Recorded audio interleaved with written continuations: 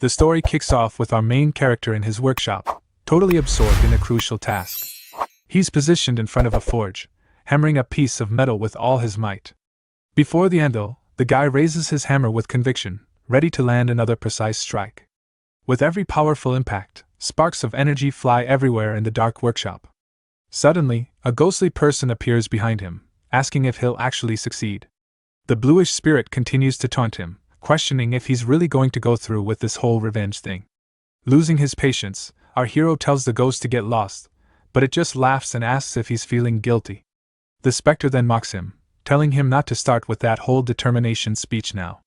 Our MC completely ignores the words and continues his work at the forge with even more drive. From there, he starts to remember the past and a regrettable scene involving a young woman. Right after, glimpses of a chaotic and ruined battlefield flash through his memory. He also remembers the painful moment he held his father in his arms just before he passed. Because of this, the anguish of loss overwhelms him, and he screams at the heavens in the middle of a heavy storm. Back in the present, the spirit accuses him of being a weaponsmith who now wants payback. The ghost finds it absurd, and the main character simply closes his eyes in meditation.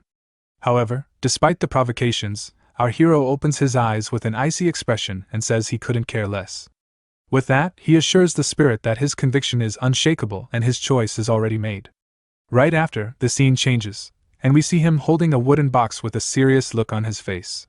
It's then revealed that he dedicated 15 years of his life as the blacksmith for the demonic cult. The young man walks toward a massive palace, fully aware that the tragedy he caused will never be forgotten.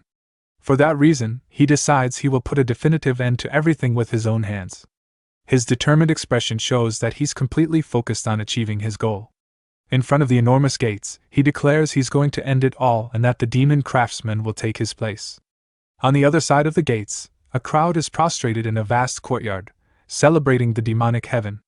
A man is giving a speech about how the demonic heaven conquered the world in a mere 15 years. Another man praises the Supreme Lord, who was the main one responsible for this entire feat. At that moment, we meet the formidable Blood Demon Lord sitting calmly on his throne. A herald announces to everyone that the demon Craftsman will present the 11th divine weapon. With the path cleared, our main character starts walking serenely toward the center of the courtyard. As he moves forward with the box, he thinks that even if this isn't redemption, he doesn't care. Getting closer, he kneels down to finally display the long-awaited divine weapon.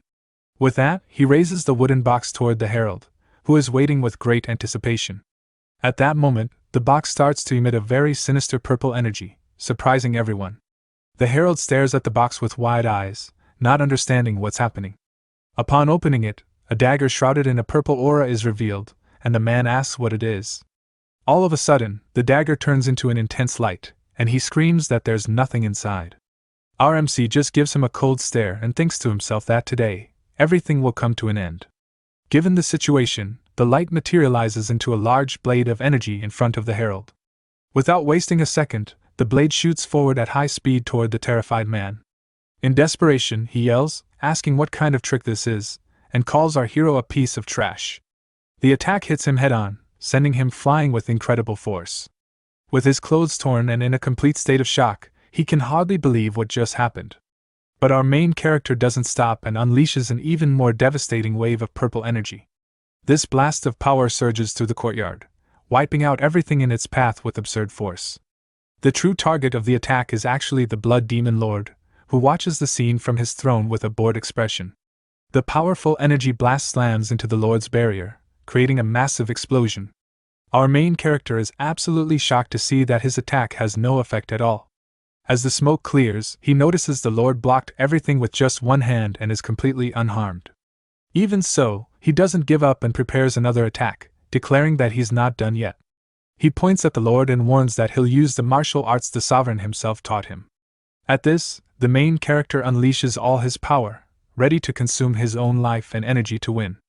A gigantic blade of purple energy materializes above him, looking incredibly sinister. His eyes shimmer with fierce determination as he focuses everything into the attack. In a roar of fury, he declares he will take the Lord down and launches his final blow. The immense energy blade comes crashing down, causing a gigantic explosion. The impact is so intense that a shockwave violently sweeps across the entire courtyard. One of the cult members watches the scene in disbelief, wondering how that blacksmith has so much power. The dust slowly begins to settle, revealing a silhouette amid the devastation. It's RMC, still standing, but a pool of blood is forming beneath him. Panting and injured, he believes he has finally triumphed and that his revenge is complete. However, a mocking voice comes from behind him, finding the situation amusing. The Blood Demon Lord reveals that the formless dagger cannot be detected and attacks him. He praises the weapon, calling it a divine artifact worthy of its name, and lets it pass straight through him. Our main character is in shock, wondering how the Lord knew about the dagger and how he survived. Without giving him time to think, the Lord grabs him by the neck with crushing force. The Blood Demon Lord asks if his loyal servant still hasn't understood the situation. He reveals that even though he is an heir of the Tang clan, his revenge is completely useless. As he's being choked, our hero tells the Lord to shut up, pure hatred etched into his eyes. The Sovereign says it's a shame, because if he still had his energy, he would have kept him around somehow. Our MC ignores the taunts and places an eternal curse on the Demon Lord. The Lord replies that he hopes he'll live up to expectations next time and offers a final gift. He begins to recite a bizarre incantation, filled with indecipherable words. Our hero is terrified, unable to understand what's happening or what the Lord intends to do. With a final blow, the Blood Demon Lord hurls his body away and launches the gift, a dagger of red energy. An intense light shines in the Lord's palm as the weapon shoots forward at incredible speed. The red energy dagger strikes our hero squarely. He screams in pain as the impact sends him flying with brutal force, leaving him no chance to defend himself. He collapses to the ground lifeless, the dagger lodged deep in his chest. As his body falls, he wonders where it all went wrong. He reflects that he was born with a defective dantian, which is why he created artifacts. He laments never having lived the life he wanted and wonders if knowing the future would have made a difference. Thus, on the day the demonic world emerged, the life of Tang Se-woon came to an end. Suddenly, the scene shifts completely to a table full of food in a dimly lit room. Someone slams their fist on the table, yelling to get the attention of the person across from them. The man furiously asks if the person on the other side of the table is listening to him. Across from him, our main character seems totally disoriented and asks where he is. He complains about the noise in the room and feels a sharp headache as he tries to figure out what's going on. Our MC notices that his senses are incredibly sharp and remembers that he had stopped breathing. In front of him, the irritated man bangs on the table and yells that his words aren't being heard. Not understanding anything, the aggressor calls him young Master Tang and tells him to wake up to reality.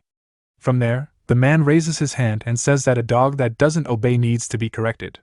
Right after, he lands a hard slap across our hero's face, violently knocking him to the side. With a hand on his cheek, our main character feels the sting of the blow and is completely stunned. The aggressor yells, asking if he's finally awake, and our hero begins to recognize the faces in front of him. Suddenly, a noise startles him, and he quickly looks back to see what happened. On the floor, a drink has been spilled, forming a small puddle and adding to the tension in the room. It's at that moment he sees a girl on the floor, crying and calling him young clan leader. His eyes fill with fury and turn red as he understands the gravity of the situation. A tragic memory floods his mind, showing the same girl in a terrible circumstance. With that, he finally remembers everything and realizes he has returned 16 years into the past. He recalls that on this very day, the girl named Seol suffered something terrible, and he couldn't protect her. Looking at the young woman on the floor, he is absolutely certain he has returned to that tragic moment. Our MC wonders if he's dreaming, but decides it doesn't matter either way. Soon after, he approaches Seol and comforts her, telling her not to worry. With a gentle look, he apologizes for failing to protect her before and promises to change everything. The aggressor grows furious at his words and lunges forward for another attack, full of rage.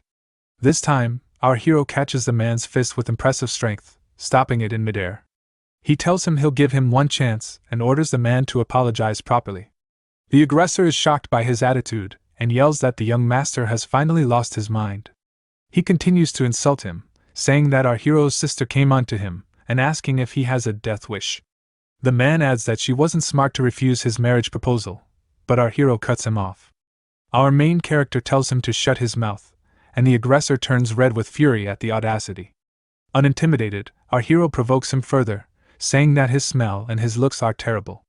The taunt strikes a nerve, and the man clenches his fist, completely blinded by rage. Our main character finishes by saying that his character is even worse. At that, the man draws his weapon. He charges forward with his sword, ready to end things once and for all. To the aggressor's surprise, our hero dodges the attack with incredible agility. Our main character reflects that surprise attacks are forbidden by the orthodox Murim and prepares himself. He remembers that last time, he couldn't even fight back and was beaten without mercy. But now, he dodges the blows with ease, displaying skill that astonishes everyone. With a confident smirk, our hero wonders if this is truly all the aggressor is capable of. The man calls him arrogant for only dodging and leaps into the air for a powerful attack. His sword glows with intense energy as he prepares to strike with all his might. He yells that his luck won't last forever and moves in to finish the fight. Suddenly, the aggressor is shocked, and our hero asks why things aren't going his way. It turns out our main character has blocked the sword with his own, something that should have been impossible. The blades clash violently, sparks flying as a sharp metallic sound echoes through the room. The aggressor can barely hold on, feeling our hero's overwhelming strength. Our main character stares him down with a cold, determined gaze, then moves instantly. He spins and lands a powerful kick to the man's chest. The impact sends the aggressor flying through the air, disarming him in the process. Desperately, the man tries to recover midair, but it's too late to avoid a brutal fall. With his eyes glowing red, our main character radiates pure hatred. The aggressor is completely terrified by the sinister aura surrounding the young master. Without wasting time, our hero dashes at absurd speed toward another man nearby. With a swift motion, he grabs the man's daggers before he can react. Panic spreads across the man's face as he begs him to stop, but it's already too late. Our hero turns and delivers a crushing blow to the first aggressor's arm. The man screams in agony, clutching the limb as blood pours onto the floor. Looking down at him, our main character coldly says that it's too early, they're just getting started. Lying on the ground, the man wonders how some nobody from the Tang clan managed to do this. He can't understand what kind of dirty trick was used by someone who can't even use his dantian. With a chilling gaze, our hero states that this time, he won't let it go unpunished. He begins walking toward the terrified man, who begs him not to come any closer. Our main character replies that he's no hero, and that it's time to settle the score once and for all. The man's eyes fill with desperation. As his blade begins to glow with red energy, he warns that the next target will be the heart. The other two men are shocked and wonder how Li Hozong could have lost like that. One of them comments that the outcome seemed obvious, since it was a fight against a nobody from the Tang clan. Seeing the scene, one of the men approaches and suggests that the young master should end the fight now. Wary of the situation, he tells his companion that they'll head inside first, and the two of them flee. Alone in the hall, our hero is enveloped in a sinister red aura that grows larger and larger. Suddenly, a sphere of purple energy begins to glow intensely in his chest. With that, a trickle of blood runs from his mouth, and a sharp pain spreads throughout his body. Our main character struggles to endure it, thinking that he can't reveal his demonic energy. He turns to Li Hozong and says that he never cared about being looked down on all the time. The real problem was Li Hozong's lack of basic human decency for what he did to Seol. Even while injured, Li Hozong gets up and yells for our hero to get out of his sight. Now, our main character says that he deserves what's coming and lunges in for the final blow with his dagger. The blade digs into Li Hozong's shoulder, and he screams in pain from the direct hit. Suddenly, our hero senses a presence approaching and wonders who's coming now. A mysterious hand appears and grabs his arm firmly, stopping the decisive strike. At that moment, a man appears and yells for young Master Tang to stop immediately. Surprised by the interruption, our hero turns to face the newcomer. A group of warriors enters the hall and declares that they can no longer ignore the situation. He recognizes them as the dragon's successor guards. The disciple's personal guard, the group's commander, Sun Wugin, steps forward and calls him a useless mutt with open contempt. Our hero's eyes glow with hatred as he realizes they were in on it together from the start. It's revealed that these men, along with Li Hozong, would later become known as the worst traitors. Because of this, our hero decides he must eliminate all of them right here and now, without fail. The commander stares him down and asks what he'll do if they refuse to ignore the situation. Our main character questions what right they have to interfere, pointing out that Li Hozong isn't an official disciple. Faced with the sharp reply, Sun Wugin is stunned and left speechless. He knows our hero is right about Li Hozong, but can't understand how he knows that. Our main character accuses him of silently watching everything unfold, only stepping in now to stop punishment from being delivered. At this accusation, Sun Wugin calls him insolent and declares that punishment is not his place to carry out. Our hero merely gives a mocking smile, finding the situation almost amusing. He asks if this is truly the standard of the orthodox faction, leaving the commander speechless. With a sinister expression, our main character sarcastically remarks that they are truly impartial. Completely furious, Sun Wukong draws his sword and accuses him of dishonoring the martial alliance. He gives our hero one final chance to kneel, warning that things will get ugly otherwise. Unfazed, our hero asks if Sun Wukong obtained his commander position just by running his mouth. His face flushing red with rage, the commander shouts that our hero's arrogance knows no limits. Losing all patience, he gestures sharply and orders his men to capture him immediately. The fight erupts. Our hero quickly assesses that Sun Wukong is at the peak master level. On top of that, he finds himself surrounded by 3 other first-class warriors, all ready to fight. One of the guards attacks with everything he has, but our main character blocks the sword without difficulty. His small dagger stops the blade completely, showcasing his absurd strength. With a swift motion, he lands a kick on one of the guards and immediately prepares for the next assault. Our main character calmly dodges a surprise attack from behind by a hair's breadth. Another guard strikes from above, but our hero avoids it at the last possible second. Now surrounded by 2 warriors attacking relentlessly, he maintains a focused gaze and carefully analyzes every movement. Even at a numerical disadvantage, he dodges every blow with remarkable agility. He thinks about how, after using the single-point annihilation, he only has 2 years of energy left. Because of this, our main character decides he must end the fight as quickly as possible. One of the guards charges forward with a war cry, ready to deliver a decisive strike. With a quick step, our hero slides across the floor and positions himself perfectly. He then leaps over the guard, daggers in hand, and delivers the final strike. The blow lands squarely on the man's back, and he screams in agony as he collapses. The guard hits the ground, completely defeated, with no chance of standing back up. Without missing a beat, our main character launches a powerful energy blast at another opponent. The last guard is completely shocked to see his comrade defeated so easily. Without losing momentum, our hero advances toward the last guard left standing. Absolutely furious, the man yells that he's a third-rate warrior and accuses him of toying with them. At the insult, our main character just tightens his grip on his dagger. Seeing his cold stare, the guard gets scared and calls him a monster without a second thought. Suddenly, Sun Wukong yells furiously and tells our hero to cut the crap immediately. Our main character senses the commander's presence and turns his head, surprised by his speed. With his eyes glowing red, Sun Wukong lands a devastating kick on our hero. The impact of the blow is so strong, it sends him flying with absurd force, defenseless. With that, he hits the ground hard and feels the pain of the attack spread throughout his body. Down and injured, our hero faces the commander, who now approaches with a look of contempt. Sun Wukong curses at him and asks how a nobody like him dares to make such a mess. He says his place is on the ground and that he's nothing but a piece of third-rate trash. The commander continues his lecture, but our main character is already sick of all the yapping. All he can think about is how loud Sun Wukong is, and that he can't even get a moment's rest. With a determined look, he thinks that the method he's about to use is the best he can do. He decides that even if he has to force it, he has no choice but to open his upper dungeon. Seeing this, Sun Wukong is surprised and yells, asking what he's doing now. Our hero taunts him, saying all he does is talk. And the commander says the result will be the same. He tells the commander to stop stalling and to bring it on, as his dagger begins to glow. At this, Sun Wukong gets furious and says that if he really wants to go down, he'll grant his wish. From there, he leaps forward with his sword in hand, ready to finish our hero off for good. But our main character calmly waits for him, shrouded in a powerful aura of blue lightning. Suddenly, his eyes go wide as he realizes something unexpected is happening inside his body. Sun Wukong is in shock, seeing the formless dagger, and wonders why it's there. He wonders if the dagger entered his Dante back then, but doesn't understand how it's there now. The commander yells that it's over and that no matter the reason, what matters is the power is his. At this, our hero's daggers fall to the ground, and the fight seems to have reached its end.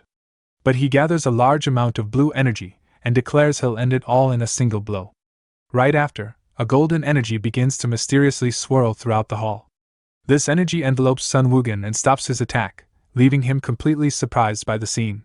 Sun Wukong becomes desperate as he realizes his body no longer obeys his commands. Shortly after, a mysterious figure takes a step forward, shrouded in a golden aura. The man walks calmly toward our hero, who watches the scene attentively. Our main character is completely in shock to see a white-haired old man in front of him. With a touch on the shoulder, the newcomer calls him young man in a calm and serene voice. He warns him that such power should not be used carelessly, and our hero is surprised. From there, our main character finally understands who the person standing there is and is dumbfounded. Everyone bows before the strongest martial artist of the era, the great leader of the Alliance. It's revealed that he is the master of the martial alliance, the Sword Emperor Yujinhak. Our hero's surprise is immense as he comes face to face with such a legendary and powerful figure.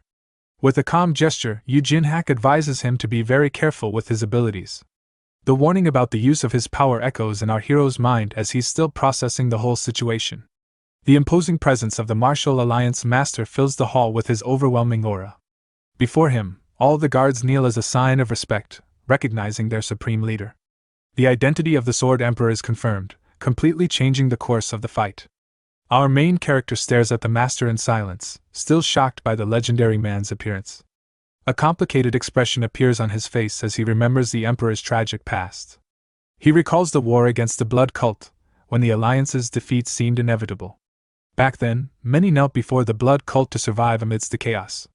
But the leader and his Wudang sect were different, and fought bravely until the very end. As the guardian of the righteous path, the Sword Emperor took up his weapon every day to fight. This continued until the day he met his end by the very weapon our hero himself had created. Back in the present, he picks up his dagger from the floor, pushing the bitter memories aside for a moment. He thinks that this is no time to be sentimental and is relieved that Yujinhak can't sense the dagger. Not even the blood demon knew about it. So, it makes sense that the Grand Master wouldn't know either. From there, the young man starts thinking about his next problem and how he's going to handle the situation. He wonders if, should the Emperor's attitude change, he'd be able to counterattack with this. Faced with the silence, the Grand Master finds it all very peculiar and gives a slight smirk. Yujinhak reveals that he can't see anything and that this is the first time something like this has happened.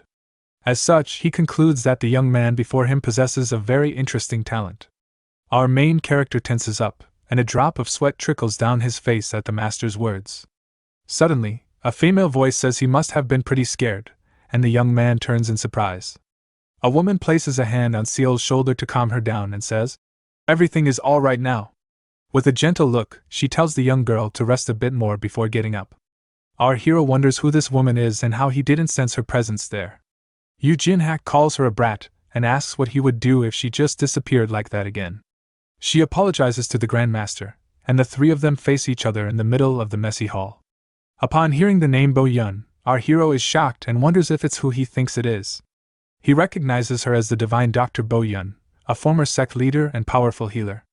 With this, he realizes the situation has gotten even more complicated with her arrival. The scene then shifts to 15 minutes earlier, in a beautiful garden with a small pond. Bo Yun is talking with Yujinhak and says she has warned him about this over and over again. With a serious look, the Grand Master states that those men will never change their ways. He laments that many in the Alliance have forgotten honor, which is why he became the leader of it all. With a sad expression, he realizes that even after all this time, nothing has really changed. Bo Yun serves him a drink and asks if he thought fixing the world would be easy. With that, she calls him a stubborn mule for overloading himself with so many problems alone. The two continue their quiet conversation, sitting outside near a pond. The divine doctor advises him not to try to carry the weight of the world on his shoulders without help. She suggests that if things get tough, he should just drop everything and go relax with some good wine. Faced with the unusual advice, the Grand Master just gives a small amused smile. But suddenly, his expression changes completely as he senses a strange energy from afar. Bo Yun scolds him, saying it's not funny, because if he falls to the demons, no one will save him. He then suggests that she could help him, and the doctor turns her head, surprised by his audacity. With a vein popping on her forehead, she becomes completely furious and calls him a rotten scoundrel. Back in the present, Bo Yun calls him a fast mule and wonders how he got there so quickly. Analyzing Li Hozong, she says the damage is too severe and not even an immortal could save him. Sun Wugen explains that the young man used projectiles to defeat a first-class master. What the doctor said was right, and our hero approaches to confirm the story.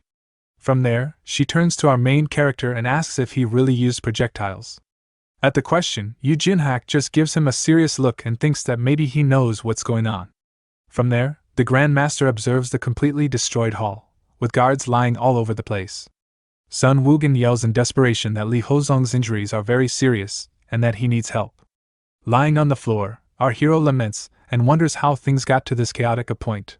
Faced with the situation, the commander justifies himself, saying he didn't want to get involved, but had no other choice. The Sword Emperor looks at our main character on his knees and says he finally understands the situation. With a serious look, the Grand Master asks our hero how he's going to explain this whole mess. So, he stands up and says there's nothing to explain, as he only used the Tang clan's martial arts. Our main character states that what he did to those who touched his family still wasn't enough. With that, he says that courtesy to his elders ends here and picks up his daggers from the floor with determination. His eyes glow with a red aura, and he warns that he's not holding back anymore against anyone who gets in his way. Yu Jinhak gets furious and asks if he's really going to throw his life away over a simple emotion. Not caring about the words, our main character charges forward to attack the Grandmaster with all his speed. Facing the imminent attack, the Emperor activates his powerful golden light eye technique with an intense glow. From there, our hero feels a crushing pressure on his body and can barely move from his spot. The Grandmaster asks if revenge is worth more than life, but our hero denies it, saying that's not it. In his thoughts, he reflects that in this life, he has a much greater goal to achieve. Right after, he remembers a destroyed sign amidst the chaos of his past life. At this, our main character states that he's just trying to fix this broken world little by little.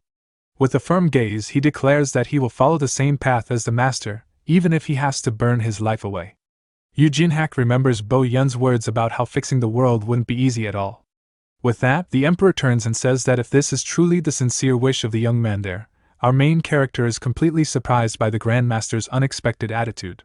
Suddenly, Yu Jinhak unleashes a golden aura, and several swords appear out of nowhere around him. One of the golden blades sticks into the floor with impressive force right in front of everyone. As such, the Emperor creates a huge yin-yang symbol with his supreme sword technique. Our hero watches in awe and thinks that they say enlightenment can be achieved just by observing. He admits that, apart from that, the Grandmaster's movement is something very beautiful to see. The beauty of the technique is so great that he thinks it would be an honor to be struck by a sword like that. At that moment, he finally understands the essence of the Wudong sword, which is strength within softness. Suddenly, the Grandmaster shouts with all his might, getting everyone's attention. He approaches the fallen Li Hozong and calls him by name with his sword in hand. With a shocked face, the young man can hardly believe it and calls him master with a trembling voice. Relieved, he says his master has finally arrived and bows before him on the wooden floor. But Bo Yun scolds him, saying he caused trouble and insulted someone who was almost a goner. At this, Yu Jinhak points the sword at his neck and says that his opponent risked his life. The Grandmaster questions him about his honor, and Li Hozong is left speechless by the question. Desperate, he tries to justify himself, saying he will risk his life and that our hero started it. But the master tells him to shut up and says that if he hears anything else, his ears will rot. Right after, the Emperor turns to our main character and apologizes for the whole mess. Our hero thanks him, and Li Hozong yells for his master, not understanding what's happening. With a cold gaze, the Grand Master states that he never had a disciple like that young man. As such, he leaves the man's punishment up to our hero, who prepares to act. Enveloped in an aura of blue lightning, our main character walks toward the terrified man. With the sword in hand, he yells for the scoundrel not to come any closer, and our hero says that leaving this world is a luxury. With that, he concentrates a large amount of blue energy in his fist, ready for the attack.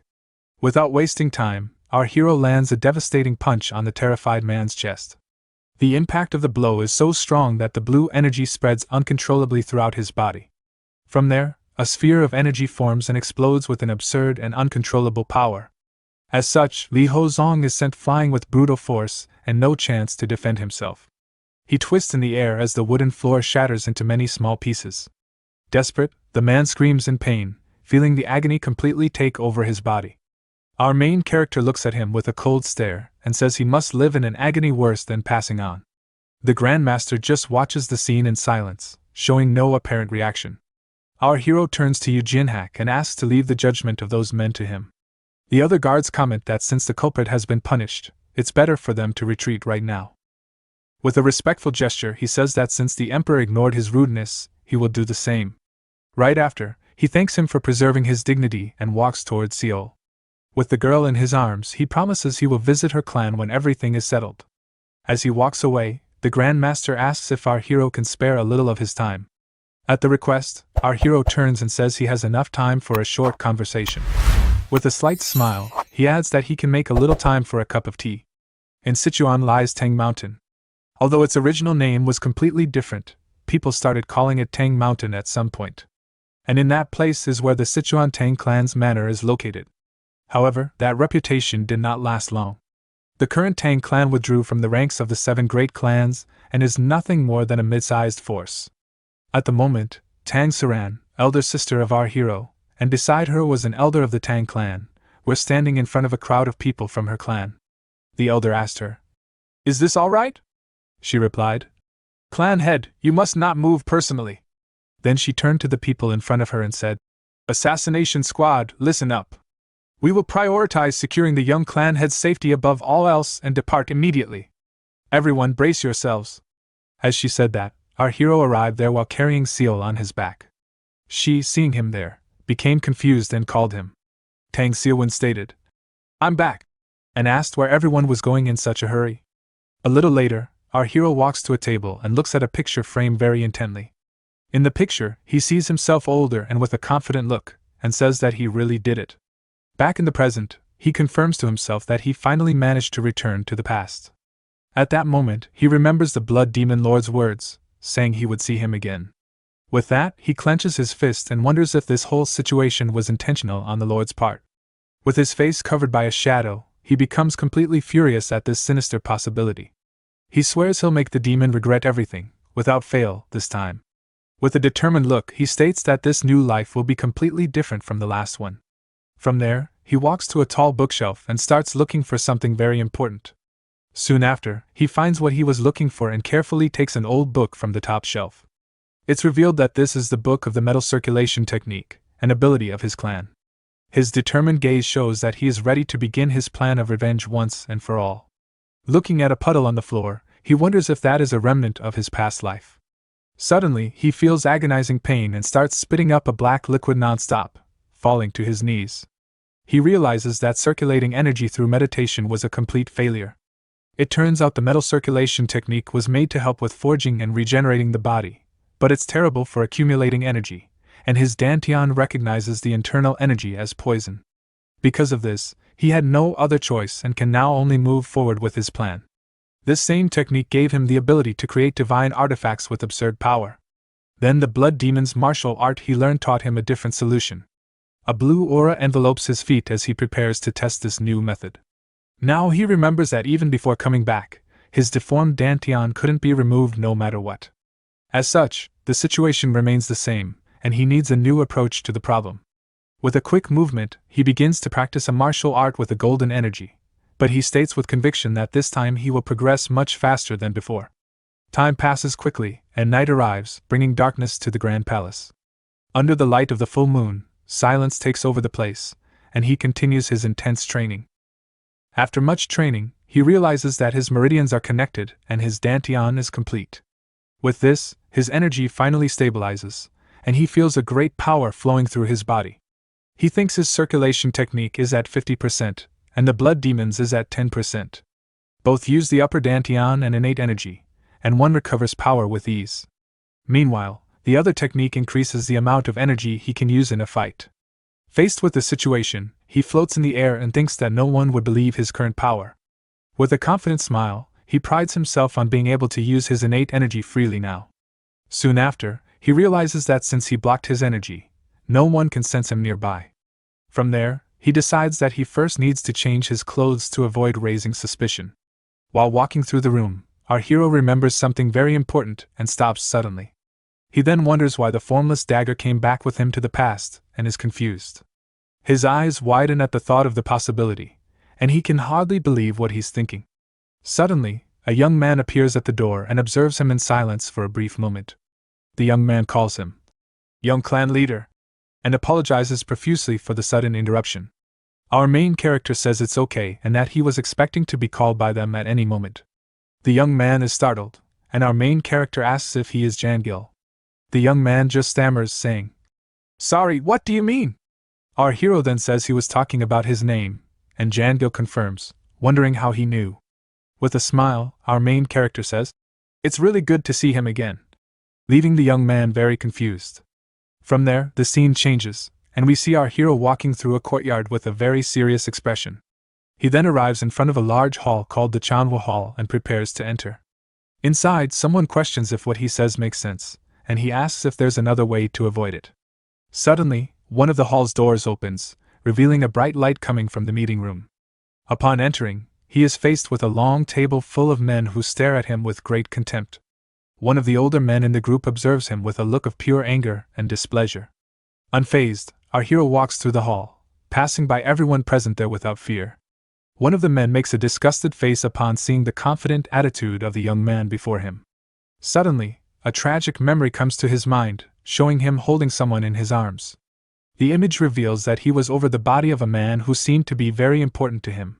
The painful memory of holding that man's lifeless body haunts him again in the hall. At this, he unleashes a golden aura and prepares for what's to come with great determination. With a firm gesture, he introduces himself as the young leader of the clan, Tang Seowon, in front of everyone. At this, a painful memory of a desperate scream under the full moon hits him hard. Even with the tragic memory, he maintains his posture and faces the clan members with a cold gaze.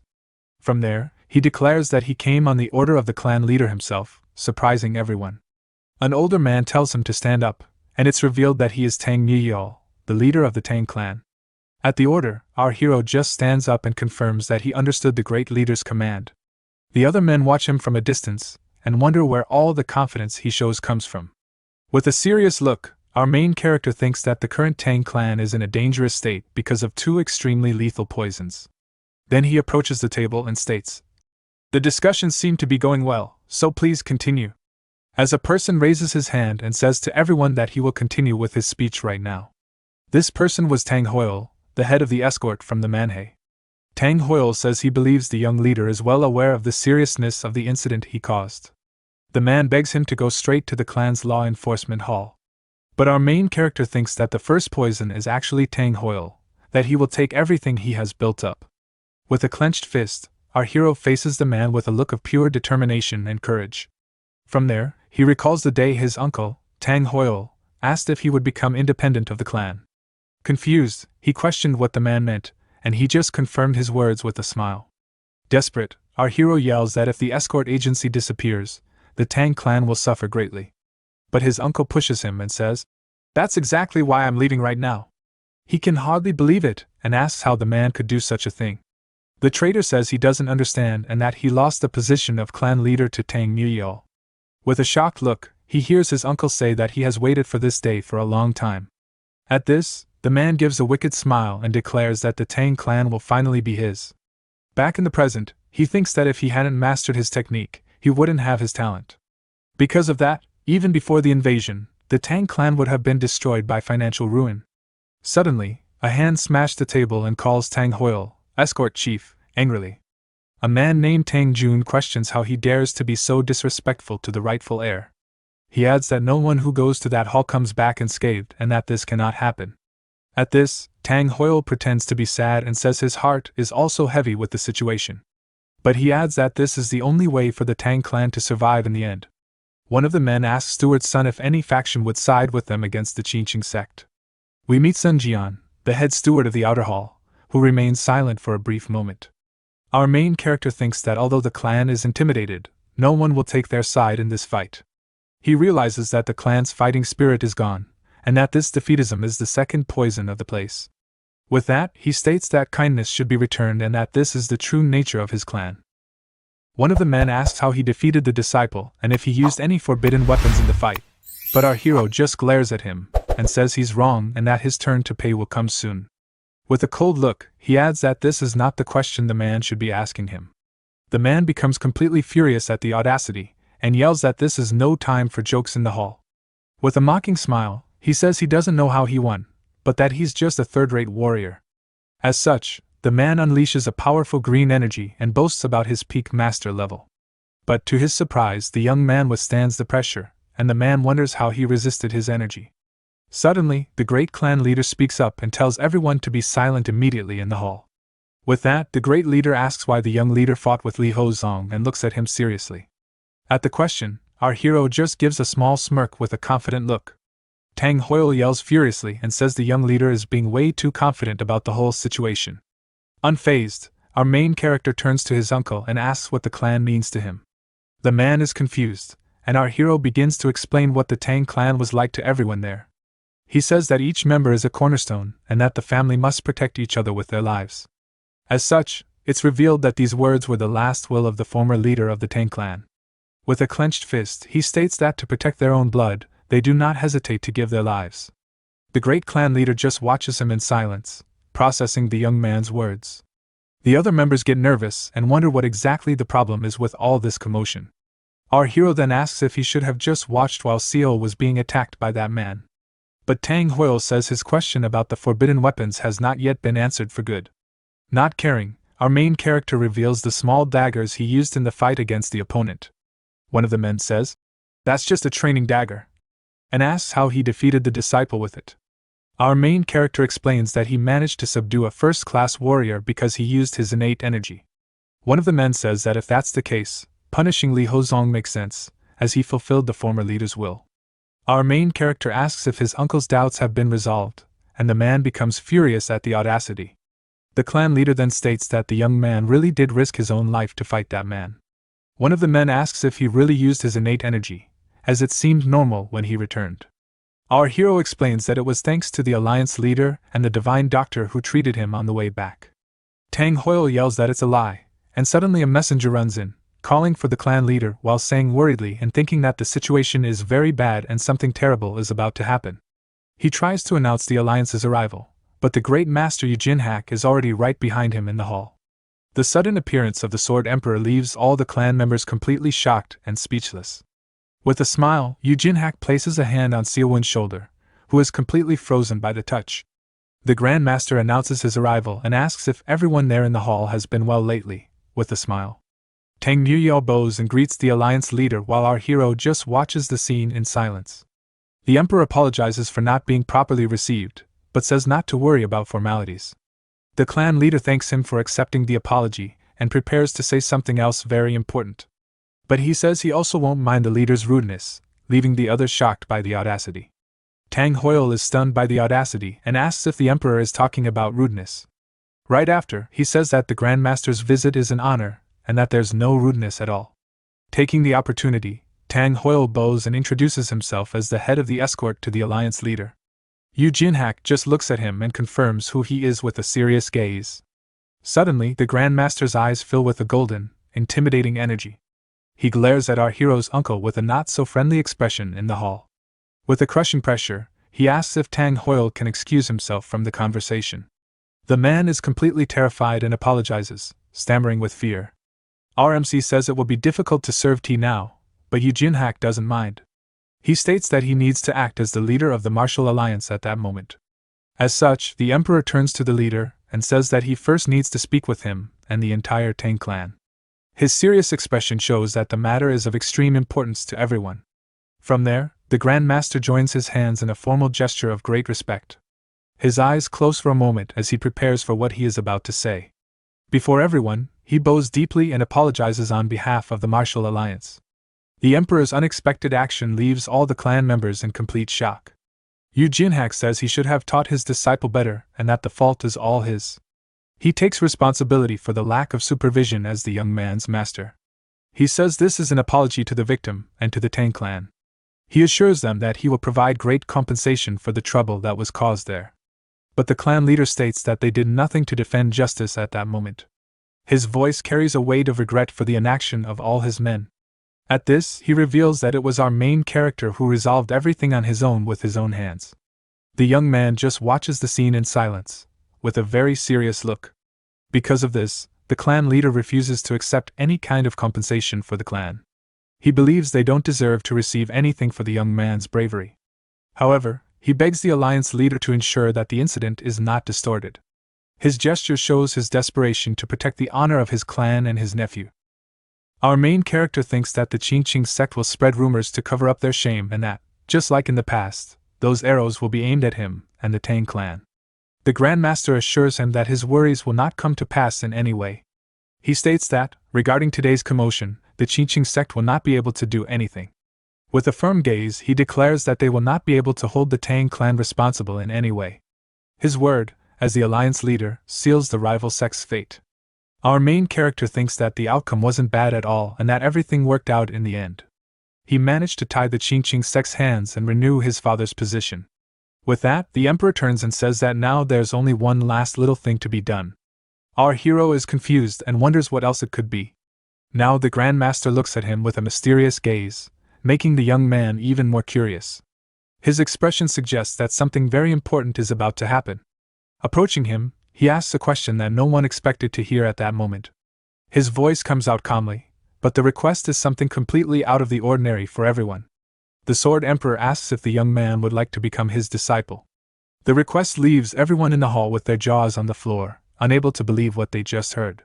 Our main character is completely dumbfounded and wonders if he heard that right. He can hardly believe that the Grand Master invited him to be his disciple. The other men comment on whether the young leader will become the Master's sixth disciple. One of them corrects, saying that since Li Hozong was expelled, he would be the fifth. Everyone knows that any sect with a disciple of the leader becomes a central power.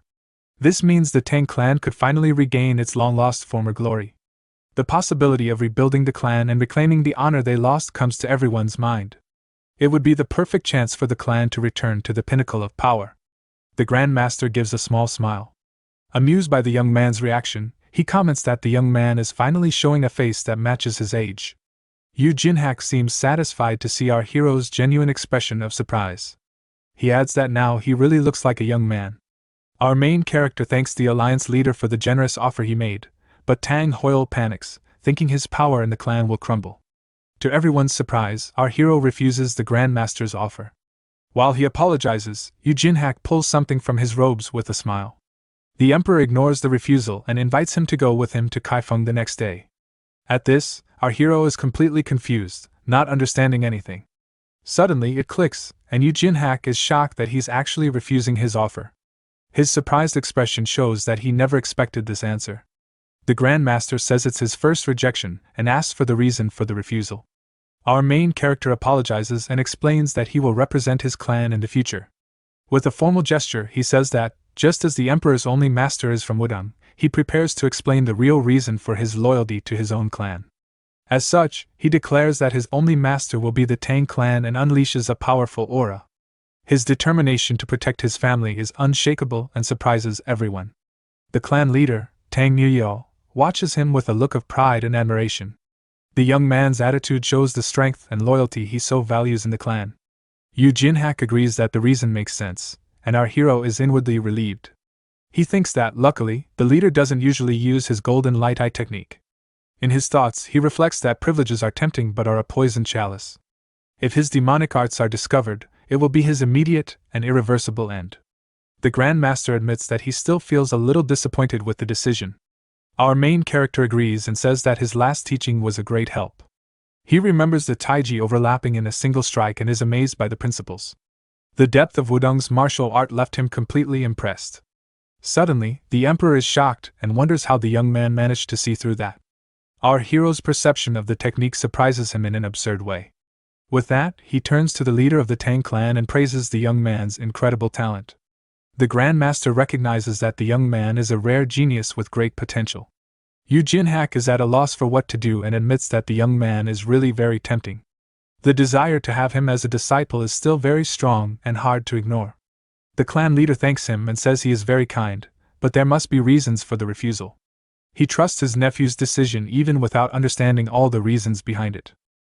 Our hero maintains his firm gaze, and the emperor says he can't force him to go, but his words leave an air of mystery and suspense in the grand hall. Yu Jinhak says he can't go back empty-handed and draws a sword with a golden glow. Our main character immediately recognizes the moonlight pattern on the weapon with great surprise. With that, the sword shines with intense energy, and he says its name is Moonwave. He adds that he will add a small debt to the next generation of warriors. Given the situation, he offers a weapon to our main character and says its mystical properties will help him one day. The clan members are completely shocked and recognize the sword forged with meteorite iron. They can hardly believe he gave such a rare weapon to the young clan leader. Tang Nuyao understands that this goes far beyond a simple apology gift. He realizes that the emperor is officially recognizing the young leader of the Tang clan.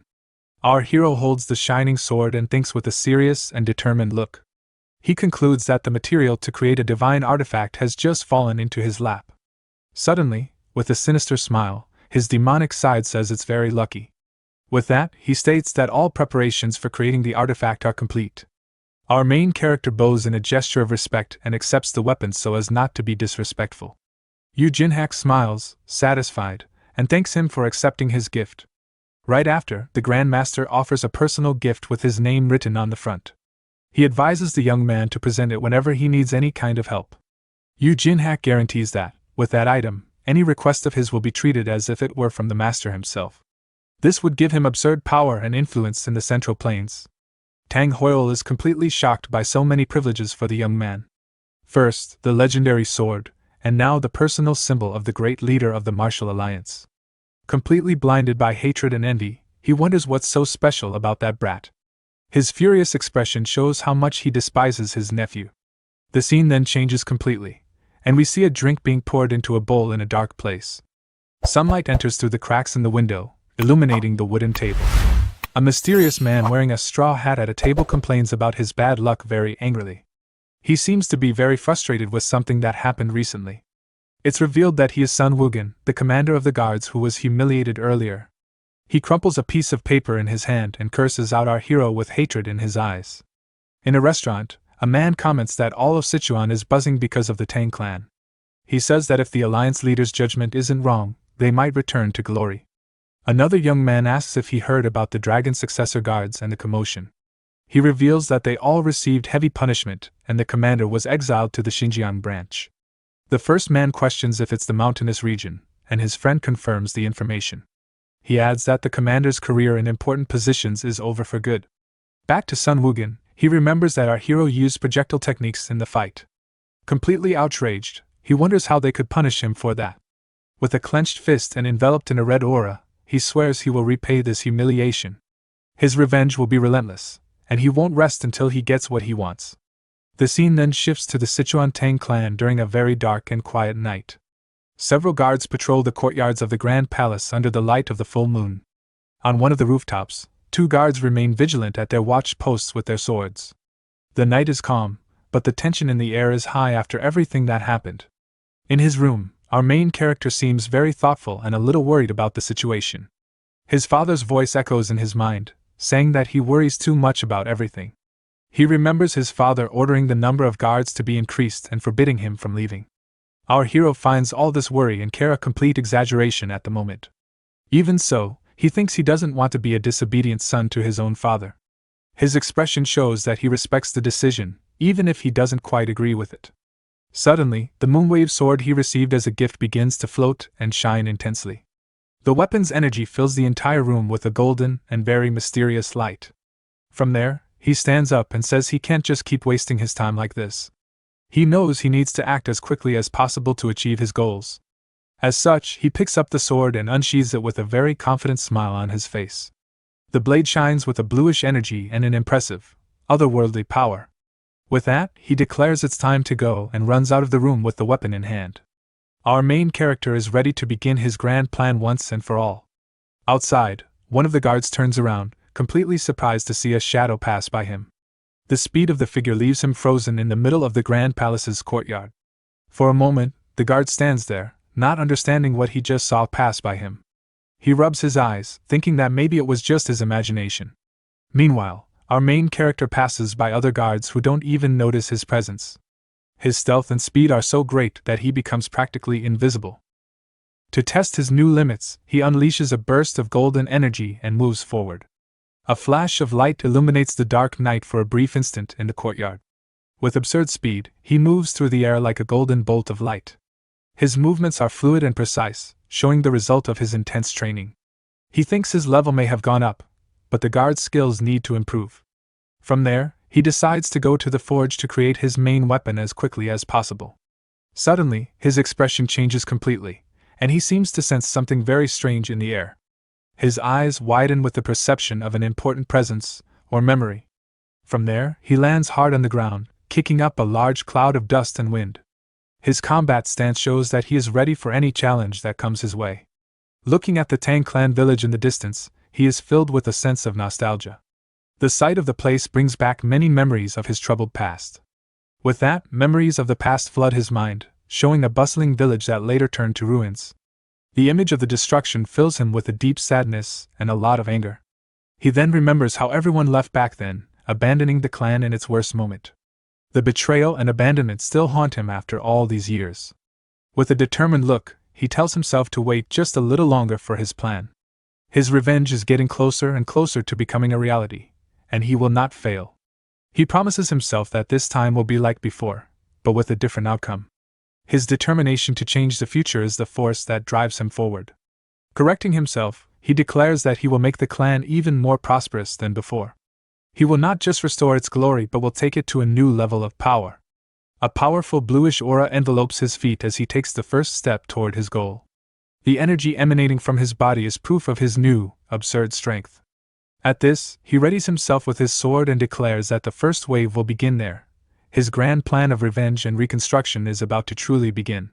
Arriving at the clan's forge, called the Hall of 10,000 Irons, he holds the sword firmly. His hand tightens on the hilt of the weapon. As he prepares to enter the place, in front of the door, he thinks that normally he would need permission to enter, but he believes that since it's late at night, there will be no one to bother him. From there, he reaches out to open the large metal door of the hall. However, something unexpected makes him stop midway with a surprised expression. Suddenly, the door opens, and a man glares at him and asks what he's doing there so late. Our main character is completely shocked by the man's presence in the forge. Without losing his composure, he makes a respectful gesture and introduces himself to the master of the hall. His serious expression shows that he was not expecting this meeting at all. In his thoughts, he regrets having met the person he most wanted to avoid. That man is the most respected elder in the clan, and even his father treats him well. It's revealed that he is a core member of the Tang clan who doesn't even have the family surname. A large scar on his shoulder shows that he is an experienced warrior. On top of that, he is the master of all the clan's blacksmiths, and the owner of the Hall of 10,000 Irons. His hands, full of calluses and scars, are proof of his hard work and dedication. We then meet the black-handed craftsman, the great blacksmith named Gu Yanjian. Our main character faces him with a tense look, and a drop of sweat trickles down his face. He remembers that the blacksmith dedicated himself to the clan because of the former leader, Tang Yuite, but he always maintained a neutral and indifferent attitude toward the clan's internal affairs. Because of this, the memory of that day is especially vivid in our hero's mind. He recalls the moment when the Manhwa escort agency became independent from the clan. At that time, the craftsman only dedicated himself to forging powerful and divine swords. He ended up leaving the Tang clan along with the traitor Tang Hoyle without looking back. The memory of how the blacksmith looked at him with resentful eyes haunts him again. Soon after, the man turned and left without saying a single word. Our main character doesn't understand where so much resentment came from, but those eyes were irreversible. At this, he decides it's better to postpone his plans for now and retreat. With a disappointed look, he apologizes for disturbing the craftsman so late at night. His expression shows the frustration of having his plan interrupted in that way. But our hero says he had an urgent idea and came to put it into practice in the forge. At this, the black-handed craftsman just closes his eyes and tells him to go ahead. Our main character is confused by the response, and the blacksmith tells him to do what he came to do. With a serious look, the man tells him to stop dawdling and come out from where he's hiding. Suddenly, a girl appears and announces that the young clan leader is there at the forge door. Surprised, our hero recognizes her as Seol, and the girl thanks him for everything last time. The young girl seems a little sad and lowers her head without saying another word. With a smile, our main character says he's relieved and that what matters is that she's alive. The craftsman comments that the leader forbade our hero from leaving for 7 days and nights. Our main character is surprised, and the blacksmith tells the girl not to bother him and for them to leave. He thinks that the master let him use his equipment, and promises to thank him next time. Already inside the forge, the black-handed craftsman calls him, and our hero responds promptly. The blacksmith remains silent for a brief moment with a very thoughtful expression on his face, but he just says to forget it, and turns to leave with the girl, Seol. Our main character is completely confused as he watches the two of them walk away. Our main character decides to put that matter aside for now and focus on his objective. With that, he finally pushes the door and enters the forge, ready to start his work. Holding his sword, he states that he cannot miss this rare opportunity at all. He then remembers a saying that, for a master, weapons are just a means to an end. But with a serious look, our hero thinks that's all complete nonsense. After all, in this world, there are divine artifacts that can transcend martial arts. Analyzing the weapons, he finds it pathetic that the Hall's skill is so mediocre.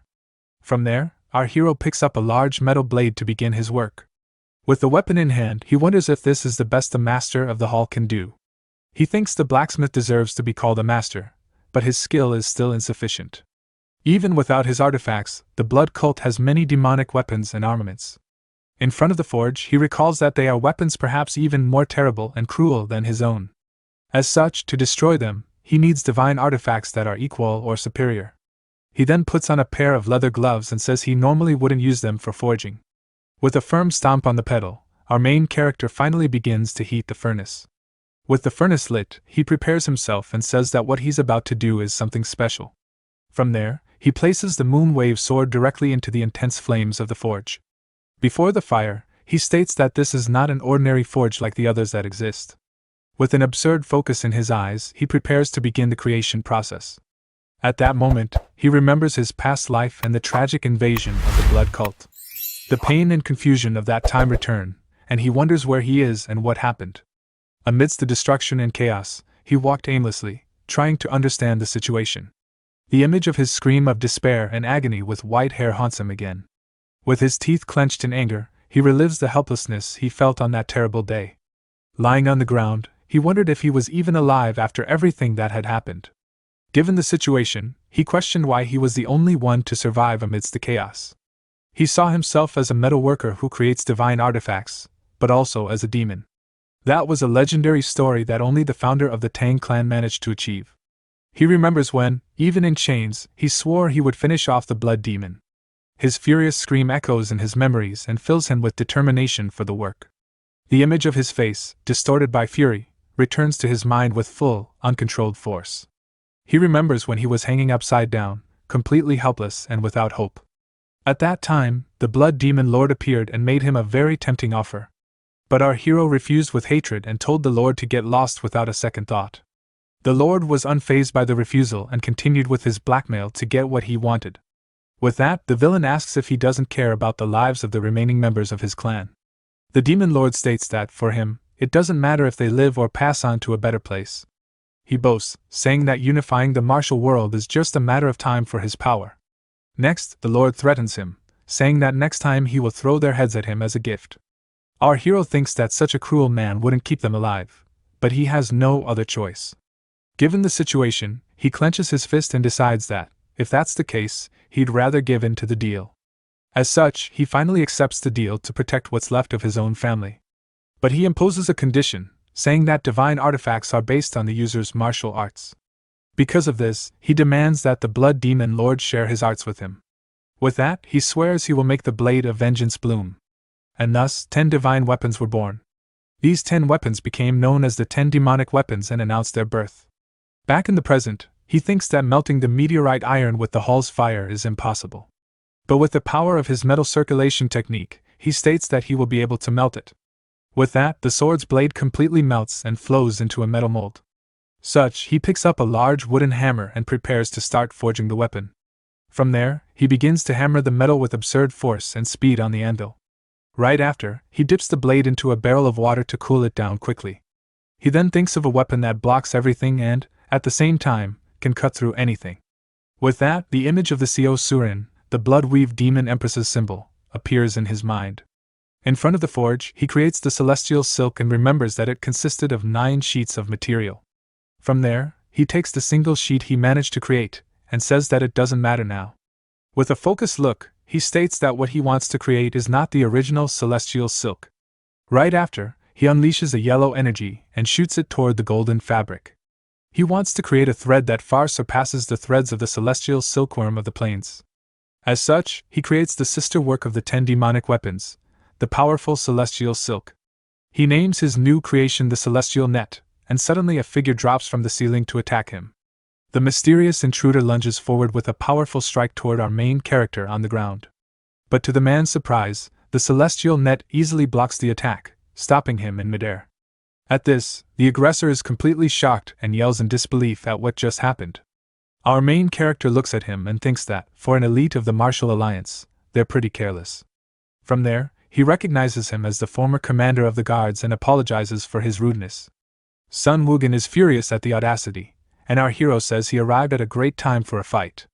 With the blue threads in his hands, he reveals that, just now, he had something he really wanted to test. Tang Xiaowen remarked that perhaps he should thank Sun Woogan for saving him the trouble of finding him. With his eyes burning red in anger, Sun Woogan struggled to free his sword from the heavenly net weapon Xiaowen had used to restrain it. Woogan believed Xiaowen was acting overly confident and thought that a mere thread like that could be cut down in a single stroke. As Woogan was about to act, Xiaowen smiled calmly, implying that it would not be so easy. In the next instant, Woogan's sword shattered into several pieces, stunning him for a brief moment. Seizing the opportunity, Xiaowen attempted to restrain him further with the heavenly net. Woogan immediately realized the danger and leapt back, creating distance between them. Xiaowen observed that Woogan had likely grabbed any weapon he could to avoid leaving traces and commented that it remained to be seen how long he could last without his main weapon. Xiaowen took his stance and attacked again, directing threads of the heavenly net toward Woogan. Woogan clenched his teeth in frustration, desperately trying to determine where the attack was coming from. As an attack was about to land, he released his chi to envelop his body, successfully blocking it. Seeing this, Xiaowen realized that Woogan intended to wrap himself in protective chi and focus on defense and evasion. In response, Xiaowen also poured his chi into the heavenly net, deciding to demonstrate the secret technique of the heavenly maiden sect. The threads began to intertwine as Xiaowen unleashed the flawless heavenly thread art, first form, enhanced thread strike. The attack shot forward at incredible speed and severed Woogan's left ear. Screaming in pain, Woogan fell to his knees, clutching the wound to stop the bleeding. Xiaowen coldly remarked that with one ear missing, there was no longer any point in hiding his identity, and that Woogan should have revealed his true colors from the start. Enraged, Woogan drew another sword from his back and charged forward, cloaking it in a fiery aura. He believed that only complete sword energy could counter sword energy, and assumed victory, convinced that Xiaowen could not manifest sword energy at his level. However, Xiaowen remained completely still.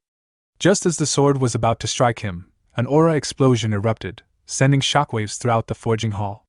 When the smoke cleared, Woogan was seen kneeling on the ground, coughing blood, his sword shattered in his hand. In disbelief, he questioned what had just happened. The scene shifted to Xiaowen, who stood unharmed behind a shield formed entirely of heavenly net threads. This was the flawless divine thread art, second technique, circular wing. Woogan stared in shock, unable to comprehend how a shield made only of thread could exist. Xiaowen brushed dust from his shoulder and calmly explained that Woogan's sword was simply weak, warning him not to give up yet as he continued gathering his chi. Xiaowen reflected internally that the heavenly maiden sect's flawless heavenly thread art was far more than a simple technique like Iron Guard. Rather than merely hardening the skin, it reinforced whatever it wrapped around like armor. Though it appeared to be thread, it retained the hardness of meteoric iron as the heavenly net, further strengthened by the flawless art, making it capable of blocking even thunder bombs. With that, Xiaowen launched another technique, firing a thread that pierced between Woogan's right shoulder and chest. Woogan collapsed to the ground, coughing blood, realizing in terror that Xiaowen was a monster. Approaching him, Xiaowen commented that Woogan's skill was disappointing given the confidence he had shown. Woogan ground his teeth nervously, unable to understand how someone who had not even reached the peak realm could possess such overwhelming strength. Xiaowen placed a hand on Woogan's shoulder and explained that he could not kill him, as he needed to hand him over to the law enforcement hall. However, before that, he intended to teach him a small lesson, just as he had done to Li Hozong.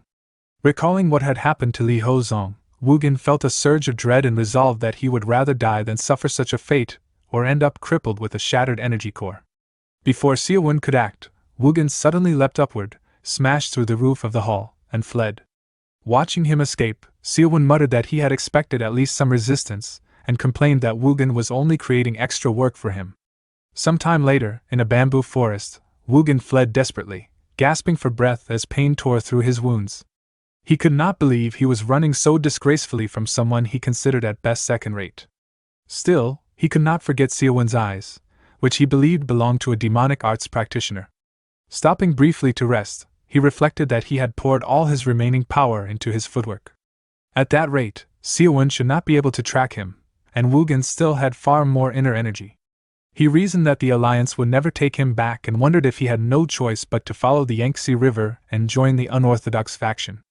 A smile crept across his face as he considered that handing over the top-secret information he possessed might secure him a decent position. At that moment, Seowin's voice rang out, condemning traitors for never changing, even when they returned. Woogan instantly turned and slashed his sword, striking the bamboo where Seowin had been standing. Seowin mocked him, questioning whether his brain was merely decorative, and pointed out that the black bamboo grove was filled with bamboo stronger than steel. Woogan jumped backward to create distance, realizing he lacked the energy to wield sword energy. He decided to switch to a thrust aimed straight for Seowin's heart. As he rushed forward, a heavenly net thread suddenly wrapped around one of his feet and severed it cleanly at the ankle. Losing balance, Woogan crashed to the ground. Before he could understand what was happening, heavenly net threads coiled around nearby bamboo and then around his arms, neck, stomach, and legs, suspending him helplessly in midair. Seowin stated that once the heavenly net bit into its prey, it never let go. Only then did Woogan realize that Seowin had infused his innate core energy into the heavenly net. Horrified, he begged for mercy. Seowin appeared momentarily confused by the sudden plea as Woogan desperately apologized, claiming he had lost his head. Seowin narrowed his eyes, insulted him, and then released him, warning him never to show his face again as long as he lived. Turning to leave, Seowin walked away while Woogan slammed his head against the ground, shouting his gratitude to the young lord of the Tang clan. As Woogan watched Seowin's back retreating into the distance, a sinister smile spread across his face. Drawing his sword, he quietly approached from behind, believing that letting one's guard down as a martial artist meant death. Before he could strike, a dagger pierced straight through him. In shock, Woogan looked down and saw that it was the same purple dagger Seowin had possessed in his previous life. Seowin turned to him and calmly explained that if Woogan had expected to surprise him, there was no need to worry, as Seowin had never believed him from the very beginning. Next, the dagger returned back into Seowin's body, and he closed his eyes and took a deep breath and let out a sigh of relief as he looked down on the lifeless body of Woogan lying on the ground. His hand go through his hair and he muttered that now there's only one more enemy left to be eliminated. The scene shifts to the clan palace, and someone wonders how the guard leader attempted that attack. One of the men shouts that if they had disciplined the guard from the start, none of this would have happened. One of the leaders then asks how they are going to clean up the whole mess that was caused by this situation.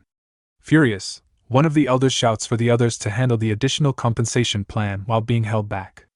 It's revealed that the young man's movements were causing great waves throughout the Orthodox Murim. The scene then shifts to the Tang clan's residence chief escort office, and a mouse scurries across the room. In a dark room, Tang Hoyle asks another if he has finally made an important decision. The person across the table asks if there will be a problem inviting an elite wandering warrior into their plan. The person was Youngdao Inner and Outer Hall's deputy chief steward. Furthermore, he wonders if it's safe to secretly proceed with the Murim Alliance's escort job.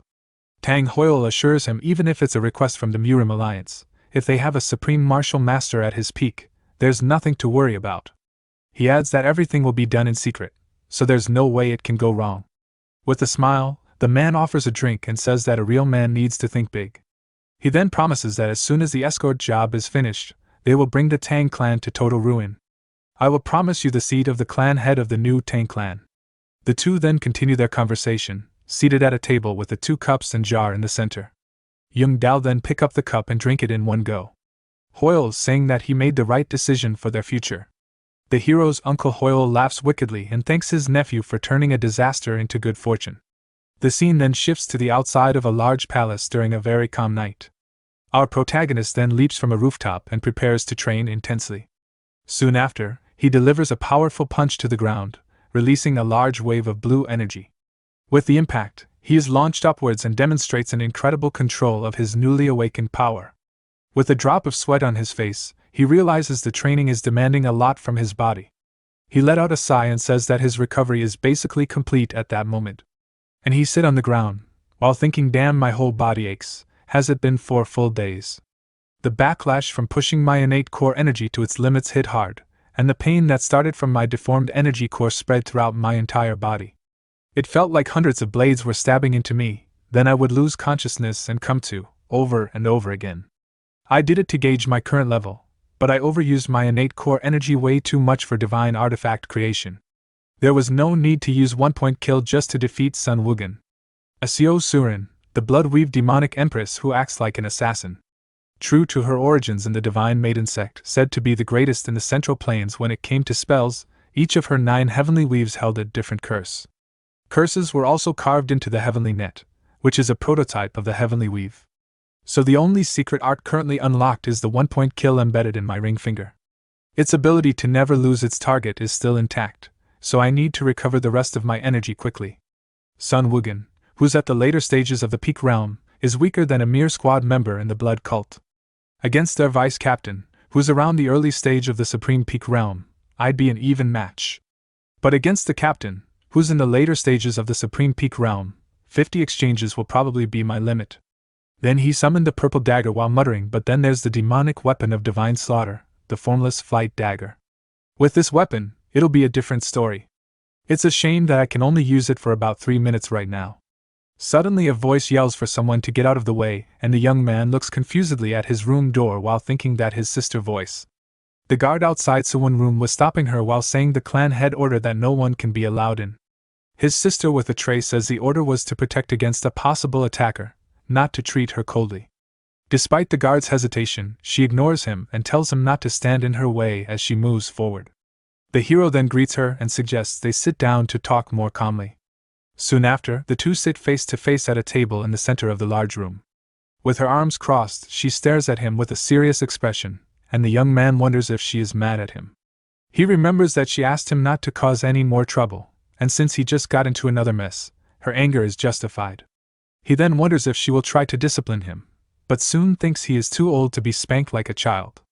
The young woman comments that he looks very well for someone who has recently gone through all that trouble. With that, he apologizes to his sister and is absolutely certain that she is really very mad at him. She then serves him a drink and the young man asks what the liquid in the bowl is. The sister explains that she boiled a 100-year-old snow ginseng for 2 days and that it will help nourish his body. The hero wonders how he could accept that from his sister with a surprised look on his face. He remembers that the prize was what she received for a ranking acting at the top of the Dragon Phoenix. With that, the young woman says it's useless to her, and that she was just letting it go to waste. But the young man knows that's a lie and that she fought alone to get where she is. He still remembers how happy she was when she surpassed her limits in training. So the boy says he can't drink it, and she asks if he is going to ignore her sincerity. The blacksmith thinks that expression used to scare him as a child, but now it's just strange. Suddenly, a memory from the past flashes into his mind, leaving him completely terrified. In this memory, he is covered in wounds and sees her lifeless on the ground and a sword pierced through her heart. The protagonist recalls terrified end of her sister and other life. At that moment his sister called out to him, and wakes up from the trance, panting and sweating. Worried, his sister rushes to his side and asks what happened and if he's okay. The young man just says that everything is fine and that it was just a passing moment of dizziness. The young woman then insists that he drink the potion and threatens him with severe consequences. The hero looks at his sister and realizes there's no way to win against her stubbornness. At that moment, he decides he will accept her sincerity and guide her to a higher realm in the martial arts.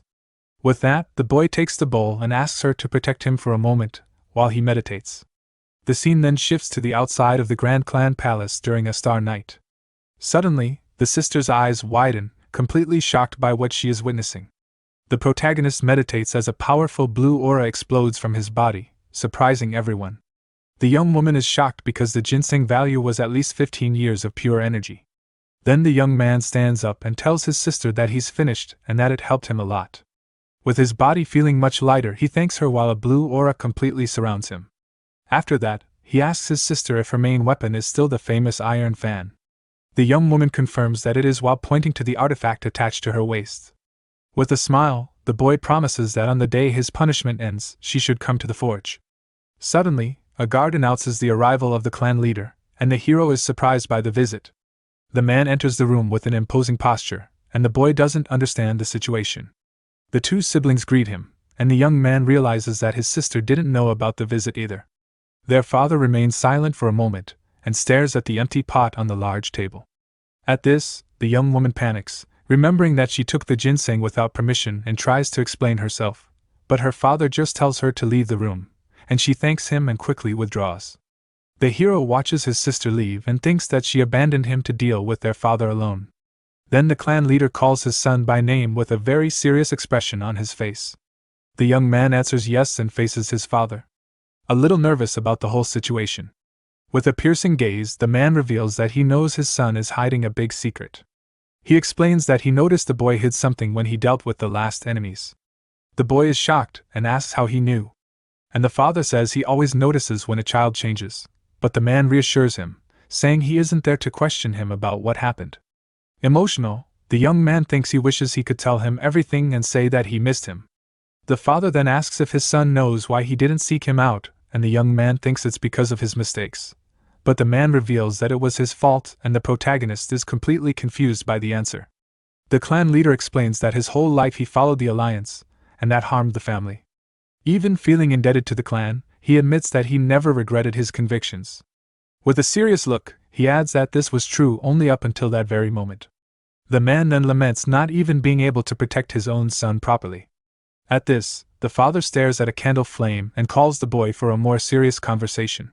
He says that although the young man's way is rough, he shouldn't change because he's on the right path. The clan leader continues saying that he himself will change so he can help his son when needed in exchange for his support. The father asks only that the hero make him one single important promise. He asks the boy not to lose his sense of chivalry even if his actions are just. The man then reveals that his great concern is his son's excessive thirst for vengeance. He warns him that if he continues to dedicate himself only to taking down villains, he will become just like them. He says that for him, whoever deserves to be gone. But the boy understands the concern and says he knows what he needs to be careful about from now on. So the hero raises a finger and promises his father that he will do it only once.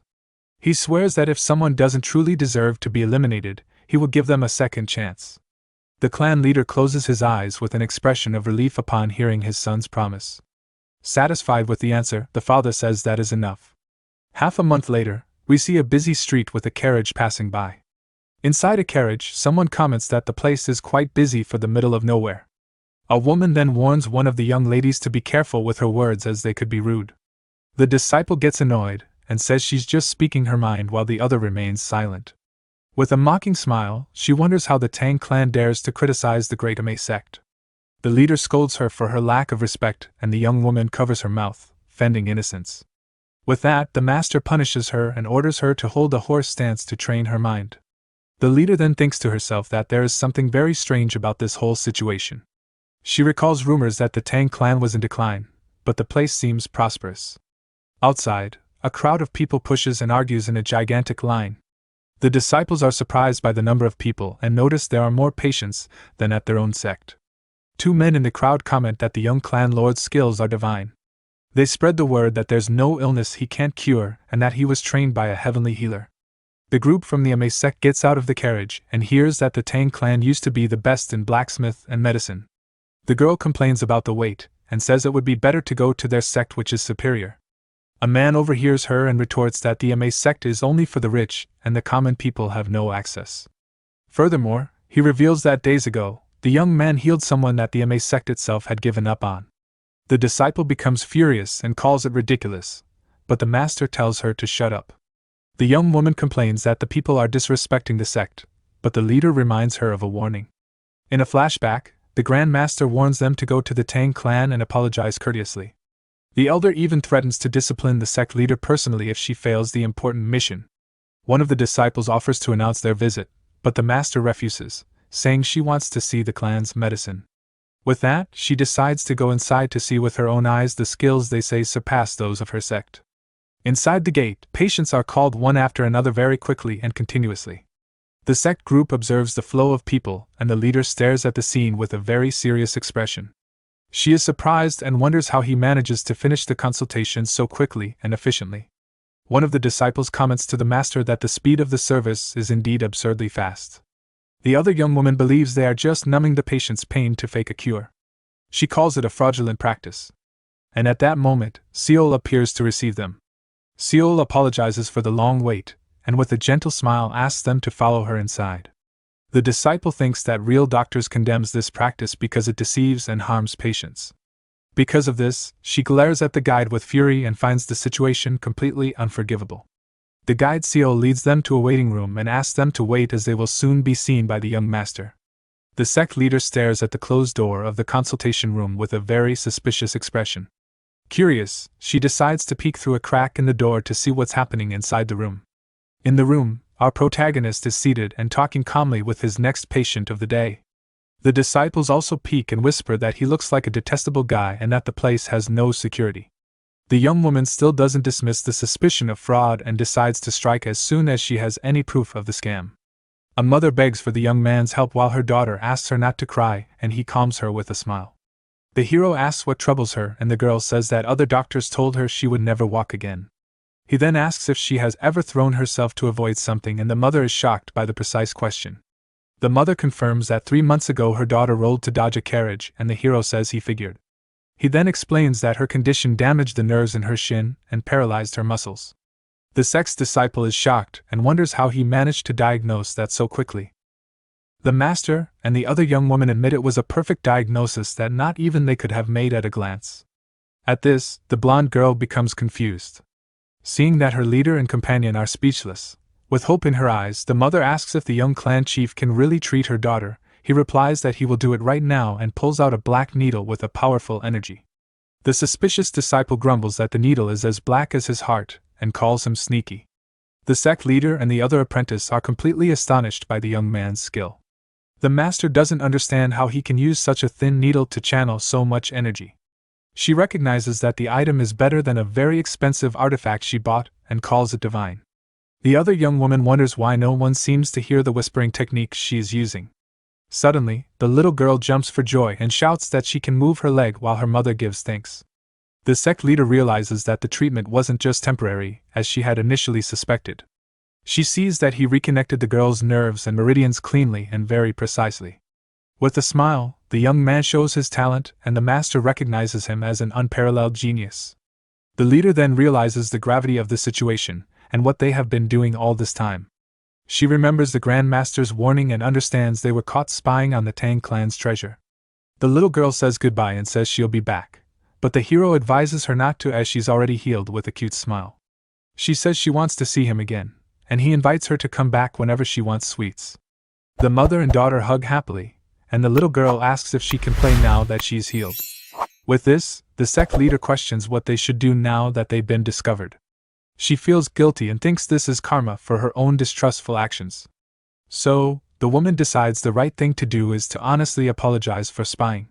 But suddenly, she is startled to see something flying towards her at high speed, and move her head to dodge it, and thing hit the back wall, forcefully sending shock waves and dust around. One of the disciples with her wooden staff angrily shouts and asks what that was, and the hero says he left them alone because of the patient. He then warns them that they will pay the price for spying on his clan's secret art.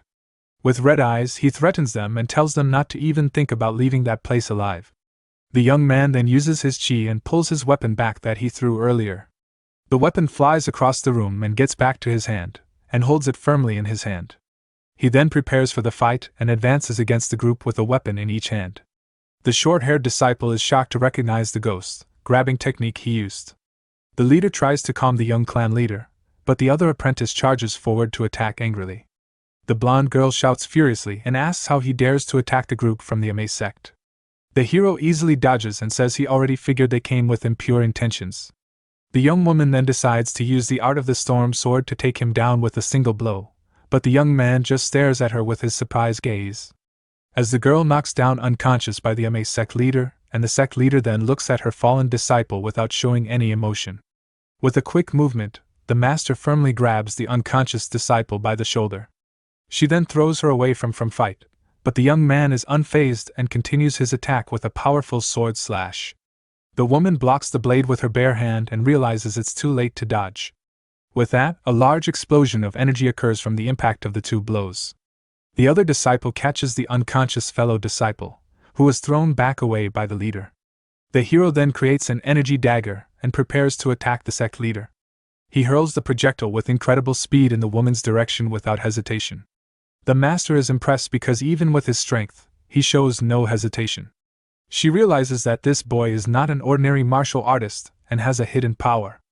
The young man stomps hard on the ground and propels himself into a new swift and precise attack. He understands that the medical techniques weren't the only thing the Grandmaster wanted to see. With that, the boy throws the hilt of a sword like a projectile to distract his opponent. The leader thinks he will attack from the other side while she dodges the flying object. Now all that's left is to prepare for the next attack that will come her way, but she is surprised to see the young man smiling calmly and confidently. The other disciple screams in desperation upon seeing her master cornered by the strategy. The leader's eyes then widen as she realizes the true intention behind the attack. The master realizes that the real attack is actually coming from behind her, not from the front. With that, the hero advances with a war cry and delivers a powerful blow with the weapon's hilt. The woman grinds her teeth and feels the pain of the impact as she tries to block the young man's attack. She manages to catch the weapon with her bare hand, but the force of the blow pushes her back. The leader then counterattacks with a palm strike and the young man jumps to dodge the attack. The woman continues her advance and pursues him with a golden aura emanating from her body. With a direct hit, she strikes the protagonist's chest with the palm of her hand. The young man spits a little blood and feels the force of the impact spread through his body. He is then thrown far away and the sect leader observes him with a serious look. The blonde disciple wakes up with a headache and the other asks if she's okay and what happened. The young woman then wonders what happened and sees her master and the hero facing each other in the middle of the room. The sect leader stares at him in surprise, seeming not to believe what she is seeing at that moment. Taunting, the protagonist wipes the blood from his mouth and prepares for the next round of the fight. He gets up and faces his opponent without showing any fear. The young man thinks that he overdid it and went all out without realizing it. While the woman's sword is on the floor, the master can't believe that a 20-year-old young man can use the ghost grabbing technique with such mastery. Suddenly, a thread wraps around the sword's hilt and pulls it back into the hero's hand. With both weapons in hand, he challenges her to a new attack with a confident smile. The woman wonders what kind of martial art uses threads and if he reached this level on his own. The two disciples watch the scene and the sect leader advances to continue the fight. Suddenly, the hero's father appears and gives an order to the martial artists of the Tang clan. With a war cry, the man orders his men to suppress the enemy immediately. At this, the guards advance and separate the young man from the sect leader, interrupting the fight. The protagonist is shocked and wonders why his father is there at that moment. His sister Saran rushed to protect her brother, shouting his name. She then tells one of the disciples to stop and angrily stated, "Don't move." The young woman looks embarrassed and says she just wanted to help, but Saran glares at her furiously. With a threatening look, she tells her not to let it happen again, and the scene changes to another location. We are taken to the Storm Hall, a large palace within the clan's property. There we see the group from the Ma sect facing the council of elders of the Tang clan. The leader tries to smooth things over, saying she has known the clan leader since their youth, but the man says it's all a misunderstanding and asks what her excuse is. He questions the fact that she hid her identity and entered the clan's property. The clan leader also asks if she found it suspicious that the Tang clan had patients in line. With that, he clenches his fist tightly, and his anger becomes very evident. Furious, he asks if the misunderstanding is that she injured his son with a heavy blow. The other elders stare at her with suspicion and ask if she came to finish someone else's job. The woman says that is absurd, and the clan leader grips the hilt of his sword. The blonde disciple blames herself for everything and thinks none of this would have happened if she hadn't attacked. Meanwhile, the other young woman worries about the hero and hopes he isn't injured. Suddenly, the women of the sect turn in surprise as they hear someone approaching the location. Then, our protagonist enters the hall with a confident and very imposing posture. He introduces himself as the young chief of the clan and pays his respects to the leader of the Tang clan. With a smile, he offers a sincere apology and says he caused unnecessary worry. The father then asks if he is feeling well and the young man says he has recovered after resting. He then lies saying he has accumulated some fatigue from taking care of many patients lately. But the clan leader questions him and asks if he didn't suffer any internal injuries in the fight. The young man feigns ignorance and asks with a surprised look about internal injuries. One of the disciples thinks the divine energy should have injured him, but he says it was a mistake. The hero apologizes to the Ma sect leader and says he didn't expect her to come in person. He continues to apologize for his incompetence in not recognizing her and for attacking her. With a discreet glance, the young man asks the Ma sect leader to say no more and just wait. The elders conclude that if he is not injured, then it was all just a misunderstanding. The father then tells his son that he doesn't have to let the situation go for the good of the clan. He knows the young man is suppressing his pain, but the boy reveals that he is just pretending. The clan leader is shocked and asks why he would do that, and the son asks for his help. With a serious expression, the heir prepares to execute the next part of his plan. The father stares at his son in silence, seeming to think about the mysterious request he made. Playing along, he turns to the sect leader and asks what she is trying to do. At this, the hero gives a wicked smile and tells the woman not to worry about what's to come. He then says with a wicked smile that he will resolve the issues between the two groups, but it will come at a very steep price. With that, our hero says that he's already paid his debt to one of the great sections. He then mentions that he knew exactly who she was and that she gets angry very easily. With a confident look, the young heir confirms that his debt has been successfully paid. He then asks the woman to just follow his plan and she agrees. The sect leader then coughs and says she wanted to observe his talent without any bias, but she made a mistake. Seeing her act, the young man asks if she's okay, and the woman says it was just exhaustion. She then thanks the young man for preserving her dignity in front of everyone. The protagonist thinks to himself that there's no need to drag this situation out any longer. With a smile, the leader agrees, saying that a small mistake like this can happen. Still pretending, our hero thanks her that it wasn't a finishing blow. The woman then bows her head and apologizes for everything that happened in the hall. With a sharp gaze, he asks if that's really what happened between them. The young man replies yes, saying he could never accuse the Ame sect of being dishonest. One of the elders says it was all a misunderstanding and that the rumors about the healer are true. The leader apologizes and one of the elders says it was all a misunderstanding on their part. The boy's father then scolds the disciple, telling her she was wrong to strike at him like that. Furious, the clan chief shouts that the girl's actions could have caused a terrible conflict. The disciple is in shock, remembering she used a real sword in the attack. The sect master then steps in and asks the man to calm down. She says her disciple was in the wrong and apologizes for everything that happened there. The disciple wonders why the Ame sect is kneeling, and what kind of mistake they made. Just then, our protagonist steps forward with a very confident look. He then says that a prestigious sect shouldn't kneel so easily. With a smile, the young heir holds out his hand and says they don't make people kneel over mere insults. The girl then wonders how he can hold a grudge against someone like her. The sect leader thanks him for his understanding while the disciple apologizes for what happened. He says that a youth's temper can be a problem but asks if kneeling truly solves anything. The woman praises the young man to his father, and the clan chief is happy that she sees him in a good light. She then asks if they can move forward and recalls the message from the alliance. As an apology, the sect leader says she will grant the clan's successor 3 wishes. With a sly grin, our hero thinks it's finally time to negotiate. One of the disciples recalls that since childhood, she's had sharp eyes and can see into people's hearts. In her village, people said she was possessed by a spirit and treated her poorly. But a woman told her that her ability was a blessing and a talent, not a curse. Back in the present, the girl wonders if her eyes are mistaken as his heroic nature has vanished. She then wonders what the young man's true nature is as he holds out his hand. His first request is the closed mine on U Mountain, and the woman says that will be difficult. He then feigns a pain in his chi-core, and the leader says the sect will do its best. The disciple is shocked, realizing he's taking advantage of their mistake. The young man then says he wants to use a blacksmith from the alliance, and the leader replies that it's beyond her authority. He then says he'll convince him, and the disciple is shocked by the young man's audacity. The other girl with special eyes wonders what this is. Sensing no ill intent from him, the heir thanks her for her understanding and finally asks for a military strategist as his escort. One of the elders then shouts at the young chief, saying he shouldn't ask for something so worthless. The clan leader questions him, saying he should have asked for something to benefit the clan. The young man thinks that only a fool would seek personal gain in a situation like this. If he showed any greed, he would lose the respect of the sect leader present. With a determined look, he thinks that this was the best choice he could have made.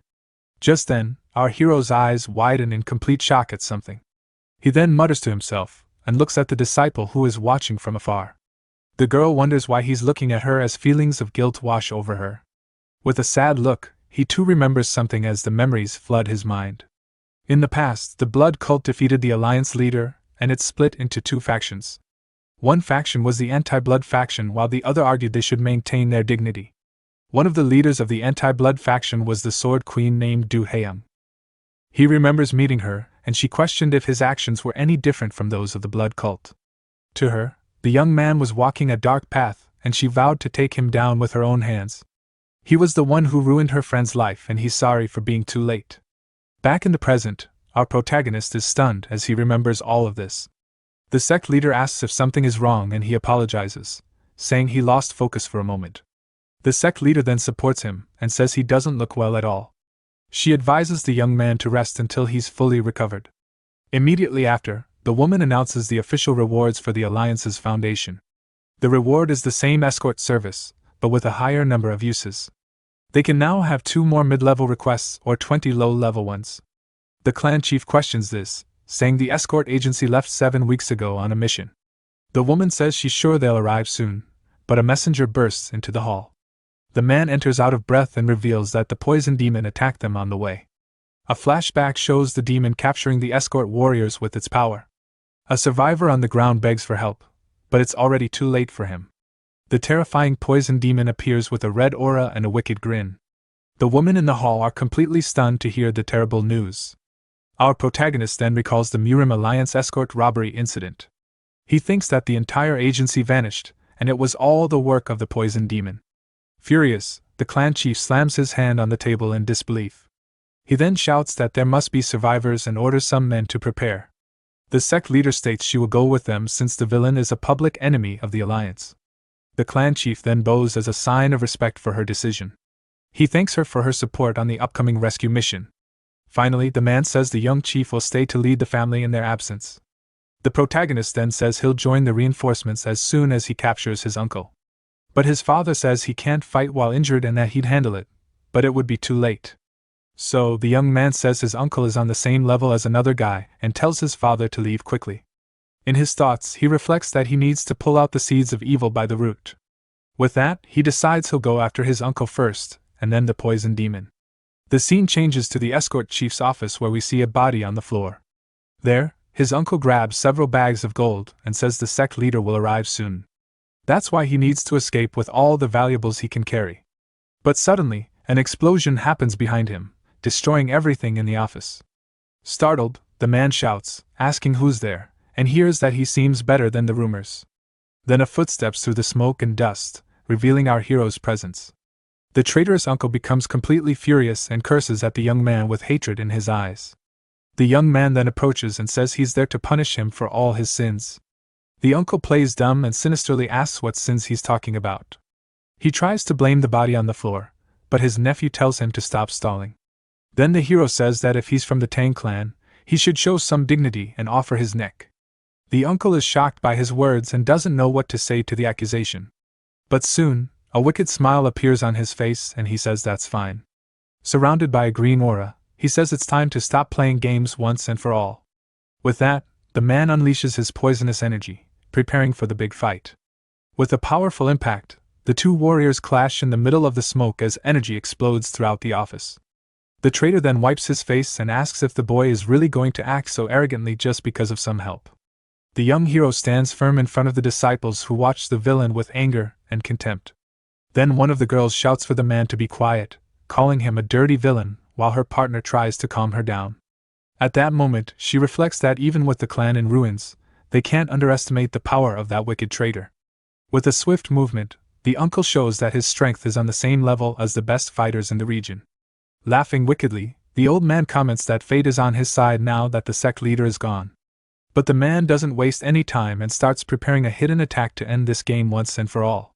The short-haired warrior draws her giant sword and orders him to surrender just like his henchman did before. The hero uncle just watches the three of them and asks if they really think they'll win, while his men were running away. Our hero realizes he's stalling for time, and knows that his dirty tricks never change. Grumbling about his useless subordinates, the villain begins to manipulate a dangerous energy around his body. Suddenly, the disciple recognizes a forbidden item that could take out even the most powerful master of all. And the uncle decides he'll take out one of them first to show who's in charge. With that, he fires the soul-chasing arrow, which flies toward the young woman who is in total shock. The girl sees the danger approaching and can't react in time as the projectile cuts through the air. But at the last second, the fatal attack almost hits the girl's face as she closes her eyes, expecting the worst. Then, black threads appear out of nowhere and wrap around her body to pull her out of the line of fire. At that critical moment, the protagonist grabs his companion and protects her with his steel wires as the traitor's attack fails miserably. Confused, she wonders where that shot came from and what the ropes wrapped around her are. The girl thanks him for his help and realizes the threads are the young master of the Tang clan's main weapon, but the traitor complains that it was a shame that attack didn't get one of them on the first try.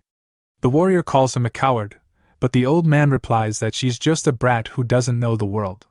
Then the villain pulls out a huge whip and says that fallen foes tell no tales.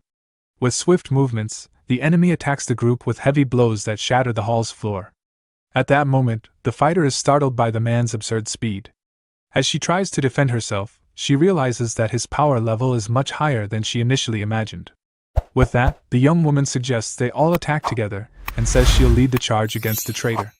But the hero refuses the offer and firmly states that he's the one giving all the orders from now on. He then warns that if they won't obey, they should step aside because he'll fight his uncle alone. The girl is confused and wonders what the young man plans to do in this dangerous moment. Immediately after, our hero tells her to step to the upper right to avoid the next blow. Luckily, she obeys and the villain's attack just misses, not hitting anyone in the office. Impressed, the woman notes that the young man read the attack's direction perfectly and without hesitation. Furious, the traitor shouts that their luck won't last forever and prepares another deadly charge. But the protagonist predicts another move and warns her to duck because the blow will come from below. Once again, the command works and the disciple escapes a certain end as the villain gets more and more irritated. In that instant, she concludes that it's not luck, but an incredible ability to see through all attacks. Outside the mansion, the sounds of the intense battle echo throughout the central courtyard. Even while dodging well, his partner wonders what to do now because they can't just run forever. Facing the traitor attacks, the young master calmly observes the situation, while the warrior is surprised by his skill. The girl then asks if the young man is listening or if she should take command of the orders now. With a slight smile, the protagonist wonders if she has always been so naive in front of a strong enemy. But the traitorous uncle triggers a hidden mechanism in his whip to launch another surprise attack on the group. Then the villain shouts for them to fall while delivering a powerful blow that makes everything in the office tremble. At that moment, the hero senses the imminent danger and warns his companion to be very careful with the impact. He notices the man used the crack of the weapon to hide the sound of an arrow fired at them. With that, the young man explains that they need to watch out for the dirty tricks used in this deadly fight. Immediately after, the young manipulates his invisible threads to intercept the projectile's trajectory. With a precise move, he protects his allies using his special technique of controlling durable wires. The young woman thanks him shyly and the hero thinks to himself that he misses the angry version of her from the past. Furious, the old man scolds the youths and asks if their master only taught them to run like cowards in fights. Feeling her honor wounded, the girl charges at the villain, completely ignoring her partner's warning of danger. She then clashes her blade against the uncle's flexible weapon in a contest of pure strength and agility. But the dangerous whip wraps around the fighter's sword, trapping her weapon in a deadly snare. With a sudden move, the traitor throws his opponent off balance, showing his superior combat experience. The warrior ends up being thrown hard against the wall, while her friend runs desperately to help her. Her partner asks if she's okay as the enemy approaches with a victorious look. The villain laughs and says this is all hilarious as he unleashes a green aura of powerful energy. The two disciples are in shock as they realize the man has reached the highest level of the martial realm. But our hero tells them to focus, saying it's just a cheap trick from the villain. With a furious look, the traitor wonders where the young man gets so much confidence. He then vows to finish the young man and launches a devastating energy attack. A blade of pure gear green energy cuts through the air and descends toward the group. As they prepare, the hero explains that if it were a real technique, the energy would cover the entire weapon, not just a part of it. With this, he realizes his uncle can barely use the power of the peak realm and is not a threat.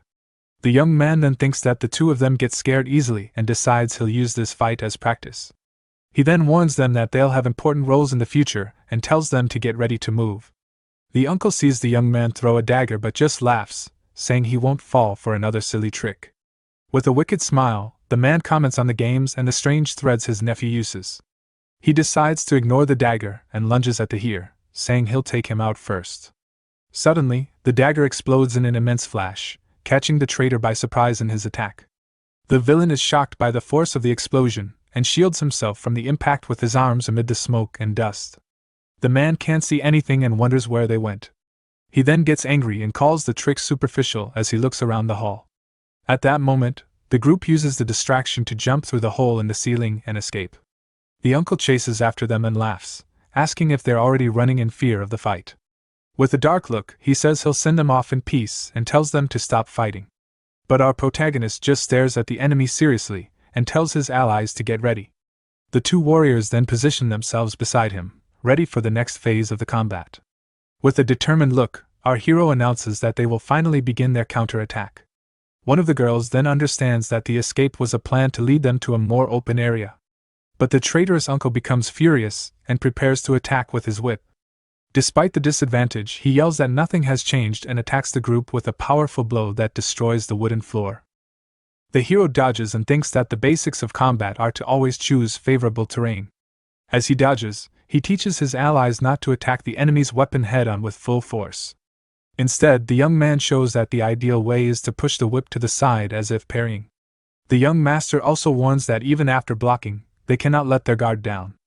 With fury in his eyes, the uncle prepares for a new strike, much stronger than the last.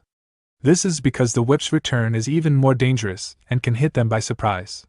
In a swift and precise move, our hero dodges the attack with incredible ease. He then uses the opening to quickly approach the villain and prepare his own attack. Without a second thought, the young man tries to strike the uncle's eye with his dagger. The traitor screams in pain from the direct hit as the hero lands safely on the ground.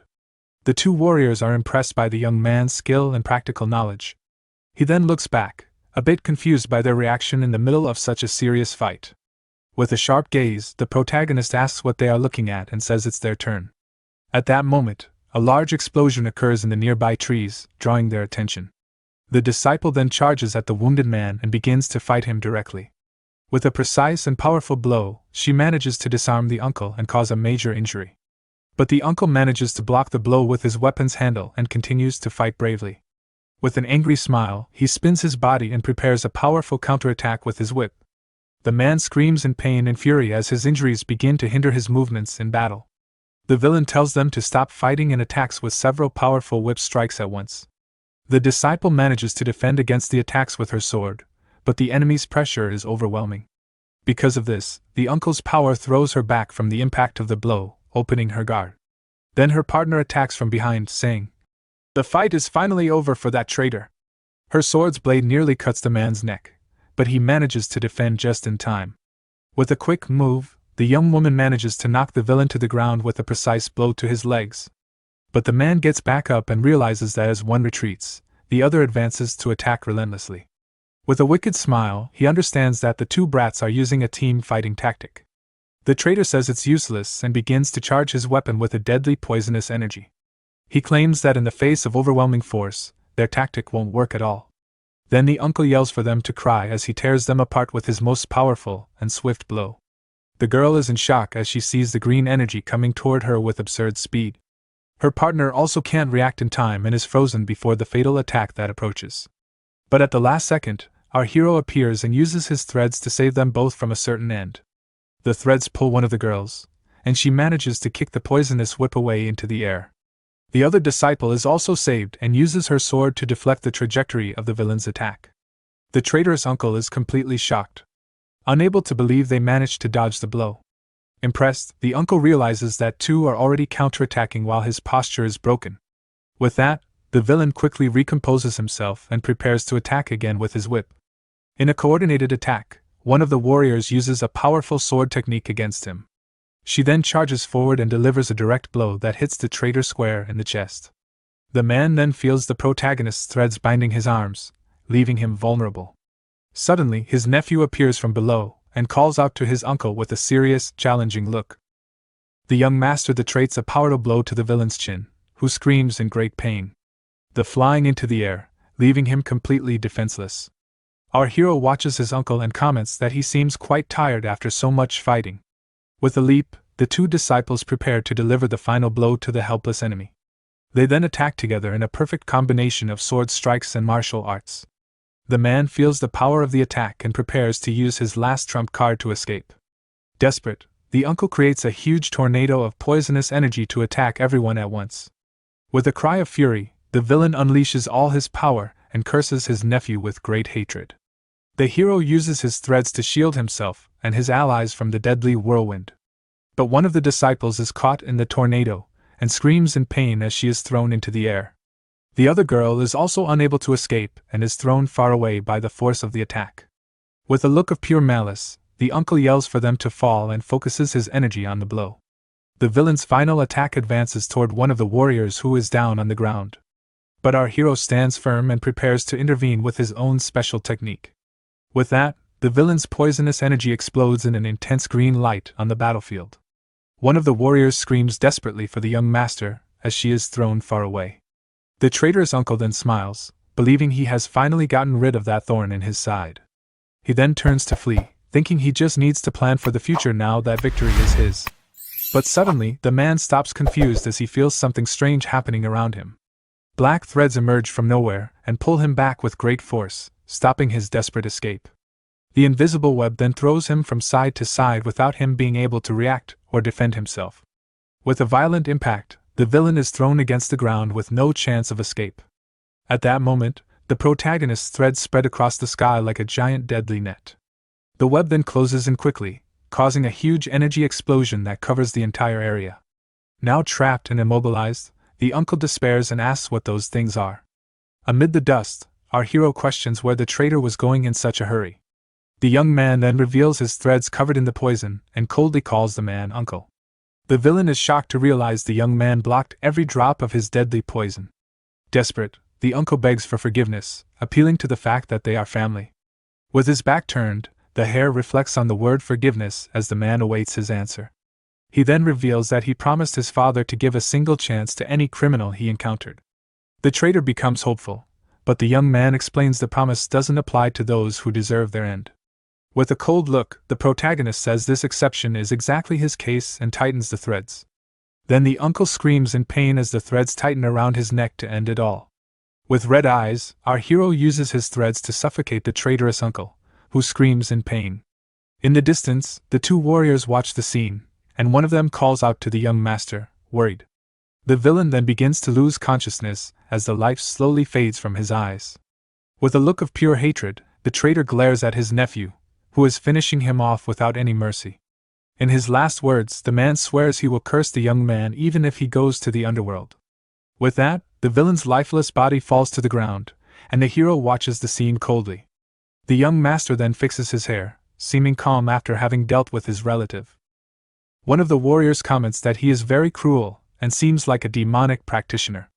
But the other girl doesn't believe that and decides to use her special eyes to confirm the truth. She thinks that if he were a madman, he would be feeling pleasure and excitement from the situation. With her eyes glowing green, the disciple begins to analyze the protagonist's feelings. She then discovers that the emotions he feels are self-loathing and a great emptiness.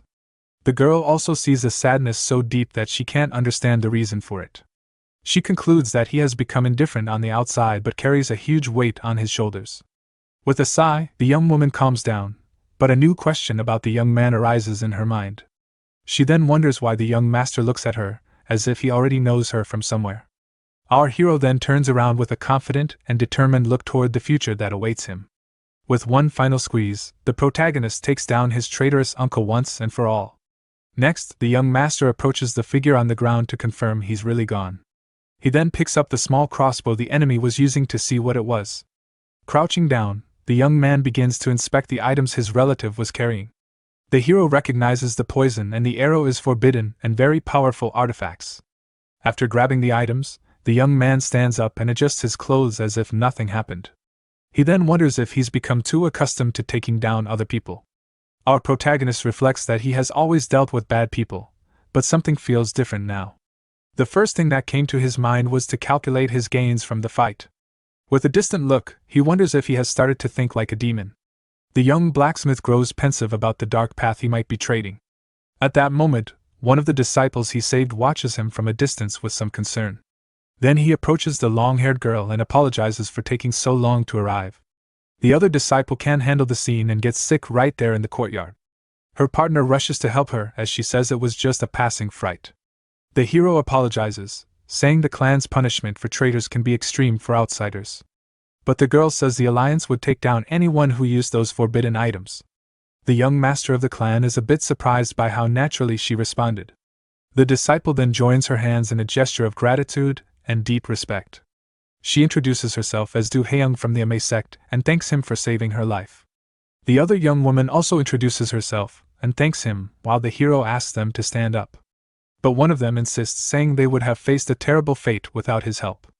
The young man replies that excessive courtesy can be considered a form of rudeness. Her companion then says they really weren't capable of handling the mission. She also complains that he treats her senior's gratitude as if it were nothing. The girl also reveals that her partner has always seen men as total trash. The protagonist accepts their thanks and informs them he's arranged for a cart to take them away. Next, he reveals his plan, saying he will track the remaining enemies alone, but the two warriors refuse to leave him and state firmly that they are going with him. The young man is left completely speechless by their insistence on accompanying him. The hero faces the blue-haired girl and calls her stubborn for insisting on coming along. He then gives in, but warns that he won't look after them, and the other girl asks what he means. The young master explains that if they fall behind, he simply won't wait. With that, the blue-haired warrior realizes he's trying to carry the whole burden by himself. At this, she clenches her fist with strength and determination, resolving not to be dead weight on the mission. The girl then asserts that they will go with him anyway to help in any way they can. The group starts to move and the other disciple complains about leaving the cart behind. As a result, the girl falls behind and desperately shouts for them to wait for her. The scene then shifts to the trial, climbing a huge and very dangerous cliff. The brown-haired disciple is already out of breath and can barely continue the climb. The group continues the steep climb up the side of the rocky mountain with difficulty. In a moment of carelessness, the girl almost loses her balance and slips on a rock. She keeps climbing with great effort as small stones fall along the way. At that moment, the girl thinks she's done for and that if she falls from there, it will surely be her end. She then shouts once more for her companions to wait for her on the climb. The protagonist looks back with an expression that shows he's losing his patience. The other girl says that her partner has reached her limit and that she can still go back. The disciple thanks her for the concern but says she is also from the Ame sect and will make it. She understands that he doesn't want them to fall behind and that's why he brought her on the mission. The young woman continues climbing and comments that she thinks they might have taken the wrong path. But the hero shows the rings of a tree to prove he is on the right path. With that, he tells them to keep going and the group presses on with the difficult climb. The exhausted girl wonders if he's an herbalist because he knows so much about mountains. She continues the climb and questions if the young master of the clan ever truly gets tired. Then they arrive in a forest and the protagonist tells them to split up there. The plan is to regroup in half an hour and share everything they find in the area. Immediately after, the trio splits up and each one runs in a different direction into the woods. The young man moves away alone and thinks that this distance should be enough. He then crouches down and says that the key to tracking is to observe everything in detail. With that, the young man finds a strange trap on the floor of the dense dark forest. The hero analyzes the tracks and notes that every footprint left by a human stands out. He realizes that those aren't animal tracks but belong to an ordinary person. With that, the young man vows to find the poison demon Yahello using his own method. In a flashback, we see the villain laughing heavily while fiddling with his ring. His former master praised him, saying his forging skill was the greatest in the world. The old man was impressed with a bracelet that granted immunity to all poisons. But the disciple gets angry when the master says he has a reason for keeping him around. The young artisan reveals he only obeyed because the old man threatened his family. Filled with hatred, he attacks his master with a hammer to end the blackmail. The blacksmith shouts that he would never forge a divine artifact for a wretch like him. But the man stops the blow with a single finger and asks if the young man regrets his decision. The master says their bond cannot be broken and that he likes the look on his apprentice's face. The scene changes to a man who wakes up confused in a dark place and wonders where he is. He remembers that he was desperately fleeing from the fearsome poison demon. The man gets up and tries to figure out if he was captured by the villain while escaping. He feels his body and mind are strangely heavy and realizes something is wrong. Looking up, he is horrified to see several figures hanging from the cave ceiling. The poison demon appears and complains about the slow recovery of the man who is also hanging. The villain then asks, "What is most important for a flower to bloom?" The hostage realizes the demon has two voices and that one of his arms has been removed. The evil man threatens to remove his other arm if he doesn't answer the question soon. With a sadistic look, the man repeats the question to his desperate victim. The prisoner lying on top of other figures answers that it's soil, water, and sunlight. The villain laughs and praises the man's quick mind for answering correctly. He agrees that every flower in the world needs those things to blossom. But there is a flower that needs none of that, for it despises all that is pure. The captive is confused because that is clearly a sword and not a seed, as he said. The demon then presses a red gem on the sword's hilt that looks like a button. With one motion, he removes the gem from the hilt and holds it between his fingers in the air. He says the flower doesn't need water and uses the man's life blood to feed the seed. The villain says the flower doesn't need water, but fresh blood has its nutrient. This flower that only grows in darkness is called the tear of the watching god. He celebrates, saying that when the seed blossoms, he will become a human poison. With this, he will turn everything on this earth, both good and evil, into pure destruction. The red gem falls into a pool of blood and the villain vows to create a sea of destruction. We then see a lifeless deer on the forest floor, a victim of the demon's power. But our protagonist finally finds the villain's trail and says he's found him elsewhere. The two disciples regroup after searching for clues in the woods. One of them tells her partner she found something important, and that he is nearby. The girl explains that she found traces of a survivor, but there's a problem. Her friend then asks if the situation was the same on her end during the search. The young warrior reveals that the survivor's trail simply vanished into thin air. She fears the poison demon is too strong and that they'll need the help of an elder. At that moment, the hero appears carrying a deer and says that won't be necessary. He throws the animal on the ground and explains that the man erased his scent to escape. Hearing this, the blue-haired disciple approaches to sniff the deer and investigate. The young man reveals that the scent is a mountain perfume used to erase body odor. The other girl confirms that the animal really has no scent at all and is surprised. Her partner is relieved but asks how they are going to track him now. Then the protagonist releases a blue aura and says he will follow him by heightening his senses. The young master tells them to continue the pursuit and envelopes the group in the energy. The warrior is shocked to recognize it as the powerful innate energy. She realizes the young man is burning through his life force without any hesitation. The girl thinks that the only way to describe him is as a true wandering knight. With a clenched fist, the hero shows his determination to take down the villain. The group then arrives at a clearing in the forest and finds the entrance to a cave. The protagonist stops and tells his companions they've finally reached the place. He and the disciple cover their noses because of the awful stench coming from the cave. The young man is relieved that there are no guards and turns to give an order to one of them.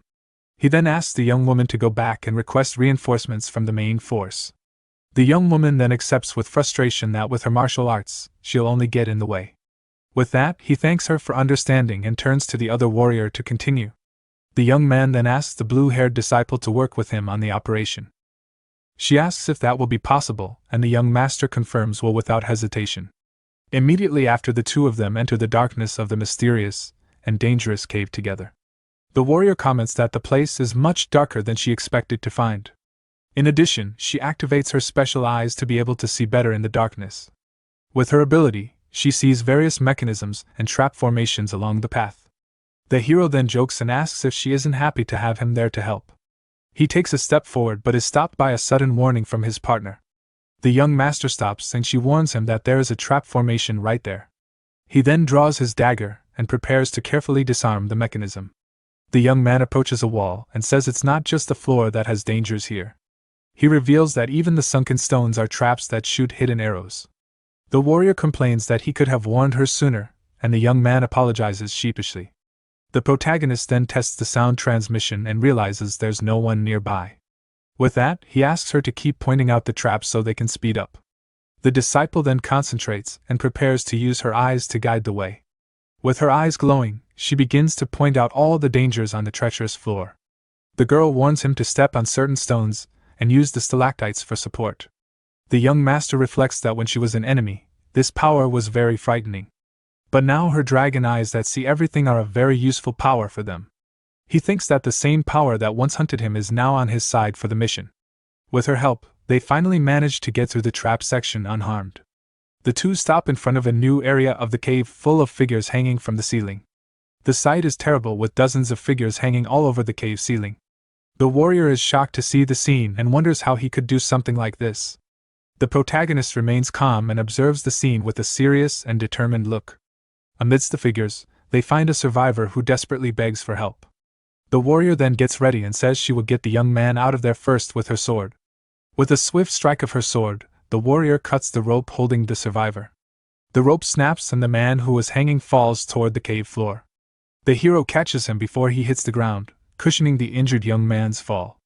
He notes that the man has lost a lot of blood and they need to treat him as quickly as possible. Suddenly, the survivor starts to scream in pain and agony with his eyes wide open. The cave floor trembles, and the young master wonders what is happening there. A sinister red energy emanates from the back of the cave with a dangerous aura. The energy explodes in a powerful shock wave that spreads throughout the entire cave. The hero turns and realizes what is happening to the young man they rescued. He sees that the man's young spiritual power has entered a state of total rage. The disciple runs and hugs the young man to try to contain his energy explosion. The young warrior closes her eyes and concentrates to absorb the out-of-control power. She is confused because the shock wave should have engulfed them with its force, but the hero protected her with his threads and prevented the blast from hitting them. The girl apologizes for what happened and the young man comforts her, saying it's okay. He then asks her to take the young man and evacuate the cave as quickly as possible. The protagonist explains that this is the perfect chance to catch the villain by surprise. She agrees and tells him to be careful as she prepares to carry the injured man. The disciple promises she will come back as fast as she can to help him in the fight. She regrets not having arrived sooner as she carries the young man out of the cave.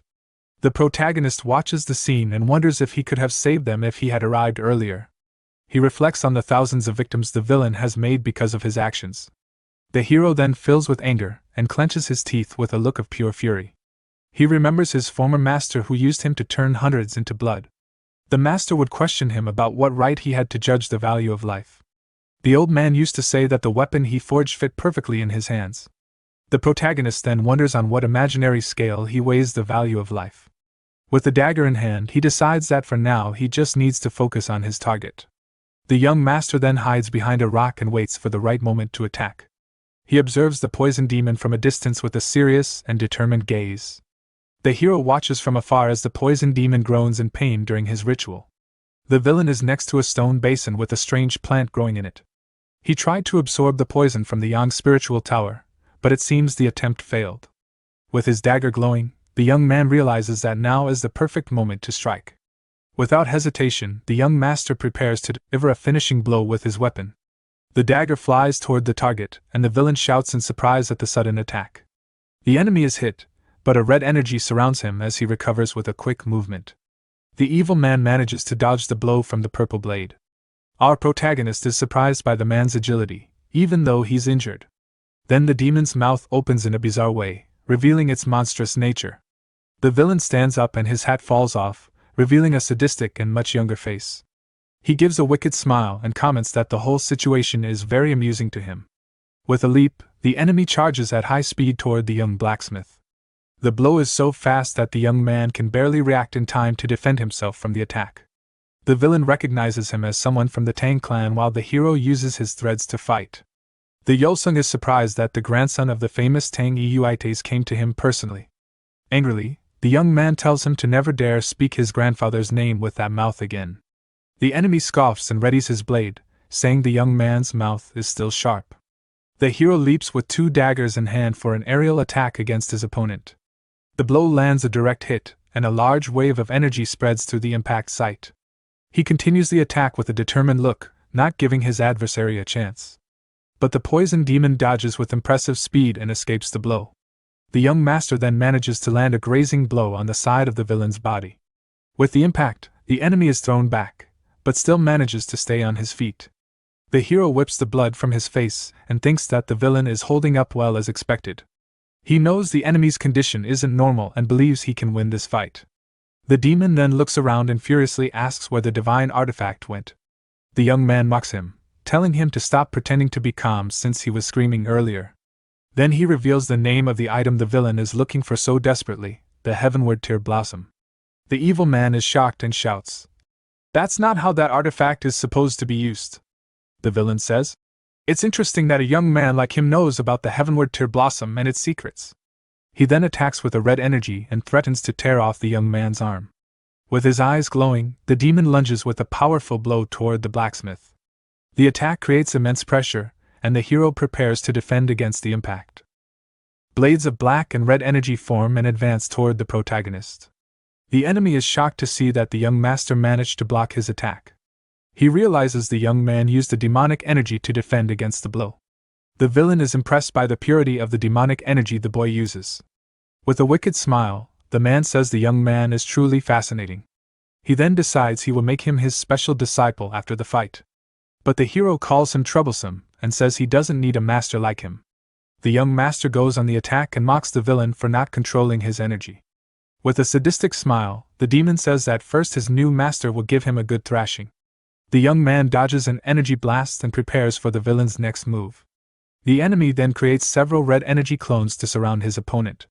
With a giant clone, he tries to strike the hero with a powerful open-handed blow, but the protagonist dodges and prepares to use one of his special techniques.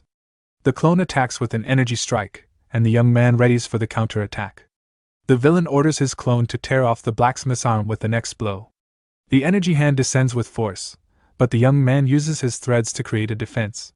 The web of threads traps the clones and the villain is confused by the unexpected technique. The threads wrap around the enemy's arm, completely trapping it in the air. With a smirk, the hero says he's finally caught his opponent. He uses the first technique of his flawless divine thread art to immobilize him. The poison demon tries to break free, but the threads tighten even more around his hand. He complains that the internal energy conversion is too slow and he can't escape. The protagonist then uses his spider's cutting chain technique to attack him. He explains that the original divine thread focuses on defense and neutralization. But he needed something different for his revenger, a thread harder than diamond. With that, he created the reverse flawless divine thread, a martial art for annihilation. The villain's hand is hit, and the cutting threads begin to cause great damage. With that, the protagonist attacks, and the villain screams in pain from the force of the blow. Even while falling, he realizes his disciple was hiding a special technique. The young master then masterfully manipulates his threads to prepare the next attack. With that, the threads collide and cause a large energy explosion on the site. The young man then prepares to use his special one-point finishing technique. He then lunges forward and delivers a fatal blow to the villain with his one-point technique. After the strike, the young master observes the scene with a serious and highly focused look. With his hand injured, the poison demon shows he is genuinely impressed with the power. He then stands up and seems completely recovered from the blow he received from the young man. The protagonist then realizes the villain used his left hand and is very surprised. The villain shouts that he now wants the young man as his disciple and prepares for a new attack. With a bizarre smile, he says he doesn't care if his body melts into blood. His body then begins to contort in a strange and frightening way in the process. He charges forward, saying he needs to see all the hidden powers his disciple possesses. With a powerful punch, the villain hits the protagonist head-on with his red energy. A monstrous attack in the shape of a lotus flower forms to strike the hero. The protagonist then prepares to defend against the attack and is surprised by its power. The demon shouts that it's thrilling, as if his body is burning in the fires of the underworld. Even near his limit, the young man's body gets even faster, surprising the villain. The two then exchange a series of fast and powerful blows in the middle of the cave. The young master dodges and looks for an opening to counterattack his opponent. With a precise move, he strikes the poison demon's weapon with his dagger. The enemy then screams in surprise as he feels the impact of the young blacksmith's blow. The demon says he wants to devour the young man's 8 extraordinary meridians whole. He believes that with his arts and artifacts, the young man would become a master of poison. The villain is caught, and the hero asks if he's done yet, telling him to hurry up. Trapped in the threads, the villain is pulled in as the hero asks him to entertain him more. The enemy still tries to throw a punch, but the young master blocks the blow with ease. Holding the enemy's fist, the young man faces him with total control of the situation. The protagonist provokes the villain, telling him to entertain him more during the fight. The hero kneels with his dagger on the ground while recovering from the enemy's last attack. The poison demon then asks if poison isn't truly beautiful to him. He reveals that what paralyzed the young man was one of the 8 most powerful supreme poisons. With a wicked smile, the villain asks what the young master is going to do next. The young man slowly gets up and the enemy is surprised by his quick recovery. With his threads, the protagonist attempts a direct strike at his opponent's neck, but the poison demon calls him pathetic and seems not to feel the cutting attack. He then promises to punish his disciple for disappointing him in this fight. The villain reveals the second of the 8 supreme poisons, holding it between his fingers. With that, he delivers a palm strike that hits the hero square in the chest. The young man feels the force of the poison, and his body begins to react to the blow's power. The enemy advises him to keep his master's teachings in his heart. With a sadistic smile, he says he's holding back so the young man doesn't pass on, but he is surprised to see that the young man's body is more resilient than he thought. Furiously, the villain taunts the hero's grandfather, asking if he is watching this. He then feels a sharp pain in his chest and a red glow emanates from his body. The poison demon is shocked and doesn't understand what is happening to him. He wonders if this is the rebound effect of his blood steel body technique. The protagonist stands up and the villain can't believe he has already reached his limit. The young man then taunts him, saying he still has one more supreme poison to use. With a smile, the young master reminds him that he still has one of the poisons with him. The poison demon gets angry and asks how that brat dares to mock him. A powerful red aura emanates from the villain's body as he prepares to attack. The hero braces for the blow and recognizes that it's a very insane poison. He then says he will take that poison for himself and prepares for the impact. With his eyes glowing, the enemy shouts that he will finish him and charges with everything he has. The powerful blow kicks up rocks and debris all over the cave with its force. The villain then sees a strange smoke coming from where the young man was hit. With that, the enemy approaches to see what happened and if the young master is gone. The hero then reveals he used one of the 8 supreme poisons, the soul-shattering powder. With that, the villain screams in pain as he is hit by blades of black energy. Then the young master advances amidst the chaos to continue his attack with the threads. He mocks the enemy, calling him a very generous master for giving him the poison. His threads attach to poison spikes that the villain had created in the cave. The young man uses the spikes to propel himself and dodge other attacks from the enemy. The heaven-deifying energy is the source of all demonic arts in the world. Just as rivers flow into the sea, all powers are absorbed by this energy. The poison demon tries to throw a punch, but the hero manages to catch the blow with his hand. Despite the difference in strength, the protagonist doesn't yield an inch in the struggle. The two then move apart and prepare for the next round of the intense battle. The enemy gives a bizarre smile and prepares to show his true power. With a red aura, he unleashes an overwhelming energy toward the young master. The villain then fires a blast of energy that explodes upon hitting the wall amidst the smoke and debris. The protagonist realizes the true strength of his opponent. He understands that the poison demon is no exception and his energy is also being absorbed. In other words, at that moment, the villain is just a large elixir for the young man's power. With a powerful kick, he launches the dagger with purple energy toward the enemy. The villain tries to block, but the dagger is imbued with a very strong demonic power. He then screams in pain and fury upon being hit squarely by the young man's blow. The protagonist then appears behind him and prepares to deliver the final blow with a swift attack. The young man fires an energy projectile that goes right through the villain. The blow causes a burst of light, and the enemy watches the scene in a state of shock. The evil man's hand begins to deteriorate, and he groans in pain from the wound.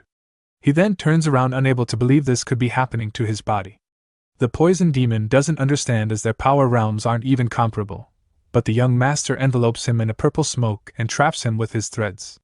The threads wrap around his fingers and the hero prepares to absorb his energy. The young man then moves forward and asks if this isn't the end for his opponent.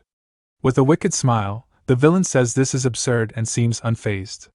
With the villain injured, the young man prepares to use all his power at once. He defends against an energy attack and manages to hold his ground in the confrontation. The protagonist charges forward and the villain tries to use his energy whip to stop him. With a leap, the young master dodges the attack and prepares for the counter-attack. The enemy calls him a fun kid and prepares for another whip strike. He uses his demonic centipede technique with a blast of red energy. The villain then concentrates his energy into his weapon for a devastating attack. The young man defends with his sword, but the force of the blow is too great. The attack hits a stone pillar and completely destroys it with its force. The poison demon then asks where the composure the young man has gone. The young master then lunges forward and manages to land a grazing blow on his opponent. With a firm step, he prepares to continue the offensive against the enemy. The villain then declares that this is the end and prepares for his final blow. With his weapon in hand, he concentrates all his energy for a decisive attack. The demon shouts that they will end this and charges with all his strength. The protagonist then prepares to use the second technique of anti-flawless dance. With his threads, he uses the returning wind technique to defend against the blow. The red and blue energies collide, creating a massive explosion on the site. The villain is shocked to see that his centipede technique was cut by the young man. He realizes that this won't work and tries to think of a new plan. The enemy then tries to attack directly with his weapon in a swift strike, but the young master appears behind him and prevents him from fleeing the fight. The young man then asks if he really thinks he can escape his power. With a punch, he throws him to the ground and the villain screams in pain from the impact. The blow slams the enemy into the cave floor, raising a cloud of dust. Lying on the ground, the poison demon props himself up with his hand to try to get up. The protagonist then approaches and asks if he should take the rest now, too. He grabs the villain's arm and begins to absorb the poison energy from his body.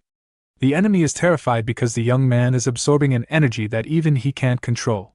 He fears that at this rate, the young master will take all the power he possesses.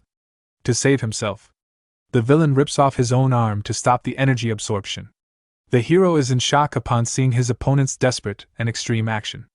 Lying on the ground, the enemy says the young master's greed is too great. The young man says those are very simple words for a final farewell. He then tells the man to consider this his second and final lesson. But the villain laughs and says that brute force won't work in that strange formation. The young master understands that this was the evil man's plan from the very beginning.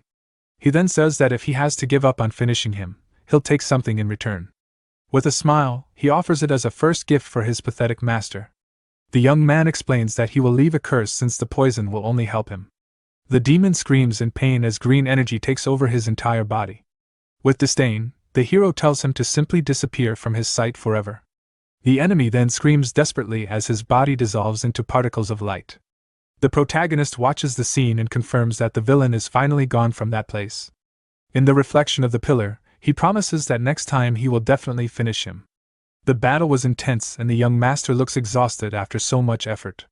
He then looks at the ceiling and notices that the cave is beginning to collapse. The young man notes that the cave won't hold and decides he needs to get back soon, but his internal energy is depleted and he doesn't even know if he can get out in time.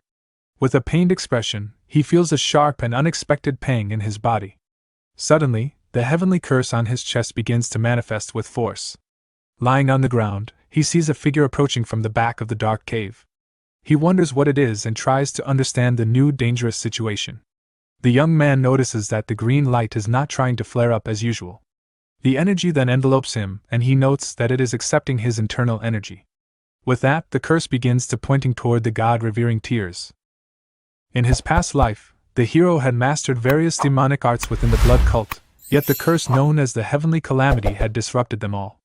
Even the sorcerers of the blood cult only understood that it was a curse, a chain carved into his very soul. No matter how much he searched, he had never found any answers regarding the heavenly calamity. At one point, he had questioned the blood demon about it. In response, the blood demon had mocked him, calling him foolish and stating that there was no reason to run from it. According to him, the heavenly calamity was not a curse, but a blessing. Now, in the present, the hero recalled those words and began to reconsider. He realized that the heavenly calamity might not be a curse after all. Even the heaven-defying art, which could devour poisonous energy, had failed to consume it. Instead, it had chosen that energy. This led him to question what exactly was hidden within the remains of the gazing god's tear. Reaching into the blood pool, he retrieved a white root. Upon closer inspection, he understood that it was a poison formed by condensed vengeful spirits, the root of the gazing god's tear. He found it astonishing that the root was filled with pure hatred, the very source of its poison. Suddenly, a massive rock fell within the cave, signaling its imminent collapse. Realizing the urgency, he muttered that the cave was collapsing faster than expected and that escape in his current condition was impossible. Concluding that this might be the will of the heavenly calamity, he resolved to gamble. Without hesitation, he placed the root in his mouth and swallowed it. Almost immediately, intense pain surged through his body, forcing him to his knees as he coughed violently. Inside him, the root's energy ran rampant. Tang Sewon recognized the overwhelming hatred contained within it, the lingering resentment of souls murdered by the poison demon. Despite the agony, he refused to give up, knowing that he would never have begun this path if he intended to abandon it so easily. Closing his eyes, he focused intensely, attempting to control the chaotic energy.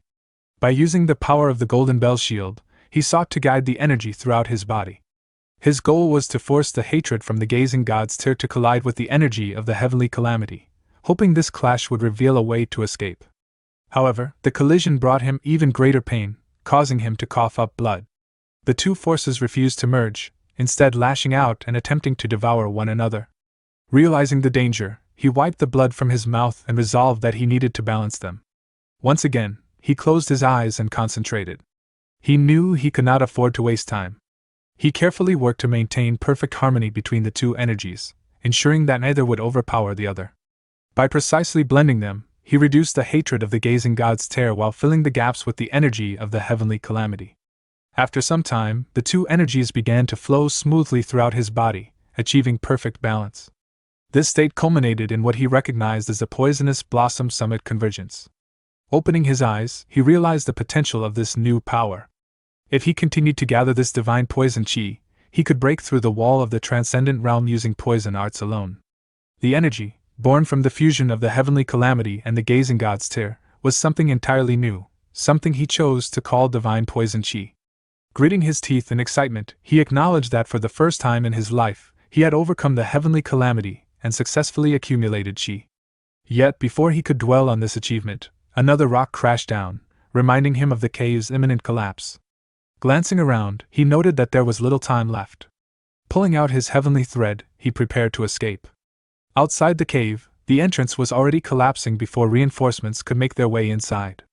Chongyun, a first-class disciple of the Ame sect whom the hero had sent for help, fell to her knees in despair. With tears in her eyes, she urged the others to force their way in, warning that any further delay would be dangerous. However, the Sichuan branch manager of the Murim Alliance refused, insisting that working from the outside was sufficient. His words angered Abbess Jianghua, the leader of the Ame sect, who accused him of abandoning the alliance members.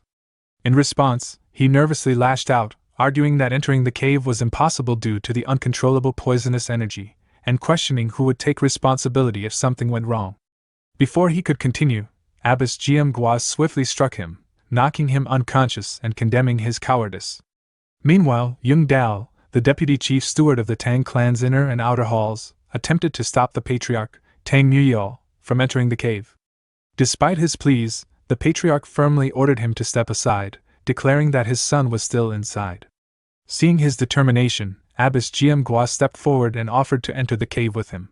Tang Saran, the hero's sister, also insisted on joining, as did Du Haeyang, who believed her eyesight abilities could be of use.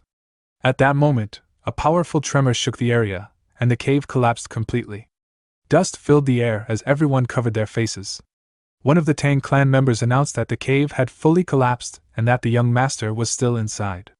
Upon hearing this, the patriarch was overcome with fear and collapsed, only to be caught by Yung Dao and Tang Saran. Then, amidst the swirling dust, someone noticed a figure standing at the cave's entrance. Everyone turned their attention toward it. Du Haeyang used her enhanced vision to identify the figure, while other Tang clan members sensed an overwhelming surge of poisonous energy, causing them to suspect that it might be the poison demon. The patriarch immediately ordered everyone to prepare for battle, and they assumed their fighting stances.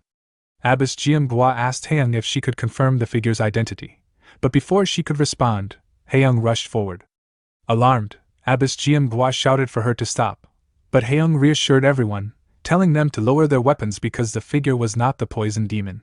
Moments later, the hero emerged from the dust. However, his condition alarmed the others.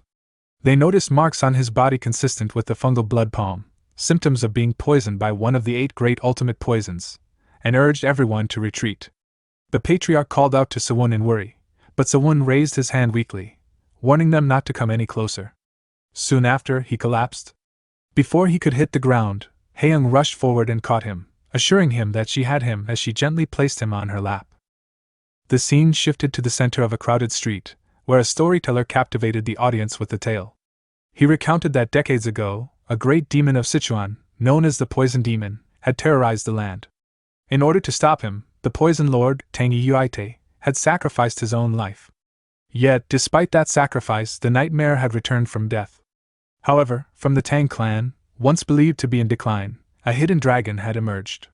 This was Tang Sawun, the emerald dragon of the Tang clan, who had previously eliminated the corrupt Tang Hoyle and now carried on Tang Yuite's will to confront the poison demon.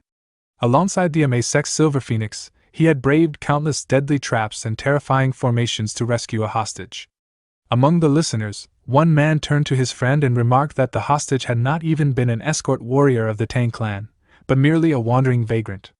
His friend was surprised and questioned whether Sawun had truly risked everything for someone who was not even his kin. The man confirmed it, expressing disbelief that any martial artist from Sichuan would act in such a selfless way, especially given their reputation for prioritizing profit. He questioned whether it made any sense for the young head of the Tang clan to face the poison demon alone. His friend quickly warned him to be careful with such words, stating that Sewun's actions had been officially recognized by the Murim Alliance. He further added that, according to rumors, Sewun had nearly lost his life in the battle and was now being personally treated by the leader of the Ame sect. The scene then shifted to the Tang clan's medical chamber, where Haeum was attending to the injured Sewun. As she watched over him, she grew frustrated, noting that more than 3 days had passed and his fever had yet to subside, despite her reputation as the Silver Phoenix. At that moment, the Patriarch and Abbess Jiamgua entered the room. Haeum greeted them respectfully, and the Patriarch gently assured her that she need not trouble herself too much. Instead, he expressed his gratitude for her tireless care. When Abbess Jiamgua inquired about Sewun's condition, Haeum admitted that there had been no improvement. Abbess Jiamgua inwardly blamed herself, believing that her weakness in times of peace had caused her to forget the true duty of a martial artist. The Patriarch then suggested that Haeung step outside and rest, indicating that Sewun might also need some time alone. After everyone left the room, Sewun opened his eyes. He rose from the bed and reflected on his situation, troubled by the fact that he could not explain the advanced martial arts he had acquired. He was also aware that he was receiving far more concern and care than he believed he deserved. His thoughts drifted back to his previous life, to a moment when the poison demon had slaughtered several people in a forest. At that time, Sewun had questioned the act, only for the poison demon to mock him, pointing to the corpses and reminding him of the countless lives already taken by the blood demon's Bane's sword, a weapon Sewun himself had created. The poison demon had declared that Sewun was already a true member of the blood cult. Remembering this, Sewun had been filled with frustration, unable to deny the truth of his past actions and believing that he could never be forgiven. Returning to the present, he steeled his resolve. He vowed not to repeat the same mistakes. Although he had dealt a significant blow to the poison demon, buying himself some time, he knew it was not enough. He had gained divine poison energy, and reached the stage just before becoming a poison human, standing only one step away from achieving the poison body. He resolved to grow stronger, to surpass the poison demon, and ultimately stand against the blood demon.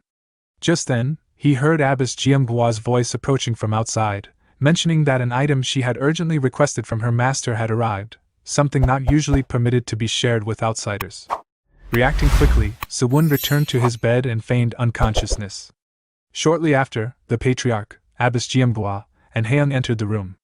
Abbess Jiamgua carried a wooden box and explained that her master had been moved by Sewun's accomplishments and had sent the lesser golden elixir. The Patriarch was astonished, recognizing it as a legendary medicine capable of saving anyone still alive.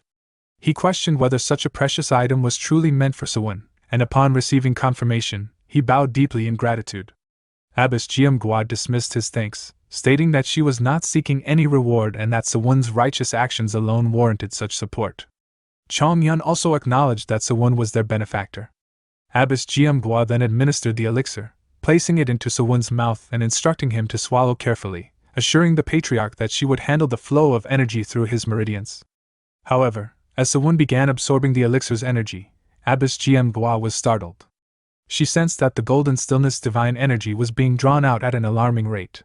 Realizing that something extraordinary was within him, she attempted to intervene, but the force of the heavenly core proved overwhelming. She perceived it as a ferocious entity endlessly consuming energy. Eventually, she reached her limit and was forced to stop, exhausted. When the Patriarch asked what had happened, she admitted that she had done all she could and that they could only hope for Sewun's strength. To her surprise, Sewun soon awoke, coughing. The Patriarch rushed to him, placing a hand on his shoulder. Sewun apologized for failing to completely eliminate the poison demon, but the Patriarch dismissed his concern, emphasizing that he had already dealt a mortal wound. Abbess Jiamgua confirmed that the poison demon's severed arm had been found, proving the severity of the damage. Despite this, Sewun remained dissatisfied with his own performance. Deciding to shift the mood, Abbess Jiamgua took the wooden stick from Haeung's hair and infused it with her energy. As she demonstrated the rampant tempest sword art, Sewun carefully observed, noticing that it differed greatly from what he had previously seen. He became particularly intrigued by its principle of reflection, considering how it might be integrated into his own martial arts. Once the demonstration ended, he expressed his sincere gratitude, acknowledging the immense value of what he had learned. Abbess Jiamgua returned the stick to Haeyoung and simply remarked that she hoped it would be useful. Curious, Sewon questioned why she would share such a precious technique with someone outside the Ame sect. In response, she revealed that she had her reasons and then proposed that he accompany her to meet her master. When Sewon asked why, she explained that she intended to request that her master accept him as a disciple. Taken aback, Sewon hesitated. He felt that he had already received too much from them and expressed concern about the restrictions of the sacred place, where men were typically forbidden. Abbess Jiamgua responded that she had always believed Sewon acted far too mature for his age, and that he was finally behaving like someone his age. She made it clear that she was not joking and warned him not to take her words lightly. Her statement surprised everyone present. Sewon, upon hearing this, began to reflect. He realized that if she was referring to her master, then it must be someone he had encountered before while dealing with Li Hozong, the grand sect leader of the Ame sect, Nun Bo Yun, renowned as the finest divine physician in the entire realm. He understood that with her healing abilities, there was a possibility that he could completely overcome the heavenly core. Abbess Jiamgua further reassured him that he need not worry about being bound to the Ame sect. She explained that she intended to request his acceptance as an outer sect disciple, which would allow him to maintain his ties to his clan. Chong Yun, unable to contain her surprise, muttered that becoming an outer sect disciple of the grand sect leader was far too much, even for someone like young Master Tang. However, Abbess Jiamgua immediately silenced her with a firm command. Meanwhile, Haeyoung's thoughts drifted elsewhere. She realized that if Sewon were to become the grand sect leader's disciple, it would make him her senior. The realization caused her face to flush with embarrassment. Sewon, however, remained composed. He respectfully cupped his hands and expressed his gratitude for the offer, but ultimately declined. Inwardly, he reasoned that the future was already changing and that he needed to act quickly. Moreover, the fate of the poison demon remained uncertain, adding to his urgency. Abbess Jiamgua let out a quiet sigh, remarking that she now understood the burden carried by the alliance leader. Sewon clarified that his refusal was not meant as disrespect toward the Ame sect, and he sincerely hoped she would understand his situation with magnanimity. In response, Abbess Jiamgua remarked dryly that he had first delivered a blow and was now offering the cure. The patriarch, observing the exchange, was struck by how much Sewon had grown. From once merely following the alliance leader, he was now being offered the chance to become a disciple of the divine physician. It was a transformation that left him quietly astonished. The scene then shifted to a dense forest. A voice broke the silence, complaining about someone choosing such an inconvenient place to reside. The speaker was revealed to be the Sword Demon, vice leader of the blood cult. A short distance away, the poison demon sat within a pool of blood, recovering from his battle with Sewon. When he noticed the Sword Demon, he calmly asked what had brought him there. The Sword Demon observed that the poison demon's body had grown lighter, hinting at a transformation. The poison demon responded mockingly, asking whether the Sword Demon would like him to attach his missing arm in place of his own. Angered by the provocation, the Sword Demon threatened to cut off his insolent mouth. However, the poison demon remained unfazed and pointed out that he clearly had not come merely to inquire about his condition, suggesting instead that the blood demon had sent him. This accusation provoked the Sword Demon further. He unsheathed his sword and pressed it to the poison demon's neck, questioning whether he had a death wish. In response, the poison demon smiled eerily, and the sword began to melt under the influence of his power. Reacting quickly, the Sword Demon launched a chi-infused slash, but the poison demon easily evaded it. Moments later, the sword itself dissolved completely. Raising his remaining arm, the poison demon asked if the sight was not beautiful.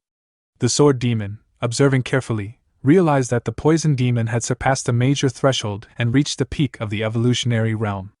The poison demon declared that he had obtained the heavenward tear blossom and instructed the Sword Demon to relay this information. Curious, the Sword Demon questioned how someone of such strength could have lost an arm. The poison demon offered no answer, responding only with laughter. Recognizing the futility of further engagement, the Sword Demon dismissed him as a man and departed swiftly. Once he was alone, the poison demon's laughter subsided. He quietly remarked that such an outcome had been expected, admitting that he could not bring himself to kill his precious disciple. He then murmured that they would meet again soon. The scene shifted once more, this time to Gansu province. Inside a building, a figure clad in a black hoodie entered while carrying a bag. A maid greeted him upon arrival, while a middle-aged man in blue attire awaited him. The hooded man placed the bag on the table, revealing a severed head within. The sight shocked the maid. The man casually apologized for his abrupt entrance, explaining that it was simply a target he had dealt with before arriving. He then took a seat across from the man in blue. The host welcomed him warmly and invited him to eat. Removing his hood and mask, the visitor revealed himself to be a young man. He took a sip of tea and remarked that the task he had completed had not been difficult. When asked about the taste of the tea, he immediately spat it out, complaining about its bitterness, and joking that he would have believed it was poison if told so. The maid, offended by his behavior, silently fumed at his lack of respect toward the clan head. The older man, however, apologized, explaining that he had believed the tea to be of the highest quality. The young man dismissed the matter, stating that he had never liked bitter tea and had merely been curious about expensive varieties. At the host's command, the maid went to prepare desserts, while the young man expressed his approval with a smile. Leaning back and placing his feet on the table, he casually asked who his next target would be. The clan head produced a black check and praised the young man's boldness, promising a generous reward befitting the Lee clan merchant group's reputation. He then revealed the target, Tang Sewon, the rightful heir of the Sichuan Tang clan. After a brief silence, the young man refused outright, stating bluntly that the clan head's son had deserved his fate. Before the conversation could continue, a disturbance outside drew their attention. Li Hozong, whose arm had been severed by Sewon, appeared in a deranged state, having just killed a guard. He shouted incoherently, claiming he had killed Tang Sewon. The maid, trembling, called out to him, but he immediately killed her upon noticing her presence.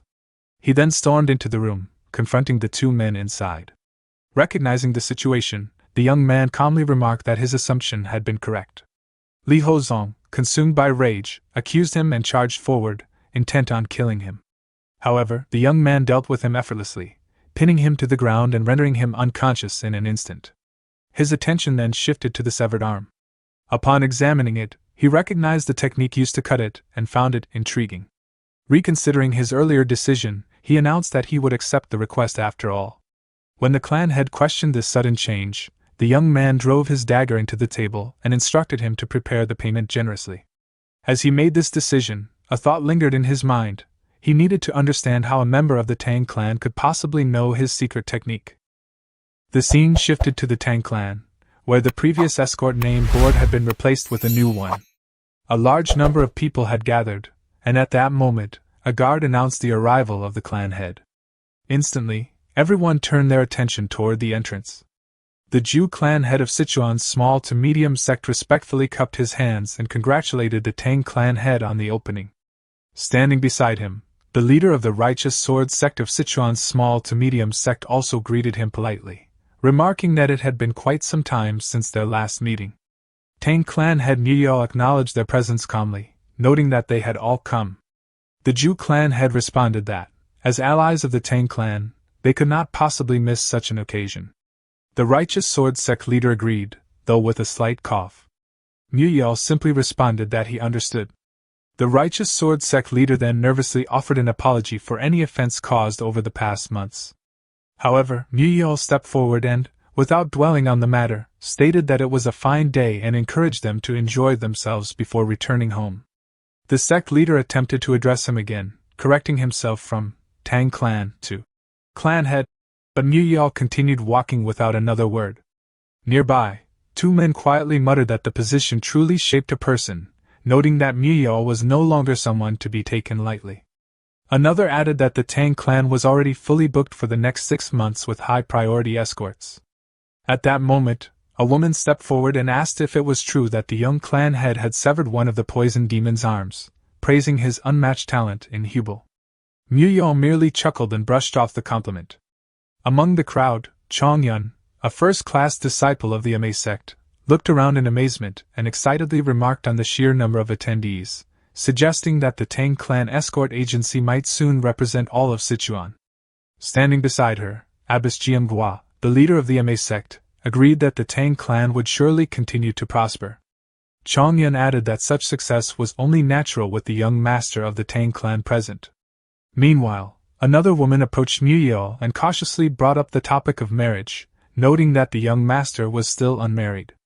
She gestured toward her daughter, proposing her as a suitable candidate, and asking if a meeting could be arranged. From within the crowd, Du-Haeum, a second-class disciple of the Ame sect, reacted internally with surprise at the sudden talk of marriage. Elsewhere, another woman remarked to her son that the young clan head was not present. Her son agreed, wondering where he might be. The scene then shifted to the young clan head, Sewon, who was walking ahead while his sister followed behind, breathing heavily. She called out to him, asking him to slow down. Sewon replied that they were almost there and urged her to hold on a bit longer. She pointed out that he had said the same thing an hour ago, but Sewon smiled and insisted that this time it was true. She complained that although she had been preparing since early morning, she had not expected such a grueling outing. Sewon chuckled, saying that physical movement was always beneficial. Internally, he noted that in the past, she would have already grown angry, but now she was merely sulking. As they continued forward, she questioned whether it was acceptable not to see off the Ame sect. Sewon felt some regret but reasoned that it was better to keep their distance to avoid potential trouble. He also acknowledged that he would need to remain constantly on the move, leaving him no time for such formalities. She nervously grabbed his shoulder and mentioned that the Dark Flower Corps had expressed dissatisfaction. Sewon explained that it was likely because they had requested a scholar from the Alliance to act as their escort instead. Although she admitted she was concerned, Sewon dismissed the complaints, stating that the Dark Flower Corps was clearly overstepping. She, however, reminded him that their behavior was not purely selfish, and that soothing the hearts of discontented subordinates was an important virtue for a young clan head. Sewon accepted her words respectfully. She then affectionately patted his head, calling him a rascal. Sewon protested that he was no longer a child, but she replied that in her eyes, he would always be 5 years old. He countered that no child could be his size, prompting her to laugh and remark that there was one right in front of her. Later that night, the two entered an abandoned mine, Sewon holding a wooden torch to illuminate their surroundings. She wondered why he had chosen such a useless place, recalling that it had once been abandoned by the Ame sect. Sewon warned her to be careful, explaining that the air was filled with toxic miasma. Startled by the intensity of the poison, she quickly covered her mouth and urged that they leave immediately.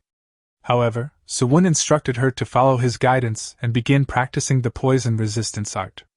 Instead of using the traditional Shigo acupuncture, he directed her to absorb the poison miasma through the annihilation point and circulate her core energy inward. Shocked, she questioned his method, fearing energy deviation if practiced recklessly. Sewon calmly asked her to trust him. As she hesitated, memories from her childhood resurfaced, moments of resentment, regret, and guilt toward Sewon. She recalled pushing him away, her mother scolding her, and the pain she felt afterward. She remembered wishing, in childish anger, to be alone, only to later regret those words when Sewon was injured. Seeing his kindness even then, she had made a vow to protect and trust him for the rest of her life. Returning to the present, she closed her eyes and agreed to try. As she began cultivating, the poison miasma flowed into her body. To her astonishment, it did not simply accumulate, it became completely integrated with her being. She asked Sewon what this technique was. He downplayed it, explaining that he had merely combined the teachings of the Ame sect with the poison resistance art, though he privately noted that it was derived from the poison demon's martial arts. Realizing its depth, she concluded that it was far more than a simple application. Sewon then urged her to proceed deeper into the mine, assuring her that the miasma would now benefit her. As she continued, she felt the energy building within her core, half of the poison forming a weapon, and the other half transforming into pure inner energy. Sewon observed that her cultivation had already reached its limit, and that breaking through her plateau should now be possible. Her current state had already reached the entry stage of the peak realm. Placing the torch aside, he moved behind her and began assisting with a true energy infusion, determined to help her surpass even the peak realm. After some time, she opened her eyes and exhaled deeply. Sewon congratulated her, stating that she had finally broken through her plateau. She realized that she had reached the top of the peak realm and, smiling warmly, expressed her gratitude, acknowledging that it was all thanks to him. Sewon stated that she was now the greatest martial master of the Tang clan. She responded that she would repay him for his kindness. However, Sewon dismissed it, explaining that her achievement was the result of her own hard work. She insisted that she could never have accomplished it alone and expressed her sincere gratitude. Slightly embarrassed, Sewon remarked that it felt awkward when she continued to say such things. She then shifted the topic, noting that it did not seem to be the end yet. Having ascended higher into the peak realm, she could clearly sense that something was spreading the poison miasma throughout the area. Sewon picked up the torch and agreed, suggesting that they proceed deeper. As they moved forward, she grew tense.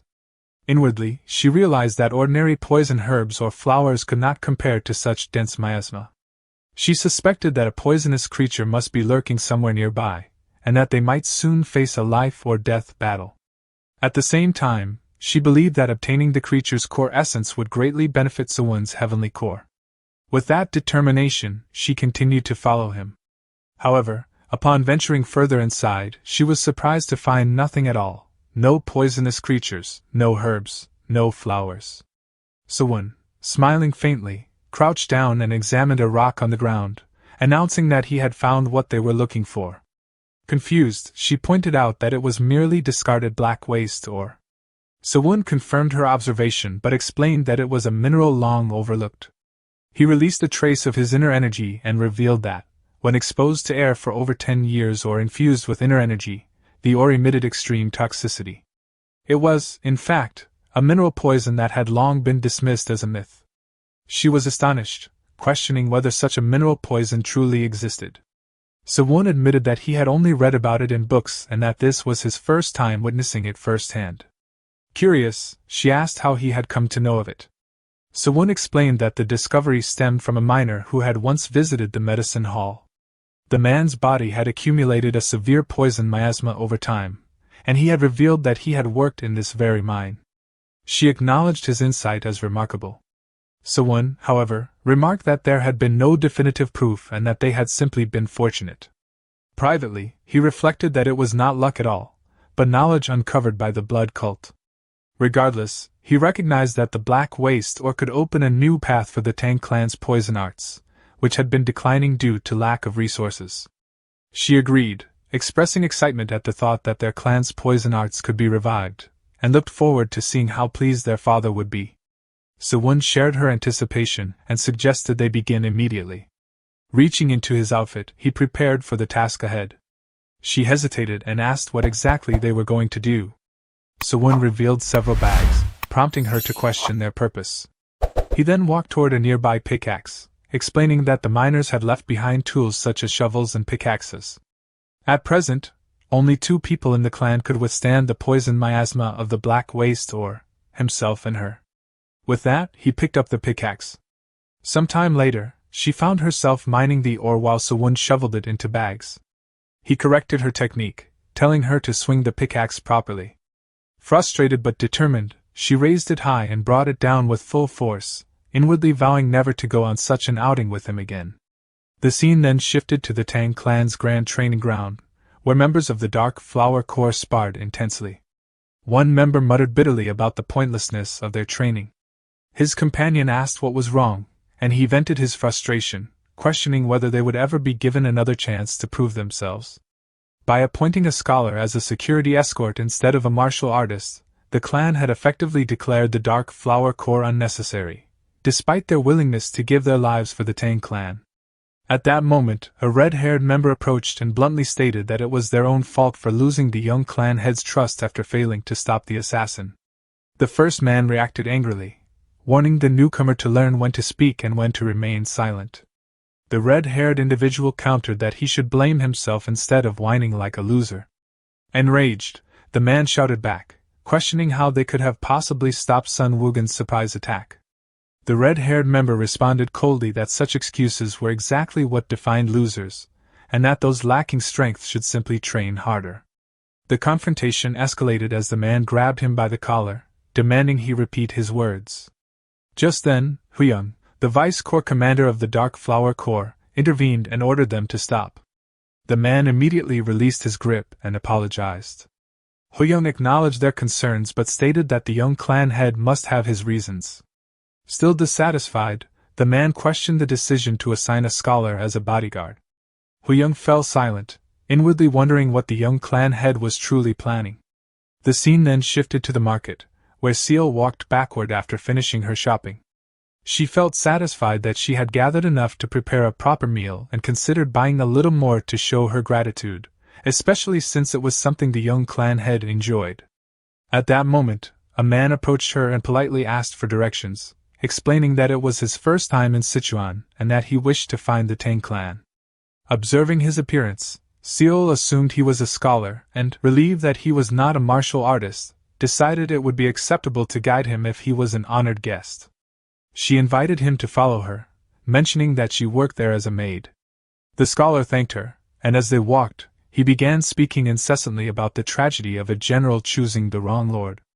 Seol gave brief responses, though internally she found him rather talkative. He continued, referencing historical figures such as Lu Zhang of Shu, Zhang Song, and Wang Lei, emphasizing how serving the wrong master led to tragic ends. Growing increasingly flustered, Seol wondered if she should simply run away.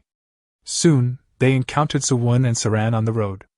Seol greeted them, but upon noticing their disheveled appearance, she grew concerned. Saran casually remarked that her entire body ached. When asked what had happened, she replied that it was too complicated to explain and instead turned her attention to the unfamiliar scholar. The scholar, upon seeing Suwon, began muttering observations about his facial features, his jet black pupils, long ears, high eyebrows, and balanced facial structure. He analyzed Suwon's appearance in detail, concluding that his features resembled those of someone destined to lead the imperial court, a dominating king. Saran quietly asked Suwon if he knew the man. Then, turning to Seol, she remarked that she had brought a physiognomist. Seol quickly apologized, explaining that the man had been searching for the Tang clan. At that moment, the scholar knelt and formally introduced himself as Yeo Xian. He declared that he had been appointed to serve as the bodyguard of Tang Suwon, the young clan head of the Tang clan. Hearing this, Suwon recognized him immediately, the man renowned as the greatest instructor in all of Orthodox history, known as Yeo Xian, the Myriad Insight Instructor. The scene shifted to the Tang clan training arena. Only 3 people were diligently training, while the rest sat around chatting idly. Huyang, the vice corps commander of the Dark Flower Corps, observed the situation with disappointment. The captain's absence had completely shattered the unit's morale, leaving only the rookies practicing. Concluding that there was little point in continuing, he ended the day's training. At that moment, Suwon arrived with his uncle and scholar Yeo Xian. Upon surveying the arena, he found the situation even worse than he had anticipated. Huyang immediately greeted him respectfully and apologized for the disgraceful display. Suwon showed little surprise. He casually tossed the bag of black waste stones onto the ground and remarked that he had not expected much from them in the first place. He then introduced Yeo Xian as his newly appointed personal bodyguard. The announcement drew skeptical looks from the senior trainees. Yeo Xian's scholarly appearance hardly matched their image of a bodyguard. Unfazed by their reactions, Yeo Xian enthusiastically compared himself to legendary warriors such as Dian Wei and Su Chu, declaring his loyalty to the young master.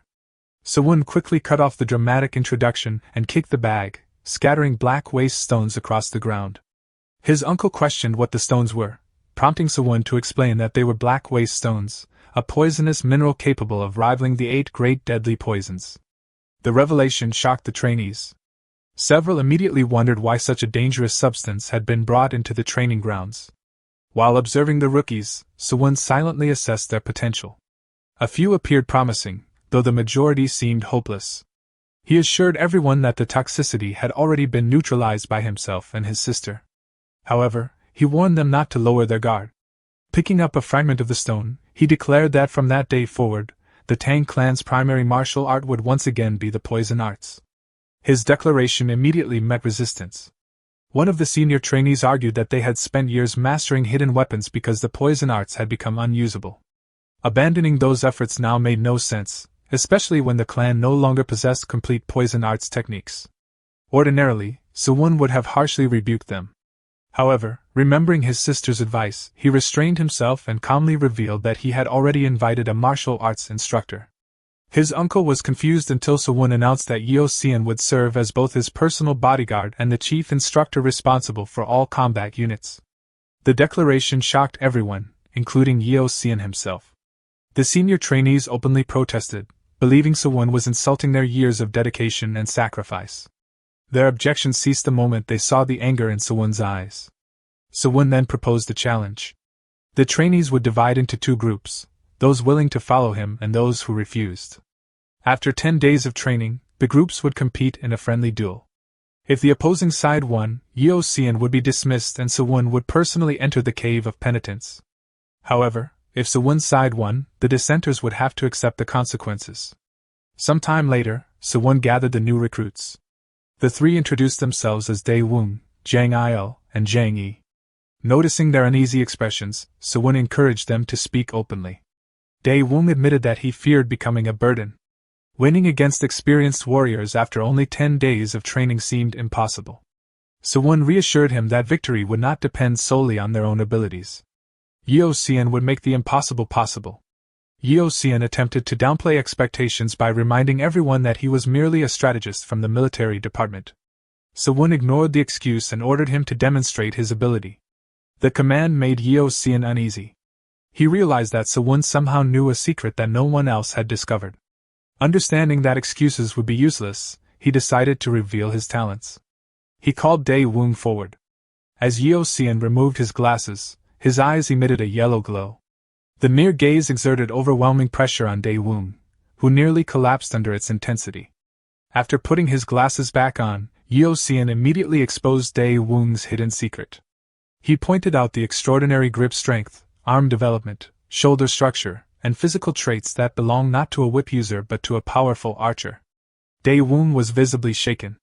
Yeoseon continued his analysis, explaining that Dae-woong's true strengths lay in concentration, composure, and a unique sensitivity to the wind. He concluded that Dae-woong's martial arts originated from the Great Steps. Watching the display, Sewon was deeply impressed. Yeoseon truly deserved the title of Instructor of 1,000 Insights. With a single glance, he could identify countless talents, and with another, countless weaknesses. Sewon remembered that in the future war against the blood cult, Yeoseon would become renowned for producing extraordinary masters and instantly identifying counters to even the strangest martial arts. His tragic fate in the previous timeline had only resulted from serving the wrong master. Unable to hide the truth any longer, Dae-woong dropped to his knees and confessed that he was not originally from Murim. He admitted that he had concealed his origins out of fear that he would be rejected from the Shadow Flower unit. After a brief moment of thought, Sewon simply stated that he would return to his quarters and left. Once he was gone, Yeoseon apologized for exposing Dae-woong's secret.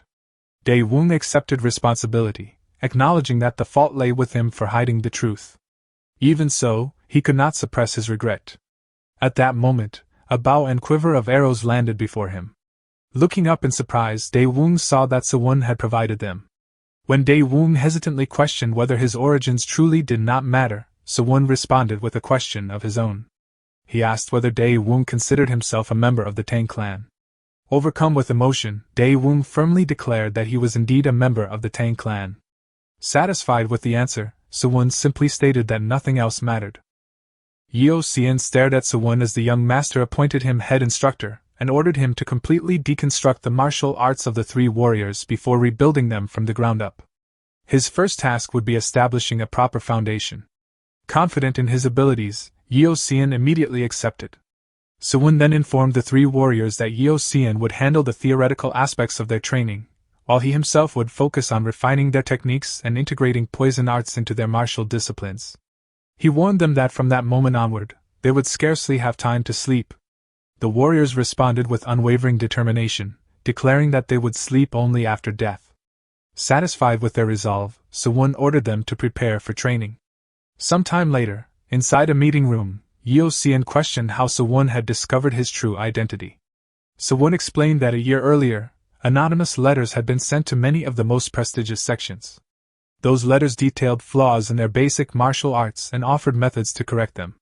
In his previous life, the letters had caused an enormous stir throughout Murim. Realizing the connection, Yeoseon concluded that Sewon had used those letters to track him down. Sewon confirmed as much but noted that sending one of those letters to the Namgung clan had been a grave mistake. They were likely still searching for Yeoseon. He remembered how, in his previous life, the Namgung clan had exploited Yeoseon's talents before discarding him like a tool. He silently vowed not to allow Namgung Myung to repeat that fate. Sewon then recited the famous saying, "Among men there is Lu Bu, among horses there is red hair." before revealing that Yeo Xian was the last descendant of Lu Bu. The revelation left Yeo Xian stunned. Before he could fully process it, Sewon rose from his seat and declared that none of that mattered. What mattered was the lifelong goal Yeo Xian had pursued. Sewon promised to show him the true pinnacle of martial arts. As he spoke, he released an overwhelming aura. Yeo Xian was completely stunned. The energy emanating from Sewon was unlike anything he had ever witnessed. It was not a single type of energy, but at least 3 distinct forces intertwined together. Sewon stated that if Yeo Xian could someday combine multiple energies into one, he would stand upon the same peak of martial arts that his ancestor had once reached. Though the claim sounded arrogant, Yeo Xian could not dismiss it as empty boasting. The young master before him resembled a sleeping dragon that had concealed its true nature while waiting for the moment to soar. When Sewon ordered him to follow, Yeo Xian felt genuine hope for the first time. He believed that this man might truly lead him to the ultimate realm of martial arts. Filled with emotion, Yeo Xian dropped to his knees and pledged himself to Sewon, believing he had finally found the lord he had been searching for all his life. Some time later, the scene shifted to 10,000 Iron, where Sewon was forging a weapon. While working, he noticed someone entering the forge. Without looking surprised, he greeted the newcomer as Gu Yanjian, the master of the 10,000 Irons. Yanjian was surprised that Sewon had anticipated his arrival. Sewon casually remarked that his hearing had become exceptionally sharp. Privately, he reflected that this was the perfect opportunity to recruit the renowned craftsman. Having learned more about Yanjian's past, he finally understood why the man had abandoned the Tang clan in the previous timeline. After exchanging brief pleasantries, Sewon admitted that although he had begun gathering loyal subordinates, it was nowhere near enough. Even with Tang Hoil gone, the clan remained in disarray and would never survive the coming calamity in its current state. Yanjian immediately questioned what calamity Sewon was referring to. Maintaining a serious expression, Sewon declared his intention to unite the entire clan. Yanjian initially assumed that Sewon intended to seize control of Sichuan. However, Sewon revealed that his ambitions extended far beyond a single region. His goal was to create not merely the strongest clan in the world, but the strongest power in existence. Only with such strength could he protect everyone he cared about. He then addressed Yanjian by another name, the Flame King, Jin Mubek, and declared that he needed the legendary man who once bore that title. Yanjian was visibly shocked. Sewon then revealed another secret, identifying Seola as Yanjian's granddaughter. Internally, he reflected that saving Seola's life was the only reason Yanjian viewed him so favorably. Realizing that his identity had been completely exposed, Yanjian admitted the truth. He then explained why he had once been known as the Flame King. Driven by vengeance for his wife's death, he had hunted down every person involved and burned them alive, sending them to hell. By the time his thirst for revenge had finally faded, tragedy had already struck again. His children had died from illness, leaving only his young granddaughter. During those dark years, the previous patriarch, the poisoned sovereign and Yanjian's closest friend, had taken them in. Sewon questioned why he had hidden the truth even from Seola. Yanjian explained that grudges in Nurim were never easily resolved. Erasing his own existence and protecting his granddaughter from afar had been the only way to ensure her safety. Yet Sewon had saved the one person he valued most. Because of that, he declared himself forever indebted and offered absolute loyalty in repayment. Hearing such a pledge, Sewon reflected on how dangerous those words truly were in Nurim. While having one of the top 100 masters at his side would be valuable, blind loyalty was not what he wanted. Instead, he revealed a portion of the future.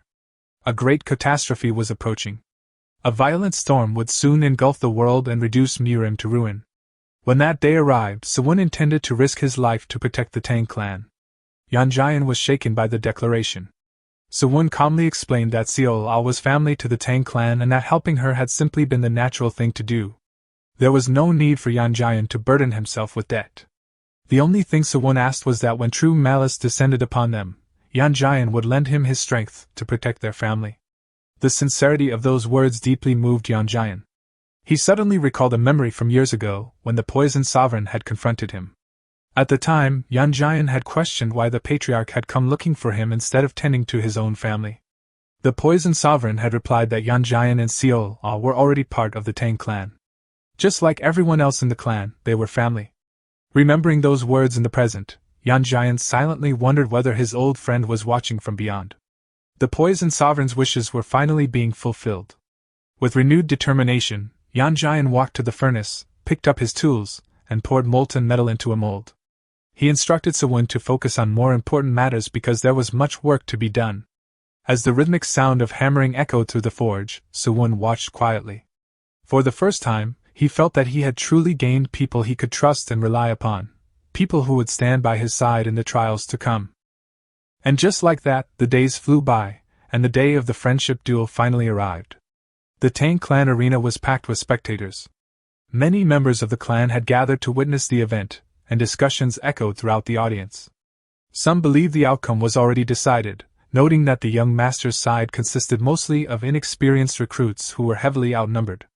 Although Yeo Xian's abilities as an instructor were acknowledged, most felt that 10 days of training was far too short to make any meaningful difference. Others, however, placed their faith in Sewon and eagerly anticipated what he would accomplish. At that moment, Chief Steward Sun Jian announced the arrival of Patriarch Tang Niyo.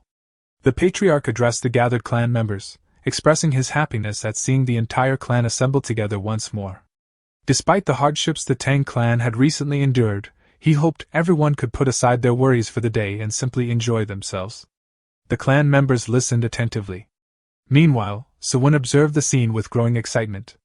He had not expected the duel to attract so much attention, but the scale of the event only strengthened his resolve.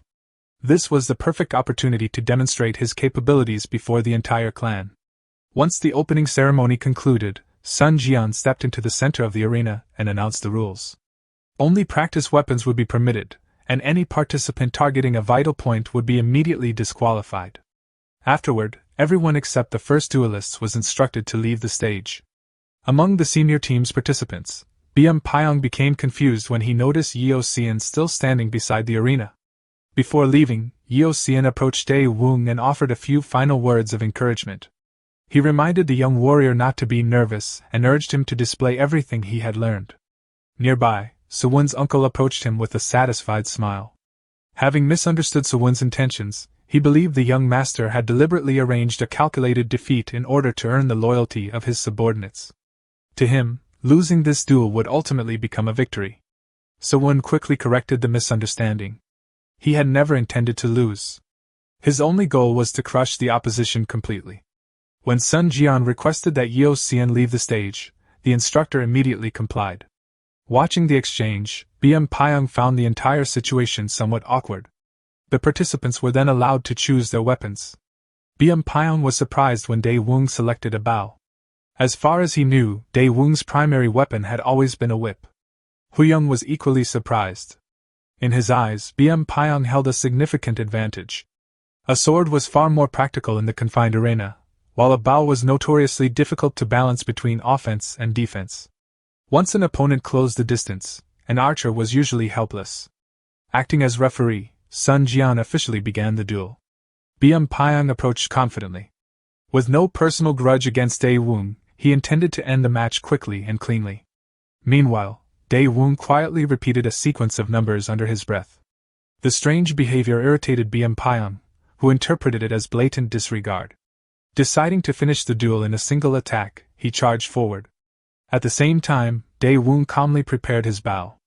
The numbers he had been repeating corresponded to information he had memorized about his opponent.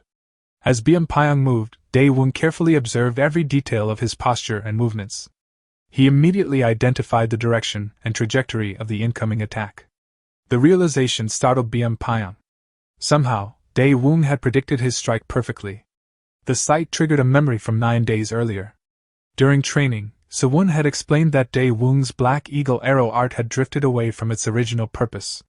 What was meant to be a martial art focused on a single decisive strike had become centered on rapid-fire attacks. Sewon intended to restore it to its original form. Working alongside him, Yeo Xian had carefully analyzed the flow of energy within the technique and proposed numerous adjustments. Under their guidance, Dae Woong had practiced a single arrow attack. When he finally released the arrow, it had completely destroyed the target. The result had left him speechless. He could scarcely believe that such power came from his own martial art. The technique felt entirely transformed. Afterward, Sewon had given Yeo Xian another task. He ordered him to secretly observe the hidden flower unit and develop counter-strategies against them. Yeo Xian had been horrified by the idea of being caught spying, only for Suwon to casually suggest that he simply run away if discovered. The memory ended as the duel continued in the present. Daewoo released an arrow. Pyong attempted to block it with his wooden sword, but the impact was overwhelming. The practice sword shattered instantly, and the force sent him crashing onto the ground. Watching from the sidelines, Suwon's uncle was astonished. Daewoo's speed and power far exceeded his expectations, and he wondered when the rookie had reached the first realm. Refusing to accept defeat, Pyong immediately rose to his feet and charged once more with the broken remains of his weapon. Driven by pride in the Hidden Flower unit, he launched a relentless series of attacks. Yet every strike missed. Daewoo calmly evaded each attack with remarkable precision. When Pyong attempted a thrust followed by a hidden follow-up strike, Daewoo anticipated it perfectly. Using his bow, he intercepted the attack and immediately followed with a powerful kick. The impact sent both weapons flying across the arena. Neither fighter was armed anymore. Without hesitation, Daewoo rushed forward and threw a punch. Pyong avoided it, and responded with a heavy blow to Daewoo's stomach. Believing he now held the advantage, Pyong unleashed a barrage of punches. Daewoo blocked every attack with his forearms. Watching the exchange, Suwon's uncle became convinced that Pyong had successfully seized control of the battle. Suwon, however, remained silent and continued observing. Moments later, one of Pyong's punches landed squarely on Daewoo's face, drawing blood. The hit caused Daewoo's expression to harden. At that moment, he recalled Suwon's advice. A warrior became most vulnerable when he was completely convinced of his own victory. That confidence clouded judgment and created opportunities for a decisive counterattack. Following that lesson, Daewoo reached into his arrow case and withdrew an object. Pyong assumed it was an arrow and laughed. Without a bow, an arrow was useless. Confident of victory, he charged forward. Only then did he realize his mistake. The object in Daewoo's hand was not an arrow at all but a concealed blunt weapon. Before he could react, Daewoo swung it directly into his stomach. The strike instantly drove the air from his lungs and sent him collapsing to the ground. The arena fell silent. A moment later, Sun Jian's voice echoed throughout the venue as he declared Daewoo the winner of the first duel on behalf of the young master's team. The result left Suwon's uncle utterly speechless. He could not comprehend how such an outcome had become possible. Meanwhile, Suwon simply smiled. To him, this victory was only the beginning. The spectators believed they had witnessed something shocking, but in his eyes, the true performance had not even started yet. Two members of the Tang clan entered the arena and carried away the injured Pyong. Daewoo could barely contain his excitement after his victory. Yeo Xian chuckled at the sight, pleased that the young warrior's efforts had finally borne fruit in a real battle. Daewoo confidently assured him that he knew exactly what to do in the next match. Watching the exchange, Suwon reflected that Daewoo seemed genuinely thrilled to see his hard work rewarded. Since he enjoyed the experience so much, Suwon decided that he would push him even harder during future training.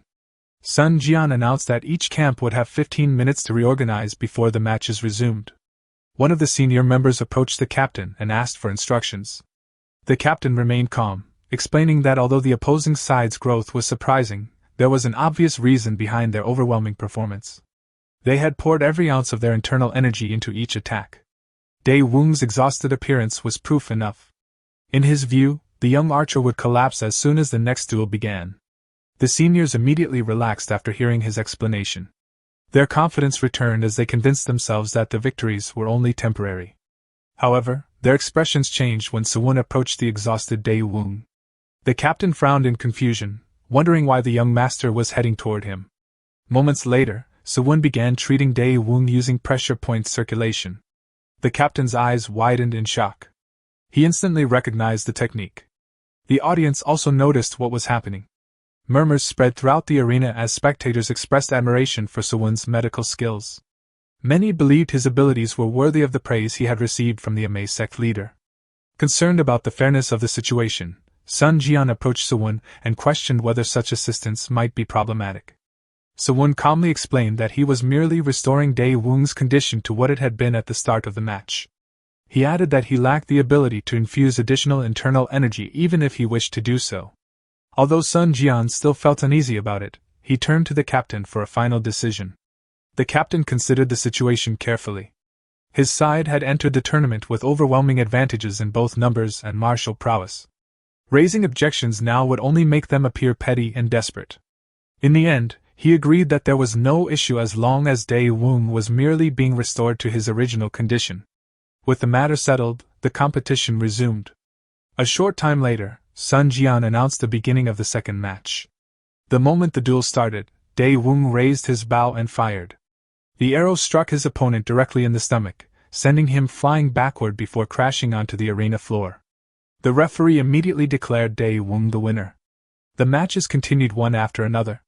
Victory after victory went to the young master's team. Dae-woong continued defeating opponent after opponent. Jang Il and Jang Yi followed suit, overwhelming their own adversaries. As the defeats accumulated, the captain found himself unable to believe what he was witnessing. These warriors had been little more than low-ranking fighters only 10 days earlier. Yet now every member displayed remarkable improvement. Dae-woong alone secured 5 victories. Jang Il claimed 4. Jang Yi earned 3 more. 12 consecutive defeats had reduced the opposing side to only 9 remaining fighters. When the referee later declared Jang Yi the victor of another duel, the captain realized that only 8 fighters remained. The audience could hardly believe their eyes. Many wondered whether the warriors had secretly been elites all along. Others quickly dismissed the idea and credited everything to the teachings of the young master and his instructor. The captain could no longer deny the truth. In only 10 days, Suwon had developed perfect counters for every technique his opponents possessed. The feat seemed almost inhuman. Yet even more terrifying was the foresight Suwon had displayed by bringing the mysterious instructor into the clan. Despite witnessing his nephew's recent achievements, the captain had continued to worry because of Suwon's frail appearance. Now he realized how foolish those concerns had been. Suwon operated on an entirely different level. Ashamed of his own poor judgment, the captain concluded that the only proper decision would be to surrender. Before he could act, however, Suwon approached him with a proposal. The captain listened in confusion. Suwon explained that the matches had become tedious and suggested settling everything with a single group battle. The suggestion shocked the captain. The audience reacted with similar surprise. Many believed the young master's team would be at a severe disadvantage due to being heavily outnumbered. Since the vice-captain had yet to fight, most assumed Suwon was simply offering the opposing side a chance to preserve some dignity with a final victory. The captain, however, felt no reassurance. He was convinced that Suwon was planning something. Some time later, Sun Jian raised his hand and officially announced the final group battle. Before the match began, the captain secretly transmitted a warning to Huyang. He emphasized that the young master was undoubtedly planning something and ordered him not to lower his guard for even a moment. Both teams took their positions. Sun Jian lowered his hand and gave the signal to begin. The instant the battle started, Huyang ordered the deployment of the black flower arrow formation. His subordinates immediately formed ranks and charged forward. At the same time, Jang Il instructed Dae-woong to provide cover fire. Hidden weapons filled the air as Huyang commanded his men to unleash everything from the very start. Dae-woong dodged the incoming barrage while gritting his teeth in frustration. The sheer number of hidden weapons was overwhelming.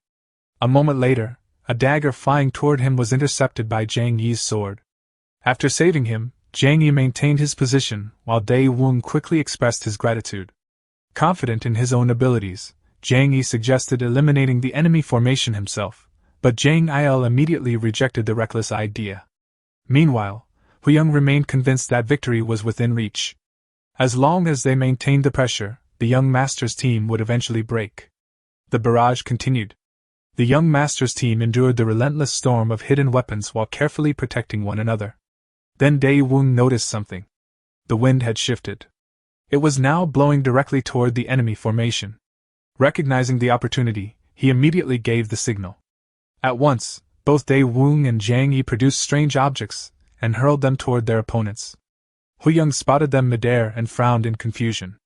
They resembled pills, yet something felt different. A sense of danger surged through him. He immediately ordered everyone to scatter. Watching from the rear, Suwon smiled.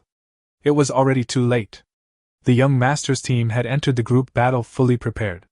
They had anticipated the black flower arrow formation and brought a countermeasure specifically designed to defeat it. The thrown objects exploded in midair. Countless green snowflakes spread across the battlefield. The moment Huyang saw them, his expression changed dramatically. He hurriedly covered his face, but it was already too late. Green smoke rapidly engulfed his entire force.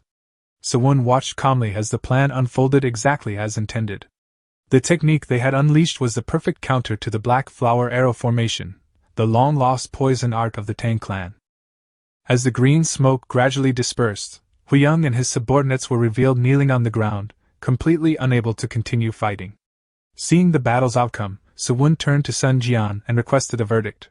Sun Jian stepped forward and officially declared the result of the final group battle. Victory belonged to the young master's team. At that moment, Tang Nuyal, the leader of the Tang clan and Sewon's father, approached him. Sewon respectfully acknowledged the clan leader's presence. Tang Nuyal immediately questioned him about the poison used during the battle, asking how he had obtained the immortal disabler. The name alone sent shockwaves through the audience. Murmurs spread rapidly throughout the arena as people discussed the legendary poison. Many remembered it as the famous energy-dispersing toxin once associated with the poison sovereign. As he observed the reactions around him, Tang Nuyal recalled the history of the poison. The immortal disabler was a non-lethal toxin designed to disrupt a martial artist's internal energy. While cultivators could survive its effects, ordinary people without qi often died from exposure. Because martial artists had abused such poisons and caused countless civilian casualties, the imperial court eventually ordered the destruction of most energy-dispersing toxins throughout the Jianghu. Only variants harmless to commoners were spared. Among them, the most famous had been the Tang clan's immortal disabler. When Tang Nuyal's father died unexpectedly, the poison disappeared entirely from the martial world. Its sudden reappearance in Sewon's possession was something he could scarcely comprehend. Nearby, one of the elders urgently ordered the physicians of the medical pavilion to transport the affected warriors for treatment. Sewon calmly stopped them. He explained that he had modified the ingredients, and that the effects would naturally disappear after a short time. He then apologized to the clan leader for causing concern and admitted that the poison he had used was indeed the immortal disabler. The confirmation shocked everyone present. Tang Nuyal immediately asked whether Sewon had obtained the formula from the poison demon. After a brief silence, Sewon confirmed that he had.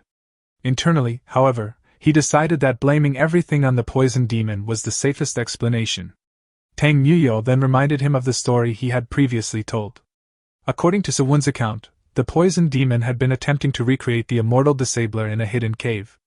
Yet whenever the final ingredient was added, the poison became unstable, causing him immense suffering and leading him to curse Sewon's grandfather before his death. If that formula had been incomplete, Tang Nuyal wanted to know how Sewon had succeeded where the poison demon had failed. In response, Sewon reached into his pocket and explained that the poison demon had spent years searching for a substance capable of stabilizing the mixture. Unfortunately, no such ingredient had existed. He then revealed a piece of black waste stone. According to Sewon, everything changed once the stone was added to the formula. The poison immediately stabilized, and after examining the finished result, he became convinced that it matched the true immortal disabler originally created by his grandfather.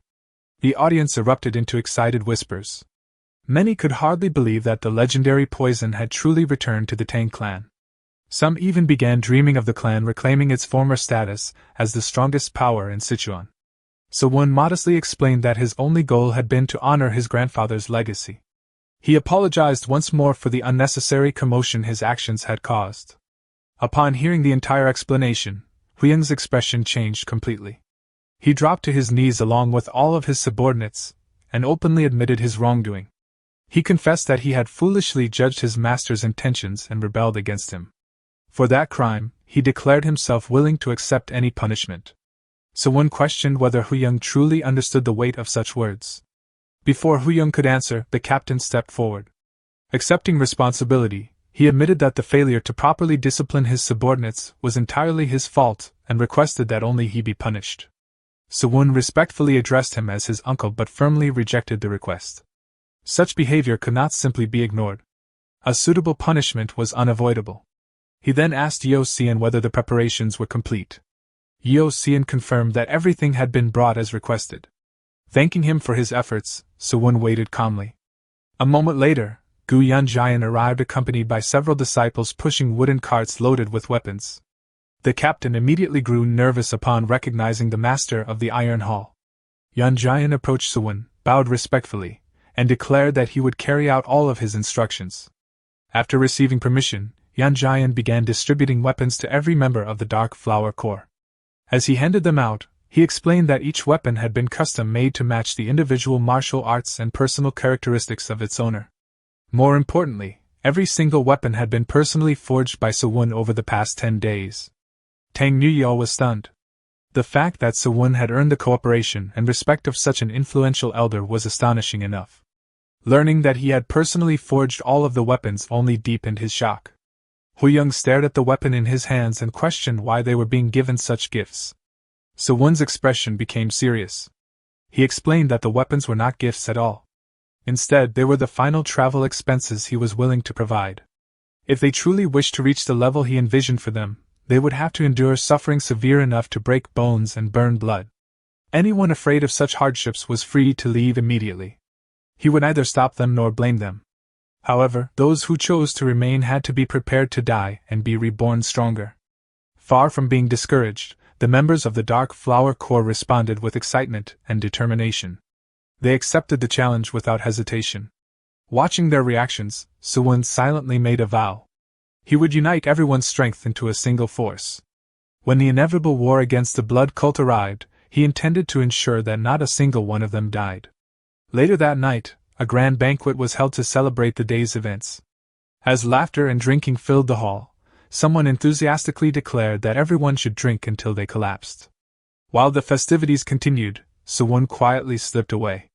Moving swiftly through the darkness, he headed toward the bamboo forest.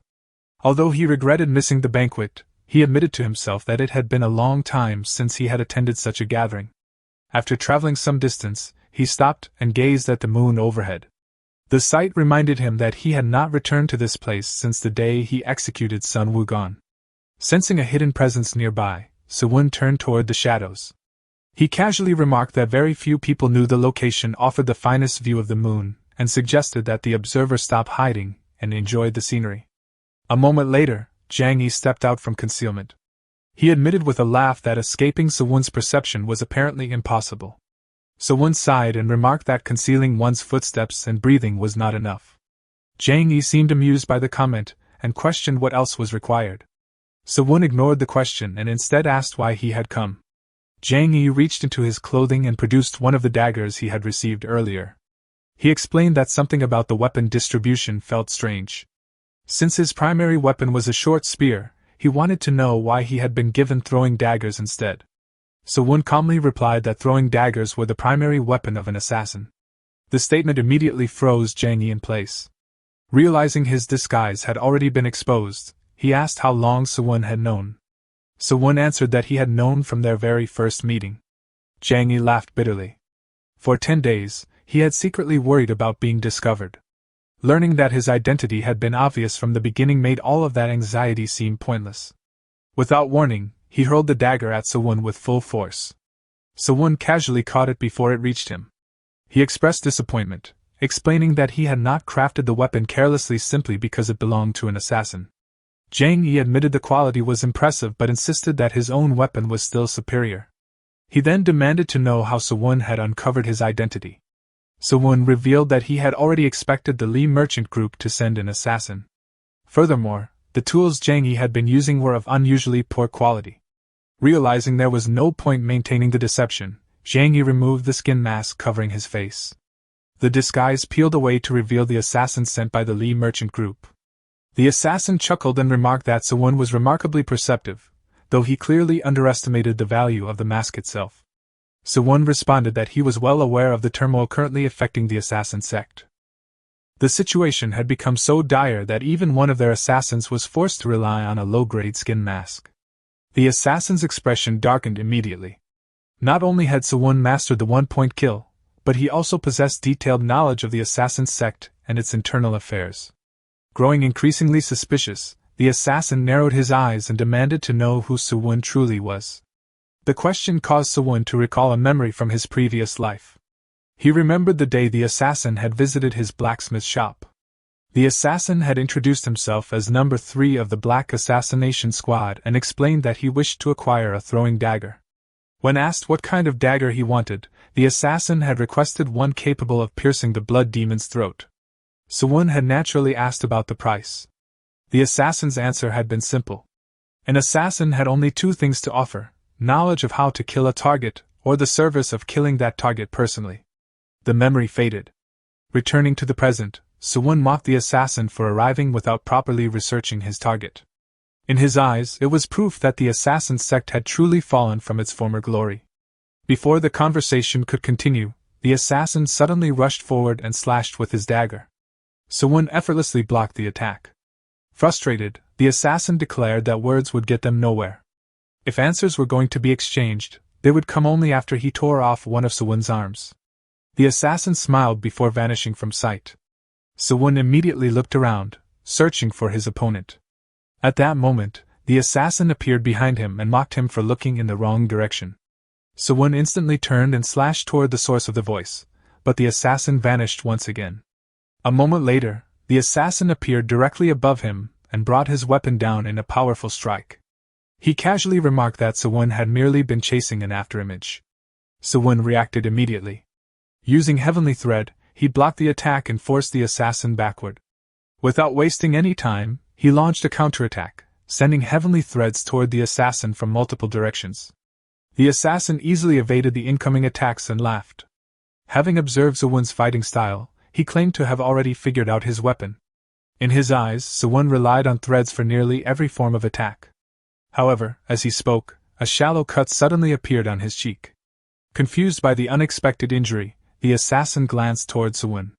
Sewon calmly asked what other information the assassin had managed to uncover before coming to confront him.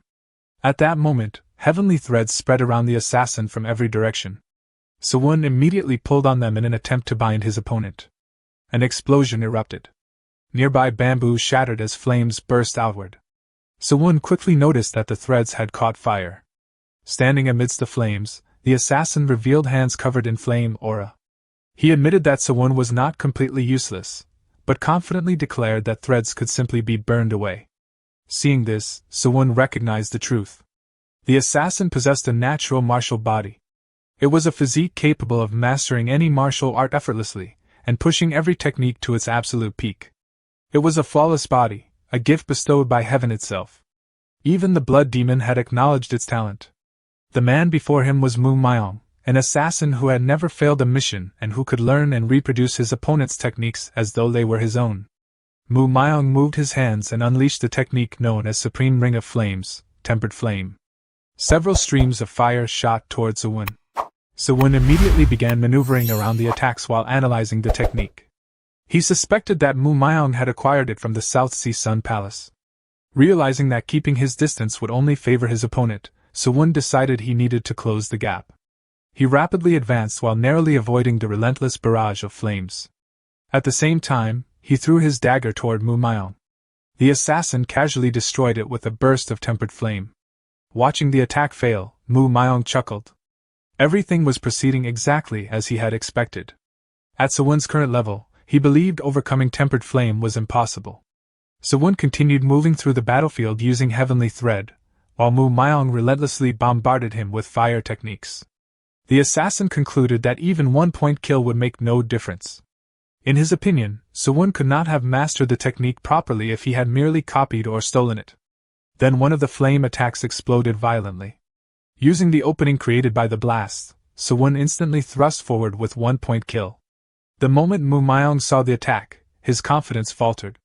Its execution was superior to his own.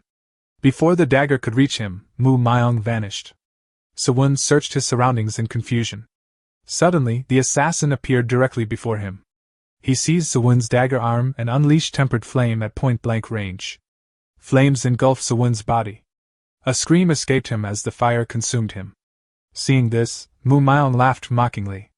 He remarked that the sight suited a petty thief perfectly, and demanded to know the true method behind 1-point kill. Then something unexpected happened.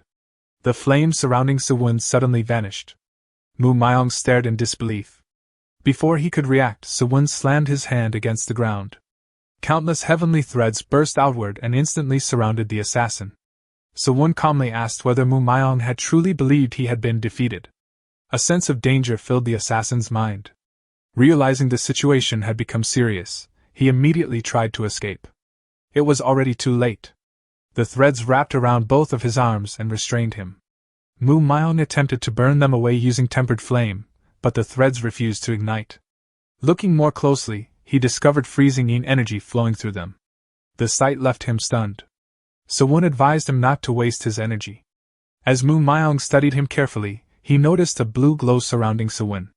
He immediately recognized it as innate core energy. Suspicion filled his eyes. He questioned whether Sewon intended for both of them to die together. Sewon calmly replied that such an interpretation would not be entirely wrong. Using heavenly thread, he retrieved his fallen dagger and directed its point toward Mu Myong's head. In his view, the conflict would only end when one of them died. For the first time, Mu Myong felt genuine tension. He realized that Sewon had completely trapped him. Yet just before the dagger could strike, Sewon stopped it. Mu Myong stared in confusion. Rather than attacking, Sewon instructed him to take the weapon. The assassin accepted the dagger but questioned Sewon's intentions. Sewon then drew his own dagger and explained. He knew that Mu Myong would only accept a challenge if the conditions were fair. Therefore, he intended to settle everything properly and determine who the true successor of the assassin sect was. Mu Myong dismissed the claim as nonsense. However, Sewon continued. Although their methods differed, Mu Myong should recognize the ritual they were performing. This was the assassin sect's succession test. The bond breaker. Hearing the name, Mu Myong froze. Sewon explained that the saying, "He who tied the knot must untie it," was only part of the meaning. The true bond breaker involved binding one another's bodies before attempting to strike and disable each other's limbs. That was the genuine succession test. Mu Myong laughed. He finally understood why Sewon had bound their arms together. Even so, he dismissed the story and advised Sewon to stop trying to manipulate him with old legends. Sewon remained unmoved. He revealed that he sought revenge against the assassin sect on behalf of his master, the Assassin Reaper. The moment that name was spoken, Mu Myong froze completely. Shock filled his expression. He asked whether Sewon was claiming to be the disciple of his deceased brother. At the same time, he remembered years of fruitless searching. Despite all his efforts, he had never managed to uncover a single clue regarding his brother's fate. Still struggling to process the revelation, he questioned Sewon further. Was he truly saying that the assassin sect itself had murdered his brother? Sewon calmly confirmed it. Mu Myong simply had not known the truth until now. As he spoke, Sewon recalled a memory from his previous life. During one of their conversations, Mu Myong had once confessed his greatest regret. It was not a failed mission or an enemy who escaped him. Rather, it was his inability to uncover the identities of the traitors sooner. He had bitterly lamented how deeply corruption had spread within the assassin sect. The organization had become rotten enough to sell out its own family. If he could return to the past, he had vowed to kill every one of the vermin responsible for his brother's death. Afterward, he had jokingly suggested that Sewon help him. Then, after a brief pause, he had laughed and withdrawn the invitation. At the time, Sewon had been far too weak to be of any help. Mu Myong had told him not to get involved, not to throw away his life needlessly, and not to die like a stray dog. Instead, he had suggested that they simply drink together as friends. In the present, the assassin demanded to know whether Sewon was truly claiming that the assassin sect had been responsible for his brother's death. Without answering immediately, Sewon released the threads restraining the assassin and assumed a fighting stance. Then he charged forward. As he launched his attack, he declared that from that moment onward, he would fulfill his master's final wish. The assassin blocked the strike, but Sewon continued speaking. According to the traditions of the assassin sect, the bind breaker would now begin. The words only fueled the assassin's anger. With a powerful swing of his dagger, he forced Sewon backward before advancing toward him. He accepted the challenge, promising to make Sewon beg for the chance to continue speaking. The battle resumed. Neither side could gain the upper hand. Every attack was met with an evasion, and every evasion was followed by a counterattack. The duel continued in a relentless cycle as both fighters demonstrated nearly identical skills. After some time, the assassin suddenly kicked a cloud of dust into Sewon's face. The debris obscured Sewon's vision for a brief moment. Seizing the opportunity, the assassin slipped behind him, leaped from a bamboo stalk, and thrust his dagger forward. Just as the blade was about to strike, Sewon turned. He narrowly dodged the attack and immediately launched a counter-strike of his own. The assassin barely avoided it. Without hesitation, Sewon followed up with the throwing dagger technique. The assassin evaded it effortlessly. As he did, a realization struck him. The technique was exactly the same as his own. Moments later, both fighters attempted simultaneous kicks. Their legs collided in midair, and the force of the impact sent both men sliding backward. The assassin's suspicions only grew stronger. Even the way Sewon utilized the technique was identical.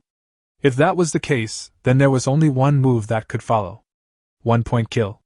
The assassin remarked that if they continued mirroring each other like this, they would spend the entire night fighting without ever finishing the test. Sewon calmly assured him that the next exchange would be different. Both men lowered their stances. The assassin executed 1-point kill. At the same time, Sewon moved as well. The moment the assassin saw his stance, his eyes widened. Sewon was using a reverse grip. The technique instantly became recognizable. It was the secret art known as reverse 1-point kill. Their daggers collided. A sharp crack echoed through the bamboo forest. The assassin's weapon shattered. Unable to withstand the impact, he dropped to one knee. Looking down at him, Sewon remarked that it appeared the assassin was the one who should be begging now. The assassin readily admitted defeat. Still staring at the fragments of his broken dagger, he asked what technique Sewon had just used. Sewon explained that it was reverse 1-point kill. The assassin nodded slowly. The name suited the technique perfectly. Everything about it, from the grip to the circulation of core energy, had been reversed. Yet despite that reversal, the technique was clearly superior to the original 1-point kill. Sewon explained that his master had recreated the technique from scratch for someone who preferred fighting with a reverse grip. Hearing that, the assassin was reminded of a distant memory. As a child, he had once been scolded by his older brother for holding his weapon incorrectly. Instead of listening, he had insisted that his unconventional grip looked cooler. The memory faded. Back in the present, the assassin slammed his fist into the ground. Frustration filled his voice as he complained that he could not believe he was hearing such words from someone else. His brother should have shown that level of care while he was still alive.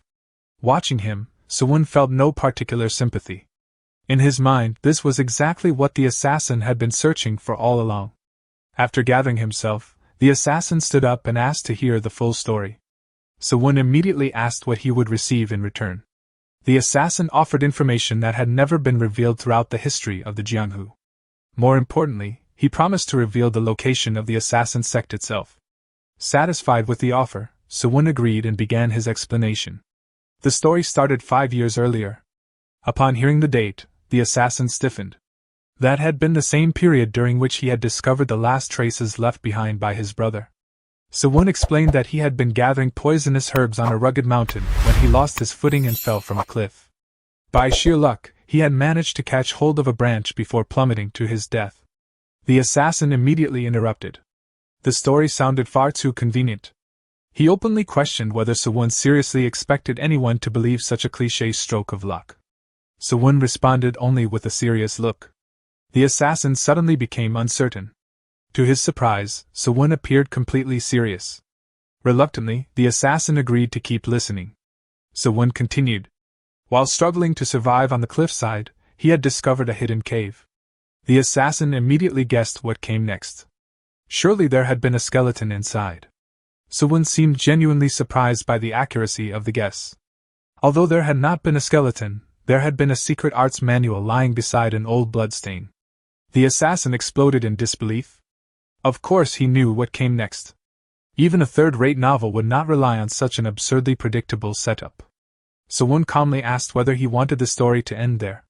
The assassin instantly realized he had pushed too far. Growing nervous, he quickly apologized.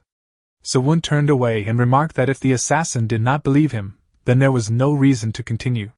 Panicking, the assassin hurried forward and grabbed Sewon's shoulder. He offered a sincere apology, and asked him to continue. Sewon finally relented. He warned the assassin to remain silent and listen carefully because this would be his last chance. The secret arts manual, he explained, had not contained martial arts alone. Written in blood alongside the techniques were the truth behind the incident, and the dying wish left behind by his master.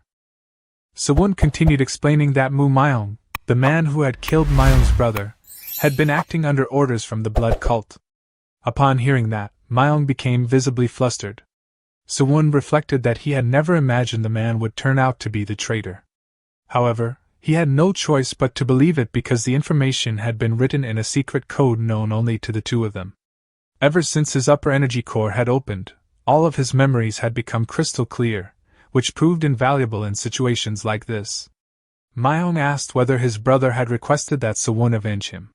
Sewon replied that he had not. Instead, his brother had said that revenge was something his younger brother should carry out himself. Those words left Myung stunned. Sewon continued by explaining that his only task had been to deliver the improved martial arts and reveal the truth behind everything. Myung questioned why, despite obtaining the secret arts manual 5 years earlier, Sewon had never revealed himself until now. Sewon explained that he had been instructed never to make contact until his martial prowess had reached the peak of the Supreme Peak realm. His master had warned him never to act recklessly, especially because of someone who had once tried to sever his arm without hesitation.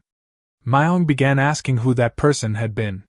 Before he could finish, Sewon interrupted him, stating that enough had been said and that Myung only needed to reveal the location of the assassin sect headquarters so everything could be brought to an end. Confused, Myung asked what exactly Sewon intended to end. Without hesitation, Sewon placed his weapon against Myung's neck. He explained that he had expected another assassination attempt, and since assassin sect contracts were absolute, it was only logical to eliminate any possible threat before it could arise. Myung admitted that it was a rational conclusion. Sewon declared that he would kill their mortal enemy in Myung's place and asked whether he had any final words. Instead of accepting death, Myung calmly begged to be spared. His answer completely caught Sewon off guard.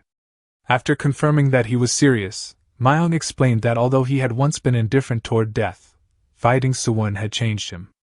Learning the truth about his brother's killer had given him a reason to keep living.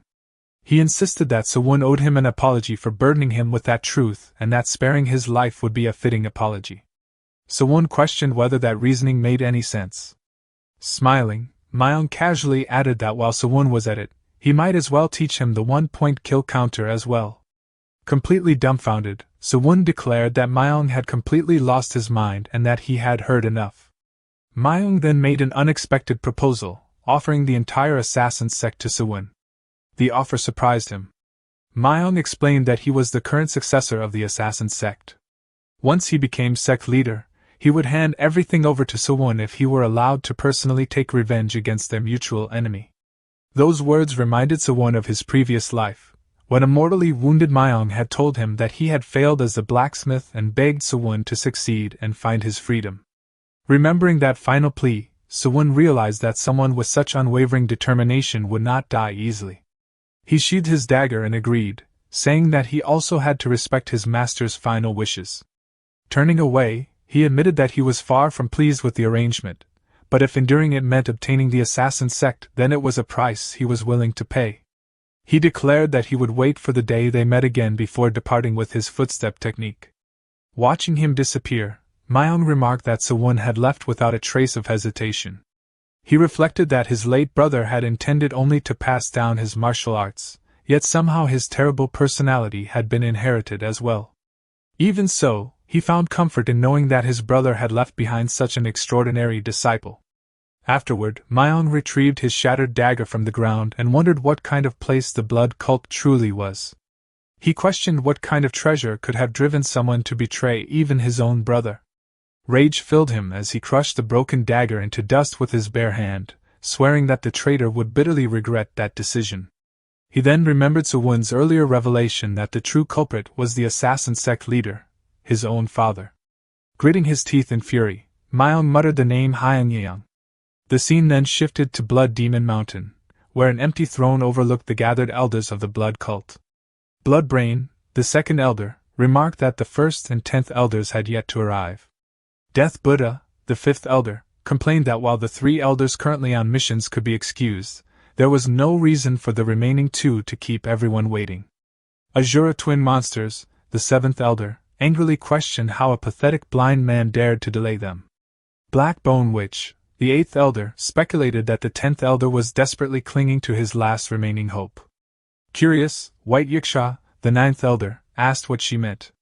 Black Bone, which mocked him for his stupidity before explaining that the 10th elder had most likely gone to visit the armless poison demon in an attempt to remove him from his elder position. She sneered that it was disgraceful for such a fool to hold the title of elder. Infuriated by her insults, White Yiksha unleashed his inner energy, and warned that another word from her would cost her both her tongue and her position. Black Bone, which merely laughed at his threat, mocking his martial prowess. Before the argument could escalate, the doors opened and Sword Demon, the first elder and vice leader of the blood cult, entered alongside Poison Demon, the 10th elder. Sword Demon demanded to know what all the commotion was about. Poison Demon expressed disappointment that the fight had been interrupted, joking that he had nearly acquired fresh materials for his corpse poison. Seeing Poison Demon, Black Bone, which silently realized just how dangerous he had become. His poison arts had advanced to an astonishing level, making her wonder whether he had already reached the threshold of the mystic realm. Sword Demon ordered everyone to postpone their quarrel because the audience was about to begin. Bloodbrain was taken aback, realizing that their lord's year-long training period should still have 6 months remaining. Before anyone could question it further, an overwhelming pressure descended upon the throne room. Every elder immediately rose before dropping to their knees. A herald announced that the master of all demons had descended and commanded every servant to prostrate themselves before their god. The blood demon slowly approached his throne before turning to face the kneeling elders. 2 guards stood silently beside him. One of the guards loudly proclaimed the blood demon's return and ordered every demon to bow before him, praising the divine cult's inevitable rule over the world. The chants continued throughout the hall. One guard soon noticed that Poison Demon's posture was insufficiently respectful and harshly ordered him to bow properly. The blood demon shifted his gaze toward Poison Demon and released even greater pressure. Instantly overwhelmed, Poison Demon was forced onto his hands and knees. Coughing up blood, he quietly acknowledged that this was the limit of his current strength. Without further ceremony, the blood demon announced that the date of the grand plan would be moved forward.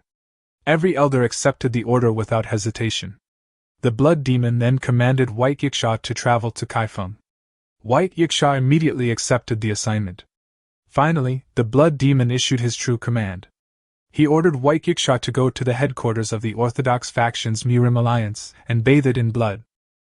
Time passed after the friendly duel. A middle-aged man sat at a table in a restaurant with 2 young men. While observing the long line of people waiting to enter the Tang clan, the middle-aged man brought up the rumor that the Tang clan's Emerald Dragon had single-handedly destroyed the Nagang stronghold during an escort mission. The brown-haired young man expressed disbelief, noting that the Nagang stronghold was one of the 72 strongholds of the Green Forest. The black-haired young man agreed, insisting that such a notorious stronghold chief could not possibly have been defeated so easily, and dismissing the story as nothing more than a false rumor. The middle-aged man poured himself a drink and criticized their skepticism. He pointed out that Sawun had already confronted the poison demon, making it unreasonable to think he would fear the Green Forest bandits. The black-haired young man remarked that the Emerald Dragon's reputation was already soaring throughout the Jianghu. However, the brown-haired young man remained unconvinced, arguing that no one had actually witnessed Sawun fighting. The middle-aged man explained that whether they believed the rumors or not, the Emerald Dragon's growing reputation had drawn countless people to the Tang clan. As the sun began to set, 2 guards patrolled the streets together. One guard commented that he could hardly believe Sawun had remained inside the forge ever since dawn. The other wondered whether Sawun had even slept, considering that he was already overwhelmed with responsibilities involving both the escort agency and the medicine hall. The first guard admired Sawun's dedication, noting that the atmosphere within the Tang clan had greatly improved because of him. The second guard agreed and resolved that they should work just as diligently themselves. Meanwhile, inside the forge, Sawun continued hammering away at his gloves.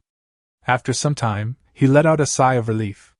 He realized that by following the pursuit thread of the ring finger, he had finally unlocked the ice wheel thread of the pinky, a technique capable of countering scorching yang energy. Even so, he knew it was still far from complete. As he put on the gloves, he reflected that if they had displayed their true power, the current Mu Maiyang would never have been able to match him. Unlike the pursuit thread, the ice wheel thread required him to absorb the materials from the 10 demonic weapons contained within the heavenly net before it could reveal its full potential. His thoughts turned toward the 10 demonic weapons, recalling that the white water fan belonging to the white ice demon supreme, Seolirang, was one of them. A memory from his previous life surfaced, in which Seolirang had eagerly spoken about the space of extinction and expressed her hope that the demonic artisan would be present there. The mere memory caused Sewon's body to tremble with fear.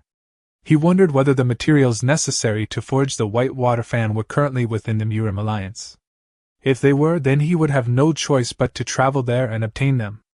Before pursuing that goal, however, he resolved to capture the hidden observer watching him. His expression immediately became serious. Extending one hand toward a nearby hiding place, countless threads shot from his fingers and wrapped themselves around the concealed figure. Before the intruder could react, Sewon restrained him completely and slammed him violently into the ground. Walking over, Sewon remarked that anyone caught spying on another person's training could hardly complain even if they lost their life. The hidden observer turned out to be Myong, who remained lying on the ground while clutching his shoulder and complaining that he must have landed badly because he could no longer stand. Without another word, Sewon picked up a pan filled with molten iron from the burner and held it toward him. Seeing it, Myong nervously questioned why Sewon was holding molten iron. Sewon calmly explained that he intended to help him wash his face with it before sarcastically asking what else it could possibly be for. Laughing awkwardly, Myong stood up and admitted his embarrassment before asking how Sewon had managed to detect the Shadow King's stride despite its ability to conceal itself within shadows. Sewon silently reflected that the pursuit thread possessed tracking and detection abilities that rendered such techniques ineffective. He then questioned why Myong was still lingering around after 10 days had already passed.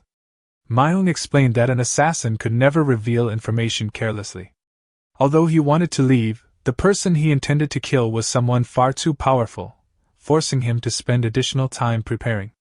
Setting the pan aside, Sewon reflected that Hyung Yeong was both the leader of the assassin sect and Mu Myong's father, meaning he undoubtedly carried many complicated emotions as well. Interrupting his thoughts, Myong casually requested permission to stay with him for a while. The request left Sewon surprised. Myong explained that remaining beside Sewon was the only way to avoid suspicion. Since assassins stayed close to their targets until the moment they struck, he could not afford to leave, even if it took years. Sewon simply remarked that Myong was unbelievably persistent. Placing a hand on Sewon's shoulder, Myong suggested that while they were together, Sewon might as well teach him the one-point kill. In exchange, Sewon would gain the world's greatest assassin as his personal bodyguard. Sewon brushed his hand away and bluntly stated that he had no need for a bodyguard who was weaker than himself. Although Myong admitted the statement was true, he still complained that it had been unnecessarily harsh. Their conversation was interrupted when someone burst into the forge and loudly called for the young clan head. Before the newcomer noticed him, Myong silently disappeared back into the shadows. The visitor apologized for arriving so early before explaining that he had been sent to deliver a message from the Murim Alliance. Sewon calmly instructed him to deliver the message directly. The messenger explained that the Murim Alliance wished for Sewon to come and make use of its forge. Hearing this, Sewon immediately wondered whether the matter he had entrusted to Abbas Jiamhwa had finally been resolved. He considered the timing fortunate, believing it provided the perfect justification for his next move.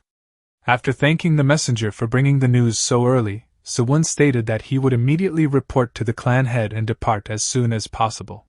Some time later, inside the Tang clan's meeting room, Tang Nuyeo listened as Sewon informed him that he intended to leave for Kaifeng immediately.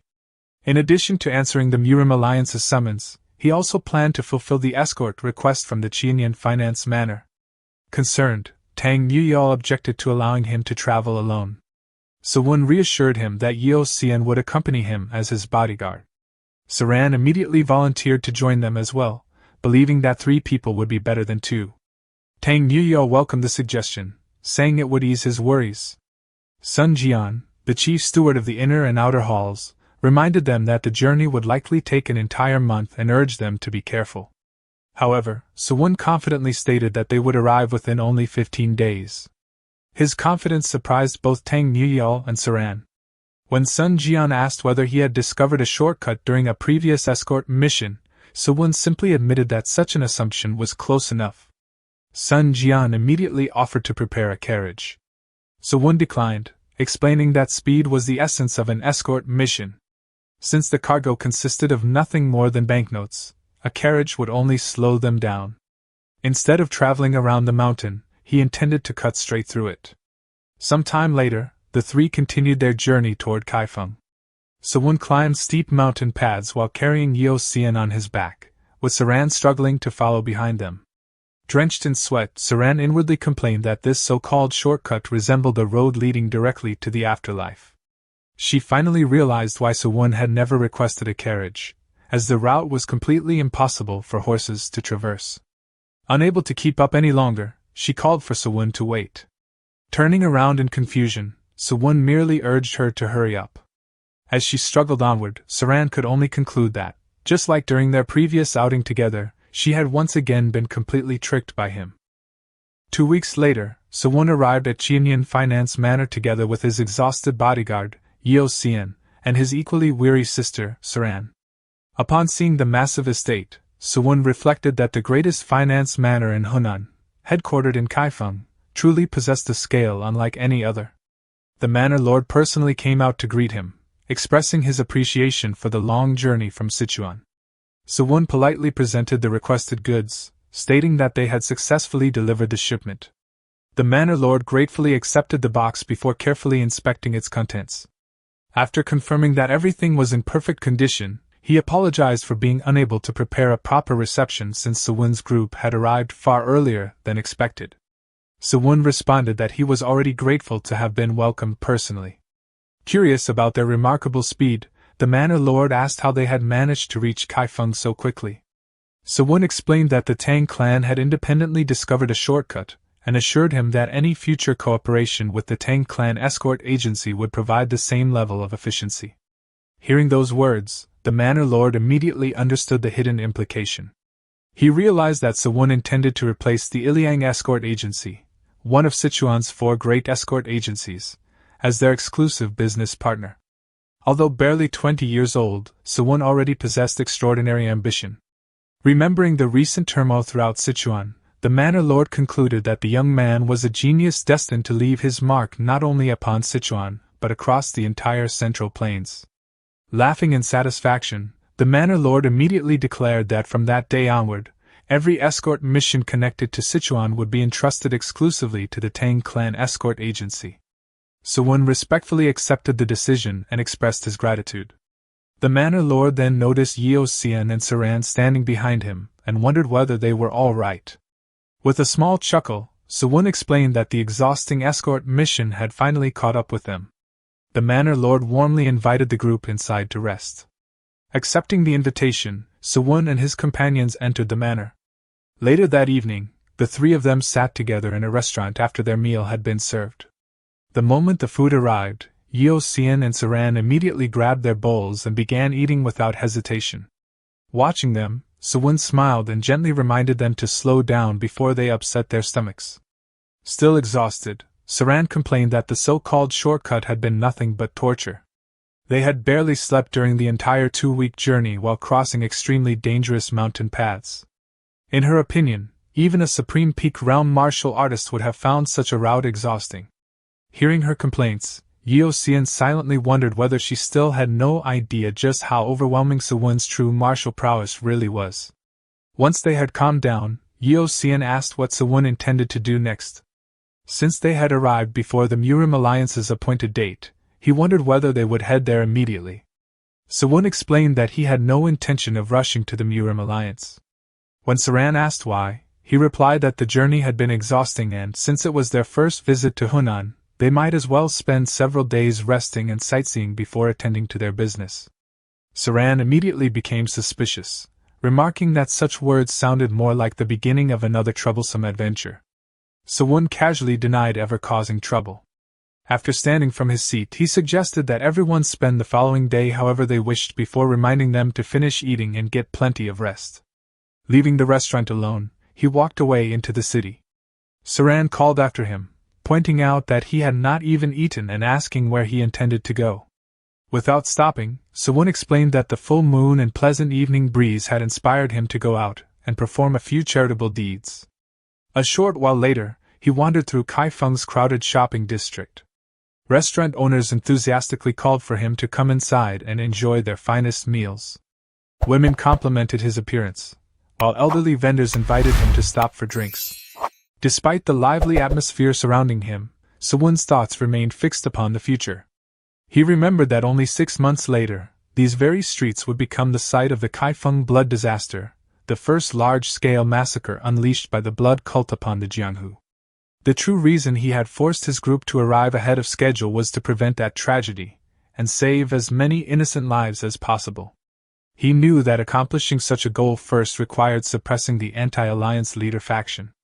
Their political struggle to remove the Sword Emperor from the position of alliance leader had greatly weakened the Murim alliance, allowing the blood disaster to become far more devastating than it otherwise would have been.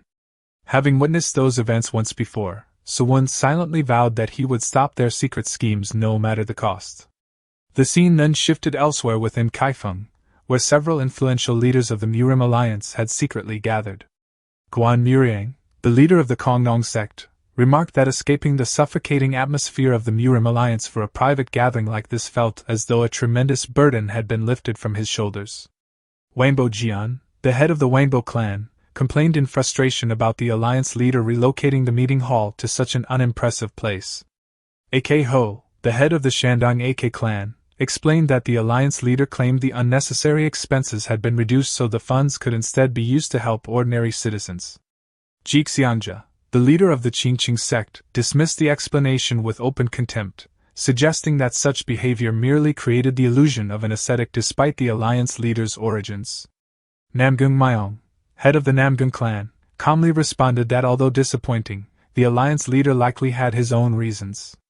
Guan Muriang scoffed at that explanation, mentioning rumors that the alliance leader had once again left on another leisurely excursion. Taoist Yanghua, grand sect leader of the Kunlun sect, expressed disbelief that the alliance leader continued leaving so frequently despite his responsibilities. Unable to contain his frustration any longer, Wanbo Jian slammed his fist onto the table and declared that the alliance could no longer function properly under the current leadership. He insisted that the selection of a new alliance leader should begin immediately. Namgung Myong calmly presented the current political balance within the Murim alliance.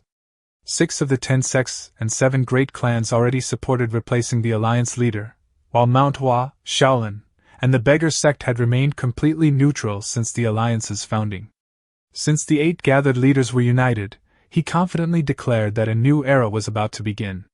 Ji Xianja enthusiastically congratulated Namgung Myong before correcting himself by addressing him as the future alliance leader. The remaining leaders immediately echoed the congratulation. Placing his bowl of liquor upon the table, Namgung Myong modestly accepted their support and promised to restore the Murim alliance's former prestige. Ji Xianja expressed anticipation for the next grand meeting. The conversation then shifted toward the Tang clan. Wanbo Jian mentioned that the Tang clan's legitimate heir had already begun traveling toward the Murim alliance after receiving its invitation. He reminded everyone that Sewon had humiliated both Li Hozong and Sun Wugen and questioned whether allowing him to arrive unchallenged was truly acceptable. Namgung Myong dismissed the concern, seeing no reason to obstruct someone whose stated purpose was merely to borrow the alliance's forge. While pouring himself another drink, he casually revealed that Elder Y had finally decided to return after his prolonged absence. Hearing that, Wanbo Jian immediately recalled the sea-sword demon, Y Tito, the great elder of the Hainan sect. Ever since the death of his disciple, Sun Wugen, grief had kept him away from public affairs. Wanbo Jian silently concluded that Namgung Myong had already arranged matters so that responsibility for any future conflict could conveniently fall upon Y Tito instead, admiring the frightening thoroughness behind such political maneuvering. Namgung Myong then acknowledged the Qingqing sect's resentment, but firmly declared that no harm must ever come to the legitimate son of the Tang clan. Regardless of political disagreements, martial artists of the orthodox path were bound by principles they could never abandon. After personally pouring Ji Xianja another cup of liquor, Namgung Myong ended the discussion. Ji Xianja accepted the drink and remarked that, regardless of everything else, fate would eventually bring Sewon face to face with his mortal enemy upon a narrow bridge. Meanwhile, elsewhere in Kaifeng, several armed individuals silently surrounded Sewon, raising their weapons as they prepared to confront him. 30 minutes earlier, An old beggar sat beside the roadside, pleading with passers-by for a single coin, explaining that he had not eaten anything all day. One passerby harshly scolded him for reaching out, calling him filthy and telling him to find work if he needed money before walking away without offering any charity. Shortly afterward, Sewon approached the old beggar. Upon noticing him, the old beggar politely asked whether the young man could spare him a single coin. Instead of giving him money, Sewon handed the beggar a bottle of liquor. The old beggar accepted the bottle with surprise, recognizing it as alcohol. Although grateful for the gift, he admitted that money would have been far more useful. Rather than responding directly, Sewon calmly sat before him and recited the phrase that old clothes were best for wearing, while new friends were best for companionship. The words immediately changed the old beggar's expression. Realizing that the secret code had been spoken correctly, he rose to his feet with a serious expression and silently instructed Sewon to follow him. Some time later, Sewon continued following the old beggar while silently reflecting upon the beggar's sect, the intelligence organization whose headquarters were located in Kaifeng while maintaining branches throughout the world.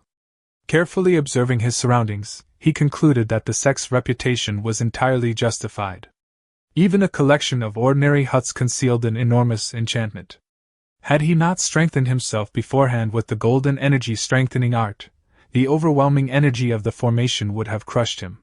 He also noticed that every beggar nearby possessed remarkable skill and remained prepared to attack at a moment's notice.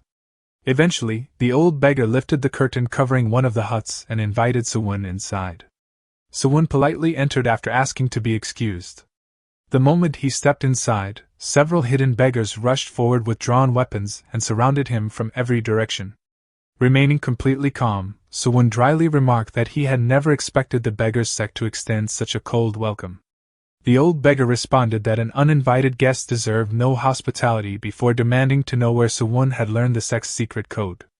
He directly questioned whether the alliance leader had revealed it to him.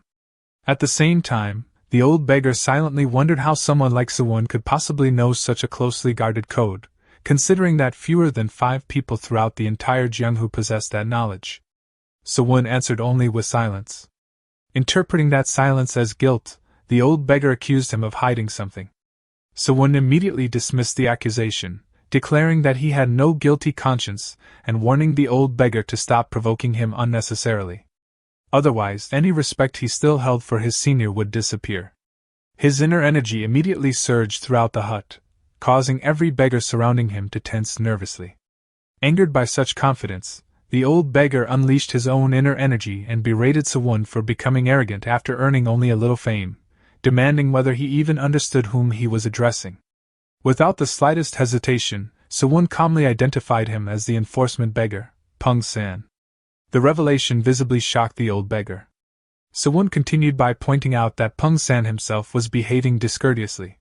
He reminded everyone present that he had not come as an inexperienced junior of the Jianghu but as the representative of the Tang clan. Since he had correctly spoken the legitimate secret code requesting an audience with the main branch leader of the beggar's sect, he questioned why he was being treated as an enemy. Peng San claimed that the main branch leader was standing directly before him. However, Sewon immediately dismissed the statement as another attempt to deceive him, correctly pointing out that the position of main branch leader had changed more than a month earlier. Those words caused Peng San to freeze in shock. Turning toward one of the younger beggars who still held a weapon pointed at him, Sewon calmly addressed him as the true main branch leader, Zhang Sapyang. The young beggar smiled, acknowledging that the rumors claiming the sword dragon was fading while the emerald dragon was rising had not been exaggerated. He proposed setting aside the hostility between them so they could speak honestly. Recognizing him, Sewon silently recalled that Zhang Sapyang, known as the Divine Fighting Beggar, would one day become one of the 3 leaders of the Anti-Blood Alliance alongside Du Haiyang. Even now, his aura was already extraordinary. Sewon understood that winning over both Zhang Sapyang and the beggar's sect was essential for opposing the blood cult, especially since it had been the beggar's sect that ultimately saved countless civilians during the Kaifeng blood disaster. Zhang Sapyang admitted that he had many questions but first wanted to know whether Sewon had learned about him through Saran. Confused, Sewon simply repeated Saran's name. Zhang Sapyang clarified that there was no special relationship between them beyond both belonging to the 9 dragons and 4 phoenixes. He then asked why Sewon had gone to such lengths to use the secret code merely to request a meeting. Sewon answered honestly that he had come seeking information. Jang Sapyeong's expression immediately became serious as he questioned whether Sewon regarded the Beggars sect as nothing more than another Hao faction. Sewon calmly argued that there was little practical difference between the two organizations. Both specialized in gathering intelligence, meaning information could naturally be exchanged by providing something equally valuable in return. Offended by such confidence, Jang Sapyeong demanded whether the Tang clan truly believed it possessed something capable of satisfying the Beggars sect. After a brief silence, Sewon calmly reached into his pocket and removed 2 small glass bottles. He admitted that the Tang clan itself might not possess what the Beggars sect desired, but he personally did. Sitting down, he explained that the Beggars sect had recently lost the trail of numerous demons they had been pursuing. He further reasoned that Peng San had deliberately rushed the election of a new main branch leader so that he could personally investigate the mystery. While speaking, he casually picked up a stone from the ground. Hearing such accurate deductions, Jang Sapyeong silently wondered how much Sewon truly knew and even questioned whether someone had infiltrated the sect's inner circle. Without answering those concerns, Sewon poured liquid from one of the bottles onto the stone before tossing it toward Jang Sapyeong and inviting him to examine it. Jang Sapyeong caught the stone and carefully sniffed it. At first, he sensed absolutely nothing. Soon afterward, however, he realized something even stranger. Not only was there no scent whatsoever, but even the residual traces that should naturally have remained had completely disappeared. The discovery left him deeply shocked. Before he could finish expressing his realization, Sewon stood and explained that the liquid involved a divine artifact created by the heavenly thief known as the scent-dissipating perfume. He concluded that the demons had been using this artifact to erase every trace of themselves while escaping pursuit. Jang Sapyeong immediately realized that the explanation accounted for numerous mysteries. Although rumors had once claimed that the poison demon had used the scent-dissipating perfume in Sichuan, the reports had been dismissed because Sewon's claim of tracking an odorless substance through smell alone had sounded completely unbelievable. Most people had simply assumed that the declining Tang clan had fabricated the achievement to restore its reputation. Sewon then revealed that while pursuing the poison demon, he had successfully obtained a sample of the scent-dissipating perfume. Using that sample, he had developed an entirely new poison capable of tracking even the erased scent. He presented the second bottle to Jang Sapyeong. Seeing it, Jang Sapyeong was astonished. Even the chief advisor and the divine physician had failed to create such a tracking method in the past, yet Sewon had somehow accomplished the impossible. Opening the bottle, Sewon immediately demonstrated its effects as the newly created poison began following the invisible traces left by the scent-dissipating perfume that had previously been applied to the stone. He explained that the poison was called the 10,000-mile pursuit scent. Because it could follow even scents erased by the scent-dissipating perfume, the Beggars sect would finally be able to resume hunting down the demons without losing their trail. Although greatly impressed, Jang Sapyeong could not shake the growing sense of unease within his heart. He reasoned that the scent-dissipating perfume was an exceptionally rare divine artifact that even the poison demon should have struggled to acquire. Yet far too many demons had disappeared in precisely the same manner around the same time, making the coincidence impossible to ignore. Before he could finish voicing his suspicions, Sewon completed the thought for him. He concluded that someone deliberately seeking to plunge the Jianghu into chaos was intentionally supplying the demons with the scent-dissipating perfume. Furthermore, the sheer quantity involved proved that the operation could only be the work of an enormous secret organization rather than a single individual. As the truth became clearer, Sewon silently confirmed what he already knew. The blood cult had begun making its move. As Sewon sank deep into thought, Jang Sapyeong asked which group he was referring to and questioned why he had stopped speaking halfway through. Instead of answering immediately, Sewon walked over to a nearby table and took several items from his pocket. Thinking he was being ignored, Sapyeong demanded to know whether Sewon intended to answer him at all. Sewon calmly placed the items on the table and explained that one was crane feather venom, while the other was the soul-seeking arrow. Recognizing them immediately, Sapyeong remarked that both were forbidden items. Sewon revealed that his uncle, Tang Hoyle, had purchased them from a mysterious organization. He believed his uncle had intended to acquire the scent-dissipating perfume next, proving that the same organization was connected to the demons the beggars' sect had been pursuing. He further explained that the meeting locations used by the group were recorded inside the ledger. Without wasting another moment, Sapyeong quickly examined the ledger and realized that the information would make tracking the organization far easier. Still puzzled, Sapyeong asked why Sewon had chosen to approach the beggars' sect instead of bringing such valuable information directly to the Murim Alliance. Sewon answered that the reason should have been obvious. In a world where even the orthodox Murim had become corrupt, the beggars' sect remained one of the few organizations that still upheld righteousness. Those words left Sapyeong genuinely surprised. Meanwhile, Sewon silently reflected that although the beggars' sect had originated as nothing more than a gathering of beggars, it now controlled tremendous wealth. Despite possessing such riches, its members never sought personal comfort, instead devoting every resource they earned toward preserving righteousness. That unwavering principle defined the beggars' sect, whose members revered righteousness above everything else and had never abandoned their beliefs, even when facing meaningless deaths. Hearing such sincere praise, Sapyeong silently reflected that throughout his life, others had looked down on him as nothing more than a beggar. It had been a long time since anyone had recognized the beggars' sect as the last place still defending true righteousness. After clearing his throat awkwardly, Sapyeong admitted that the beggars' sect truly was such an organization. Sewon bluntly clarified that he had not been trying to flatter him. Sapyeong replied that he already knew because he could sense Sewon's sincerity. Sewon then asked whether Sapyeong intended to accept his proposal or not. Momentarily confused, Sapyeong asked what proposal he meant before realizing Sewon was referring to the 10,000-mile pursuit scent. He admitted that the beggars' sect desperately wanted it, and invited Sewon to name whatever price he desired.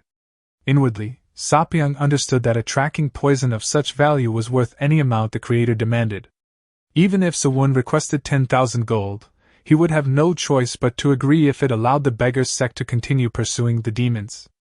Instead of naming a price, Sewon questioned whether a main branch leader truly lacked intuition. Confused by the remark, Sapyeong asked what he meant. Sewon simply stated that his only condition was for the beggars' sect to continue tracking the demons. Privately, Sewon decided that informing the beggars' sect only about the smaller outposts would be the wiser choice. If he revealed too much, the blood cult would likely target the beggars' sect before anyone else. At the same time, Sapyeong silently admitted to himself that he had originally planned to gather information from Sewon instead. Despite being nearly 10 years younger, Sewon had already become an extraordinary martial artist. The realization amused him so greatly that he burst into loud laughter. Watching the scene, Sewon questioned whether Sapyeong truly was the main branch leader, remarking that he looked more like a man. Still laughing, Sapyeong replied that perhaps he was both. He then officially proposed cooperation between the beggars' sect and the Sichuan Tang clan, expressing hope that the partnership would eventually grow into a formal alliance. Allies who pursued the same ideals were exceedingly difficult to find within the Jianghu. Sewon accepted the proposal, commenting that it was not a bad offer. Sapyeong jokingly complained that Sewon's reaction was far too underwhelming. Inwardly, however, Sewon recognized that the outcome exceeded all expectations. With the beggars' sect standing alongside the Tang clan, preventing future bloodshed would become far more achievable. Interrupting his thoughts, Sapyeong added that he also had a personal request. Sewon immediately wondered whether the beggars' sect desired something else in exchange. Instead, Sapyeong surprised him by declaring that he wanted to become his friend. Caught completely off guard, Sewon questioned how such a thing could possibly work when there was nearly a 10-year age difference between them. Sapyeong casually dismissed the concern, insisting that friendships were not bound by age. Sewon argued that a 10-year difference was hardly insignificant. Sapyeong pointed out that Sewon was already speaking casually with him anyway. Sewon defended himself by explaining that Sapyeong had begun speaking informally first. Chuckling, Sapyeong encouraged him to continue addressing him comfortably by name from then on. Gritting his teeth in disbelief, Sewon wondered what kind of twisted beggar logic that was. Laughing, Sapyeong replied that insulting beggars was hardly the behavior of a friend before suggesting that they celebrate their new friendship by drinking to their heart's content. The following day, Sewon awoke with a pounding headache and walked outside the inn while holding his head. He silently complained that his hangover still had not faded and wondered exactly how much alcohol Sapyeon had managed to drink the previous night. He noted that Yeoseon was still fast asleep, while Saran had already gone to meet her friends, leaving him wondering whether he should simply spend the day resting as well. Instead, he wandered through the crowded marketplace. As he walked, he reflected that everything had proceeded more smoothly than expected. His negotiations with the beggars' sect had produced even better results than anticipated, leaving only the Plum Blossom Master and the old monk as the remaining key figures he needed to meet. At that moment, Myung suddenly emerged from Sewon's shadow and quietly complained that Sewon had become friends with that troublesome beggar while completely ignoring him. Annoyed, Sewon immediately slipped into a nearby alley before angrily ordering Myung to stop grumbling through the frequency whispering technique. Myung protested that if Sewon could become friends with a beggar, there was no reason they could not become friends as well. Sewon pointed out that it was difficult to build a friendship with an assassin who had previously tried to kill him. Myung hurriedly insisted that the entire incident had been nothing more than a misunderstanding before complaining about how exhausting it was to remain hidden inside another person's shadow all day. Sewon dryly asked whether anyone had ever forced him to do so. Myung argued that Sewon held him to unfairly strict standards. Considering that he was his master's younger brother, he was technically Sewon's senior despite making enormous concessions. Smiling faintly, Sewon reminded him that he had never asked him to make those concessions in the first place. Before their conversation could continue, a large crowd gathered around a nearby announcement board. People excitedly commented that applicants would apparently be hired simply for showing up. Others remarked that although the position only involved assistant work, they had heard the supervisor possessed an unbearable personality. Focusing his inner energy into his eyes, Sewon read the notice from a distance. It announced the recruitment of assistants for the Murim Alliance's blacksmith forge. Seeing the announcement, Sewon immediately realized that the alliance was recruiting a new blacksmith assistant. He then called out to Myung. Curious, Myung asked why he had suddenly been summoned. Sewon asked whether he would grant a friend's request. Overjoyed by those words, Myung eagerly declared that he only needed to ask. Sewon requested a human skin mask. Without hesitation, Myung happily explained that he had several spare masks before immediately handing one over. After thanking him, Sewon accepted the mask. Without warning, however, he kicked Myung straight out of his shadow before casually telling him to stay out of the shadows from then on. Having accomplished what he wanted, Sewon simply turned around and walked away. Left lying on the ground, Myung stared after him in complete confusion, wondering whether he had really just been thrown out immediately after giving away one of his valuable masks. As he continued walking, Sewon silently recalled that Mu Myung himself had once said that understanding was the greatest virtue between friends. Believing that leaving Myung behind was ultimately for his own good, Sewon hoped he would not remain too angry. Behind him, an indignant Myung loudly shouted that Sewon was a swindler. Ignoring the complaint, Sewon focused on his next destination. His objective was the Murim Alliance's forge. Some time later, numerous applicants had gathered outside the Alliance forge, hoping to become assistants. The deputy blacksmith ordered every new assistant to line up immediately. The applicants hurriedly obeyed without hesitation. Observing the group, the deputy blacksmith silently concluded that the rushed recruitment had resulted in nothing but inexperienced novices. While inspecting the crowd, he suddenly noticed one applicant who either joined the line nor behaved seriously. Disguised beneath a human skin mask, Sewon simply stood off to the side, casually whistling to himself. The sight immediately filled the deputy blacksmith with irritation as he inwardly wondered where such a completely worthless piece of junk had come from. The deputy blacksmith shouted at Sewon, ordering him to stand up straight. Before Sewon could respond, the deputy blacksmith's subordinate stepped in and asked his superior to be patient, explaining that the recruits had been gathered in a hurry and that they desperately needed every available helper. The deputy blacksmith reluctantly agreed but ordered his subordinate to throw the rude newcomer out as soon as the reinforcements from the White Knight Forge arrived. He then turned toward the rest of the recruits and barked at them to stop wasting time with introductions and begin working immediately. Without hesitation, Sewon walked over to a senior craftsman named Pamo, who was seated beside the furnace, and introduced himself as Wunhui. Pamo bluntly replied that he had no interest in names and ordered Sewon to work the bellows instead. Sewon simply acknowledged the order and immediately began operating the bellows. Watching the flames respond, Pamo silently admitted that the newcomer was actually handling the job rather well. Noticing that Pamo had become distracted, Sewon pointed out that the metal would melt if he continued daydreaming instead of forging. Embarrassed, Pamo apologized and hurriedly resumed forging. At the same time, he wondered why he had apologized when he was the senior and Sewon was merely the newcomer. When Pamo's attention drifted once again, Sewon sighed and remarked that he kept losing focus. Pamo apologized a second time before suddenly realizing that the situation felt strangely familiar. It reminded him of the constant nagging he had endured as a rookie blacksmith years ago.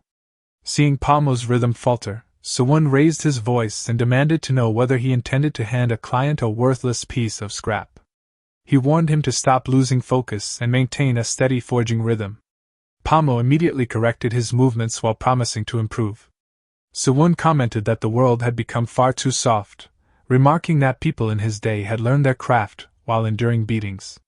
Pamo awkwardly reminded him that he was technically the senior. Sewon simply ordered him not to talk back. Without another word, Pamo obediently acknowledged the command. He then struck the sword with renewed determination. Watching his movements, Sewon encouraged him to surrender completely to the natural rhythm of the forge. As Pamo continued hammering, a smile slowly spread across his face.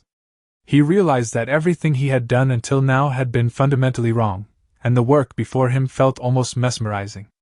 When he finally examined the finished blade, he could hardly believe that he had created it with his own hands. After briefly inspecting it himself, Sewon remarked that the result was decent and acceptable. The moment the evaluation ended, Pamo's body gave out.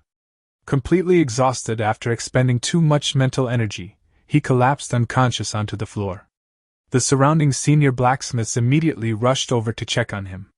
One of them called for the deputy blacksmith, reporting that Pamo had suddenly collapsed.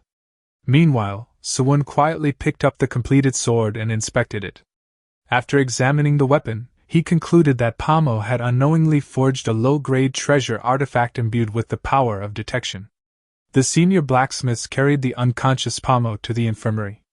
Watching them leave, Sewon calmly concluded that Pamo had merely exhausted his mental energy, and would recover after getting some proper rest. Afterward, Sewon sat off to the side and considered whether he should begin forging himself. Although the available materials were poor and he lacked access to the old master's superheat furnace, he believed creating a high-grade treasure artifact would still be effortless. He reflected that treasure artifacts, while inferior to sacred relics, were still extraordinary weapons capable of changing the outcome of wars. He recalled that the world's greatest artisan, White Cat Seo Yun-dao, had devoted an entire year to forging the Namgun clan's lightning sword, yet he believed he needed only 15 minutes to produce a comparable treasure artifact. Sewon selected a damaged sword awaiting repairs and carefully examined it. From the condition of the blade, he determined that its owner relied on an overwhelmingly forceful sword style. For someone with such domineering energy, he concluded that an enchantment embodying the power of wind would suit the weapon perfectly. He removed the heated blade from the furnace and immediately began hammering it. Some time later, Sewon finished his work, set the hammer aside, and inspected the completed sword. Satisfied with the result, he explained that he had concealed the weapon's energy so it could not be sensed until someone actually held it. He believed that alone would be sufficient as bait. After sheathing the weapon, he prepared to place it aside. At that moment, the deputy blacksmith approached carrying another sword wrapped in cloth and loudly mocked Sewon for staring at his work as though he intended to date the weapon. He ordered Sewon to deliver the repaired swords to the training grounds instead. With an exasperated sigh, Sewon set his newly repaired sword aside and silently wished there were some way to avoid the chore. As he approached the deputy blacksmith, however, his eyes immediately fell upon the flower emblem engraved on the sword's hilt. The instant he recognized its owner, Sewon snatched the wrapped sword from the deputy blacksmith's hands and broke into a run, announcing that he would handle the delivery. The deputy blacksmith stared in confusion before shouting for him to stop, unable to understand why Sewon had taken only a single sword. Without slowing down, Sewon replied that he was merely obeying his senior's orders. The deputy blacksmith angrily shouted after him that he was supposed to deliver every repaired weapon, not just one. The scene then shifted to the Murim Alliance's main training grounds. Numerous disciples were practicing their swordsmanship under the watchful eye of their instructor. The trainer repeatedly ordered them to raise their swords properly and swing with greater decisiveness. Nearby, 2 disciples observed the training. One relaxed comfortably in a chair while the other remained standing beside him. The seated disciple remarked that everyone seemed unusually energetic today and expressed his own desire to become stronger and achieve success. His companion laughed and pointed out that he was saying that while doing nothing but slacking off. The seated disciple defended himself by insisting that he was merely taking a short break. Moments later, a loud metallic impact echoed throughout the training grounds. Both disciples turned toward the sound and saw another disciple repeatedly striking an enormous boulder with his sword. The seated disciple complained that the constant noise had been driving everyone mad all day. He remarked that it had already been 7 years since the man had begun endlessly striking that same rock and wondered what level of mastery he believed he could achieve through such training. He lamented that the once-renowned Manhwa sword dragon had completely lost his sanity. His companion scoffed, and remarked that calling him the sword dragon was generous, claiming he had become nothing more than the fallen dragon of Manhwa. Meanwhile, the sword dragon silently swung his sword again, the blade colliding against the boulder with quiet but overwhelming force. Without turning around, he muttered that the others apparently believed he could not hear their insults from dozens of yards away, and invited them to continue talking all they wished. At that very moment, dark purple energy enveloped his body. A sinister voice echoed through his mind, urging him not to spare the arrogant fools around him. It demanded that he cut off their heads, butcher them mercilessly, unleash the hidden power within himself, and turn the battlefield into a festival of blood. The sword dragon recognized the voice as the influence of the killer star, the dreadful fate that inevitably transformed those born under it into peerless practitioners of demonic arts. He reflected bitterly that he had already committed the unforgivable sin of betraying the very master who had defied the laws of the Murim to save him from execution. In his eyes, he had always been destined to become such a person. Even so, he continued striking the boulder again and again, believing that endless repetition was the only way to silence the murderous voices inside his mind. The sinister whispers refused to fade, repeatedly commanding him to slaughter everyone around him and tear them apart limb from limb. Eventually, exhausted, he drove his sword into the ground and leaned against it while struggling to catch his breath. Even then, his only wish was that no harm would ever come to his master. The ominous purple aura continued to surround him. At that moment, Suwon approached the exhausted swordsman and casually remarked that he finally understood why the training swords kept breaking. With the way the man treated them, there was no chance they would remain intact. Suwon questioned whether he felt even the slightest sympathy for the blacksmith's force to repair them. The sword dragon turned toward the unfamiliar visitor and asked who he was. Smiling calmly, Suwon pointed out that instead of answering his question, the man had become irritated instead, concluding that his personality was just as problematic as his swordsmanship. Suwon remarked that the sword dragon must have thought blacksmiths were pushovers. Hearing the mention of blacksmiths and noticing his own sword in Suwon's hand, the sword dragon realized that the young man was likely a newcomer delivering his weapon. He concluded that he had reacted too aggressively simply because Suwon had approached without making a sound. The sword dragon admitted that there had been a misunderstanding. Suwon immediately flared up, angrily questioning what misunderstanding there could possibly have been. The sword dragon sincerely apologized. Calming down somewhat, Suwon handed the sword back and told him to take it before he changed his mind. The sword dragon accepted the weapon with gratitude. After unsheathing it, however, he frowned in confusion, sensing that something about the sword felt different. Sighing in exasperation, Suwon remarked that the man was far too picky and simply told him to try using it. The sword dragon assumed his stance.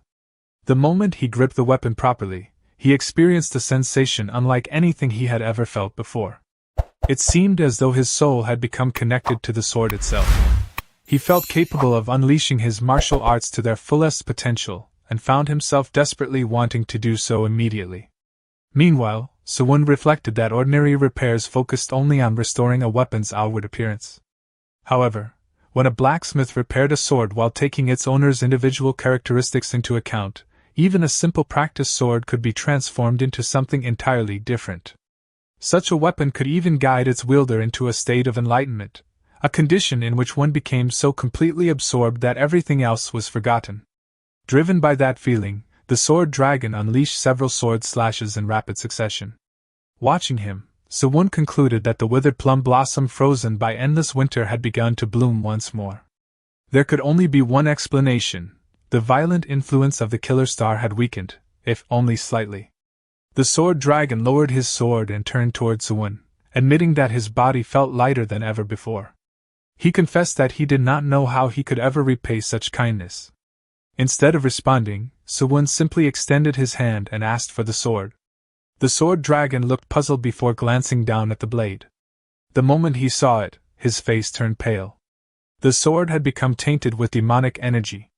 His thoughts immediately spiraled into despair. He remembered the Murim's unwavering creed that evil must always be destroyed and believed everything was over. He no longer cared if he himself was captured, but he feared what would happen to the master who had sacrificed everything to protect him. Without resistance, he handed the sword to Sewon. His anxiety soon gave way to astonishment as he watched Sewon weave strands of energy across the blade's surface. Recognizing the brilliant blue energy, he realized it was innate core energy.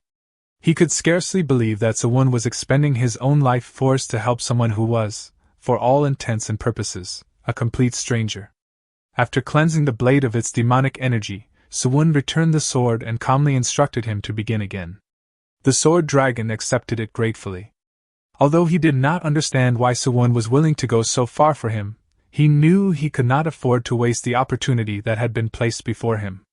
He resumed practicing his swordsmanship. Before long, the blade once again became stained with demonic energy.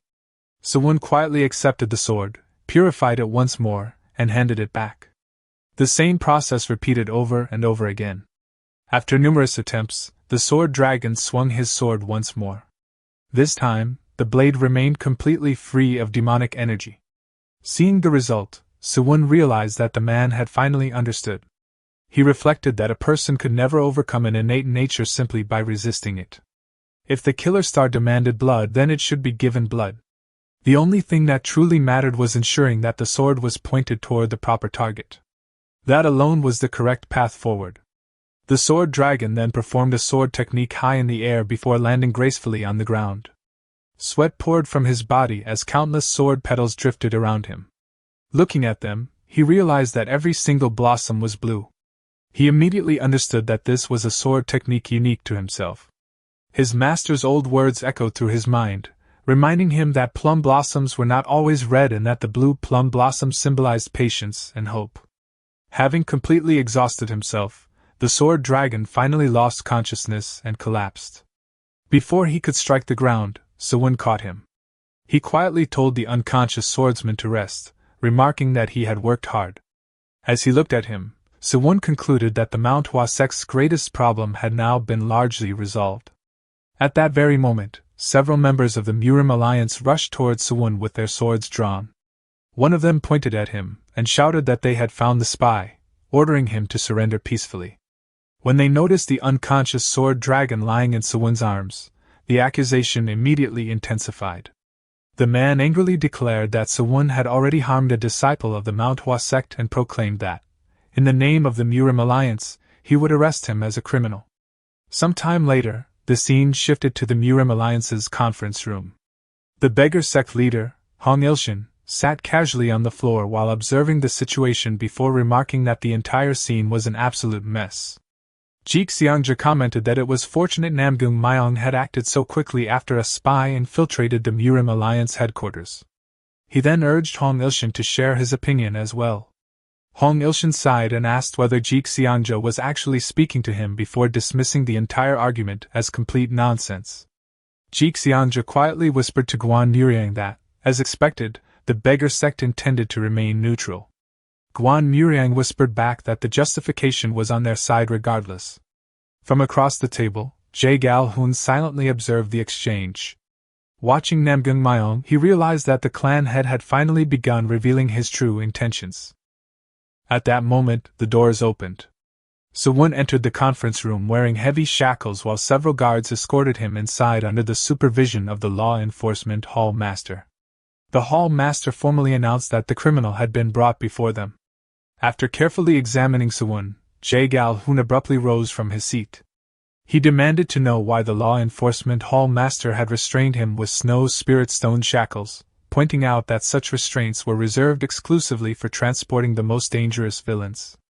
The law enforcement hall master apologized but explained that Elder Namgung had personally authorized their use. Rainbow Jian dismissed the concern, arguing that Sewon was most likely an unorthodox spy and therefore no different from any other villain. Jae-gal-hoon immediately slammed his hand against the table. He declared that torturing someone before establishing the truth made them no better than the unorthodox and demonic factions they claimed to oppose. Namgung Myeong responded that the Murim alliance currently faced an unprecedented crisis. While the alliance leader remained absent and unreachable, an unknown spy had infiltrated headquarters and even defeated Mount Hwa's greatest disciple. Under such circumstances, he questioned why Jae-gal-hoon insisted on protecting someone who could very well be their enemy. He further argued that the alliance leader had lost his judgment by constantly wandering the Jianghu and insisted that everyone needed to acknowledge that reality. Grinding his teeth in frustration, Jae-gal-hoon angrily confronted Namgung Myeong. Namgung Myeong merely replied that the times had changed. Meanwhile, Sewon quietly released his aura. He remarked that he had tried to remain patient out of courtesy, but he no longer saw any reason to continue holding back. The moment his aura erupted, the snow spirit stone shackles shattered into pieces. Everyone in the room immediately turned toward him in shock. Rainbow Jian demanded to know his identity. Without another word, Sewon removed the human skin mask concealing his face. He politely apologized for the delayed introduction before revealing that he was Tang Sewon, the legitimate son of the Sichuan Tang clan. Rainbow Jian gritted his teeth nervously as he stared at Sewon. Inwardly, he questioned why Tang Sewon had already arrived when there should have been another 15 days before his expected appearance. The fact that Sewon had infiltrated the Murim alliance while wearing a human skin mask convinced him that something was terribly wrong. The law enforcement hall master immediately drew his sword and furiously demanded to know whether Sewon truly wished to die, accusing him of mocking the Murim alliance. Sewon calmly asked whether the accusation referred to the human skin mask. He explained that he had worn it openly the entire time and had assumed everyone had simply overlooked it. Pretending to realize they had failed to notice it at all, he offered a sarcastic apology for his supposed rudeness. Those words caused the law enforcement hall master to grit his teeth in frustration. He unleashed his aura to suppress Sewon and ordered him to kneel immediately. The immense pressure overwhelmed the guards standing beside Sewon, yet Sewon himself remained completely unmoved. Without raising his voice, he calmly warned the hall master to lower his voice, adding that it would be the last time he tolerated such behavior. Watching the exchange, Hong Il-shin silently realized that Sewon had effortlessly withstood the aura of the law enforcement hall master. He was astonished that someone so young had already reached the point of challenging the Supreme Peak realm. Unable to contain himself, Hong Il-shin burst into laughter and remarked that Sewon was even more outrageous than his troublesome disciple had described. Jae-gal-hoon immediately intervened and ordered the law enforcement hall master to sheath his sword at once. He then turned toward Sewon and asked whether he had truly introduced himself as Tang Sewon. Sewon confirmed that he was indeed Tang Sewon of the Sichuan Tang clan. Jae-gal-hoon acknowledged that Sewon's actions constituted a serious offense before asking why he had committed them. Narrowing his eyes, Sewon explained that he had merely been carrying out someone's request. He revealed that he had been asked to uncover the weaknesses within the Murim alliance, including its flawed security system, inadequate medical arts, and declining blacksmithing techniques. The law enforcement hall master immediately rejected the explanation as nonsense and demanded to know who within the alliance could possibly have ordered such a thing. Sewon calmly replied that he could not reveal that person's identity. Jae-gal-hoon asked whether he would remain silent even if his own life depended on speaking. Sewon answered that he still could not reveal it. Hearing such unwavering resolve, Jae-gal-hoon quietly wondered whether only the alliance leader himself could have possessed the authority to order such an infiltration. At that moment, Namgung Myeong stepped forward. He dismissed Sewon's explanation as nothing more than a story invented on the spot and argued that claiming to have acted on someone's orders was merely an unverified assertion. He questioned why anyone should trust someone who had already caused harm to the Murim alliance. Another elder who supported Namgung Myong loudly agreed, insisting that Sewon should be tortured until he confessed to being a spy. Rather than defending himself, Sewon simply asked what harm he had supposedly caused. Namgung Myong replied that Sewon had injured a disciple of the Manhwa sect and had also disrupted the forge by taking advantage of the Grand Artisan's absence. Throughout the exchange, the Grand Artisan remained seated in complete silence. Sewon then questioned whether repairing weapons at the forge was truly a crime, especially when he had transformed one into a treasure artifact. Namgung Myong scoffed at the claim, dismissing it as yet another ridiculous lie born from desperation.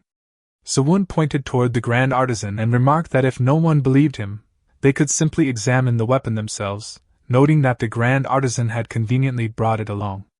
Using nearly invisible threads, Sewon drew the repaired sword toward himself.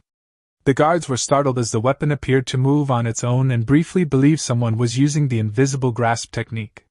The experienced elders, however, immediately noticed the nearly imperceptible thread attached to the sword. The moment Peng Taesan, head of the Hebei Peng clan, recognized the weapon, he muttered that it was one of his clan's ordinary training swords. Guiding the blade toward him with his threads, Sewon politely asked clan head Peng Taesan to help verify his claim. Peng Taesan asked what he was expected to do. Sewon simply replied that he would understand the moment he held the sword. Believing it to be nothing more than an ordinary practice weapon, Peng Taesan reached out and grasped it. The instant he did, an overwhelming surge of mystic energy erupted from the blade. Every elder present was left speechless.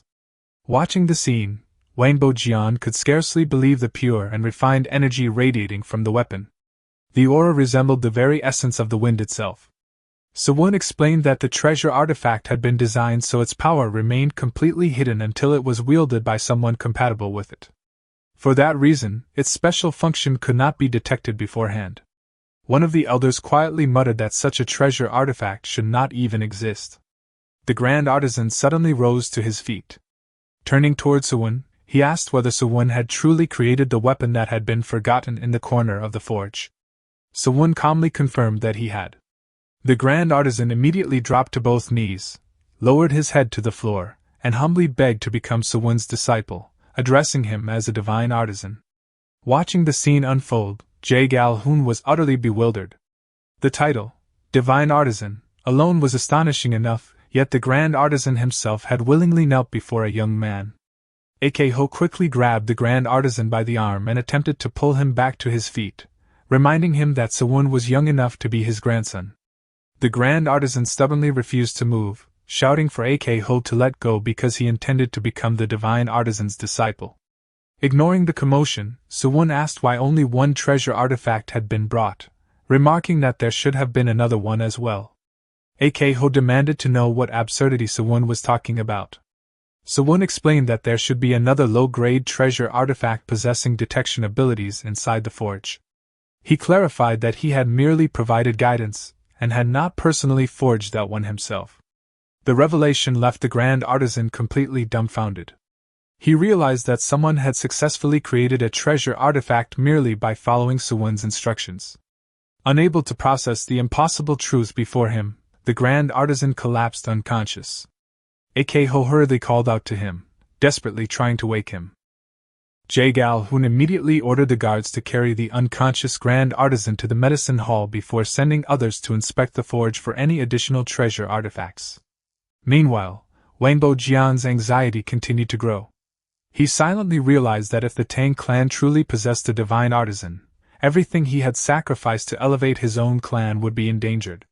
He had endured years of humiliation by acting as Namgung Myong's subordinate solely to destroy the Tang clan and elevate the Wanbo clan into the ranks of the 7 great families. At that moment, Namgung Myong interrupted his thoughts through the frequency whispering technique. Immediately afterward, Wanbo Jian rose from his seat and loudly warned everyone not to be deceived. He argued that regardless of Sewon's extraordinary blacksmithing ability, he had still attacked a disciple of the Manhwa sect and therefore needed to be detained until the full truth was uncovered. As his words ended, the conference room doors opened and another elder entered. Recognizing the newcomer, Wanbo Jian greeted Sage Myong Il and immediately asked whether his disciple, Dietchen was safe. Seeing who had arrived, Jae-gal-hoon became deeply alarmed.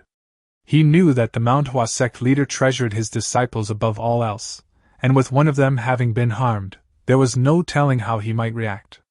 Without saying a word, Sage Myung-il walked directly towards Sewon and reached out his hand. Believing an attack was imminent, Jae-gal-hoon urgently shouted for Sage Myung-il to calm down as he rushed forward to shield Sewon. Watching the situation unfold, Wanbo Jian smiled to himself with malicious anticipation, wondering whether Sewon would lose an arm, a leg, or perhaps even his energy core. To everyone's complete astonishment, however, Sage Myung-il wrapped Sewon in a heartfelt embrace instead. With obvious sincerity, he repeatedly thanked Sewon and declared that he was truly grateful to him. Every elder present froze in shock. None of them could comprehend why the elderly Manhwa sect leader was warmly embracing the very man that had harmed his disciple. Genius protagonists, overwhelming growth, and legendary battles, this is your battlefield. We're just steps away from 20,000 subscribers. Subscribe now and rise with us.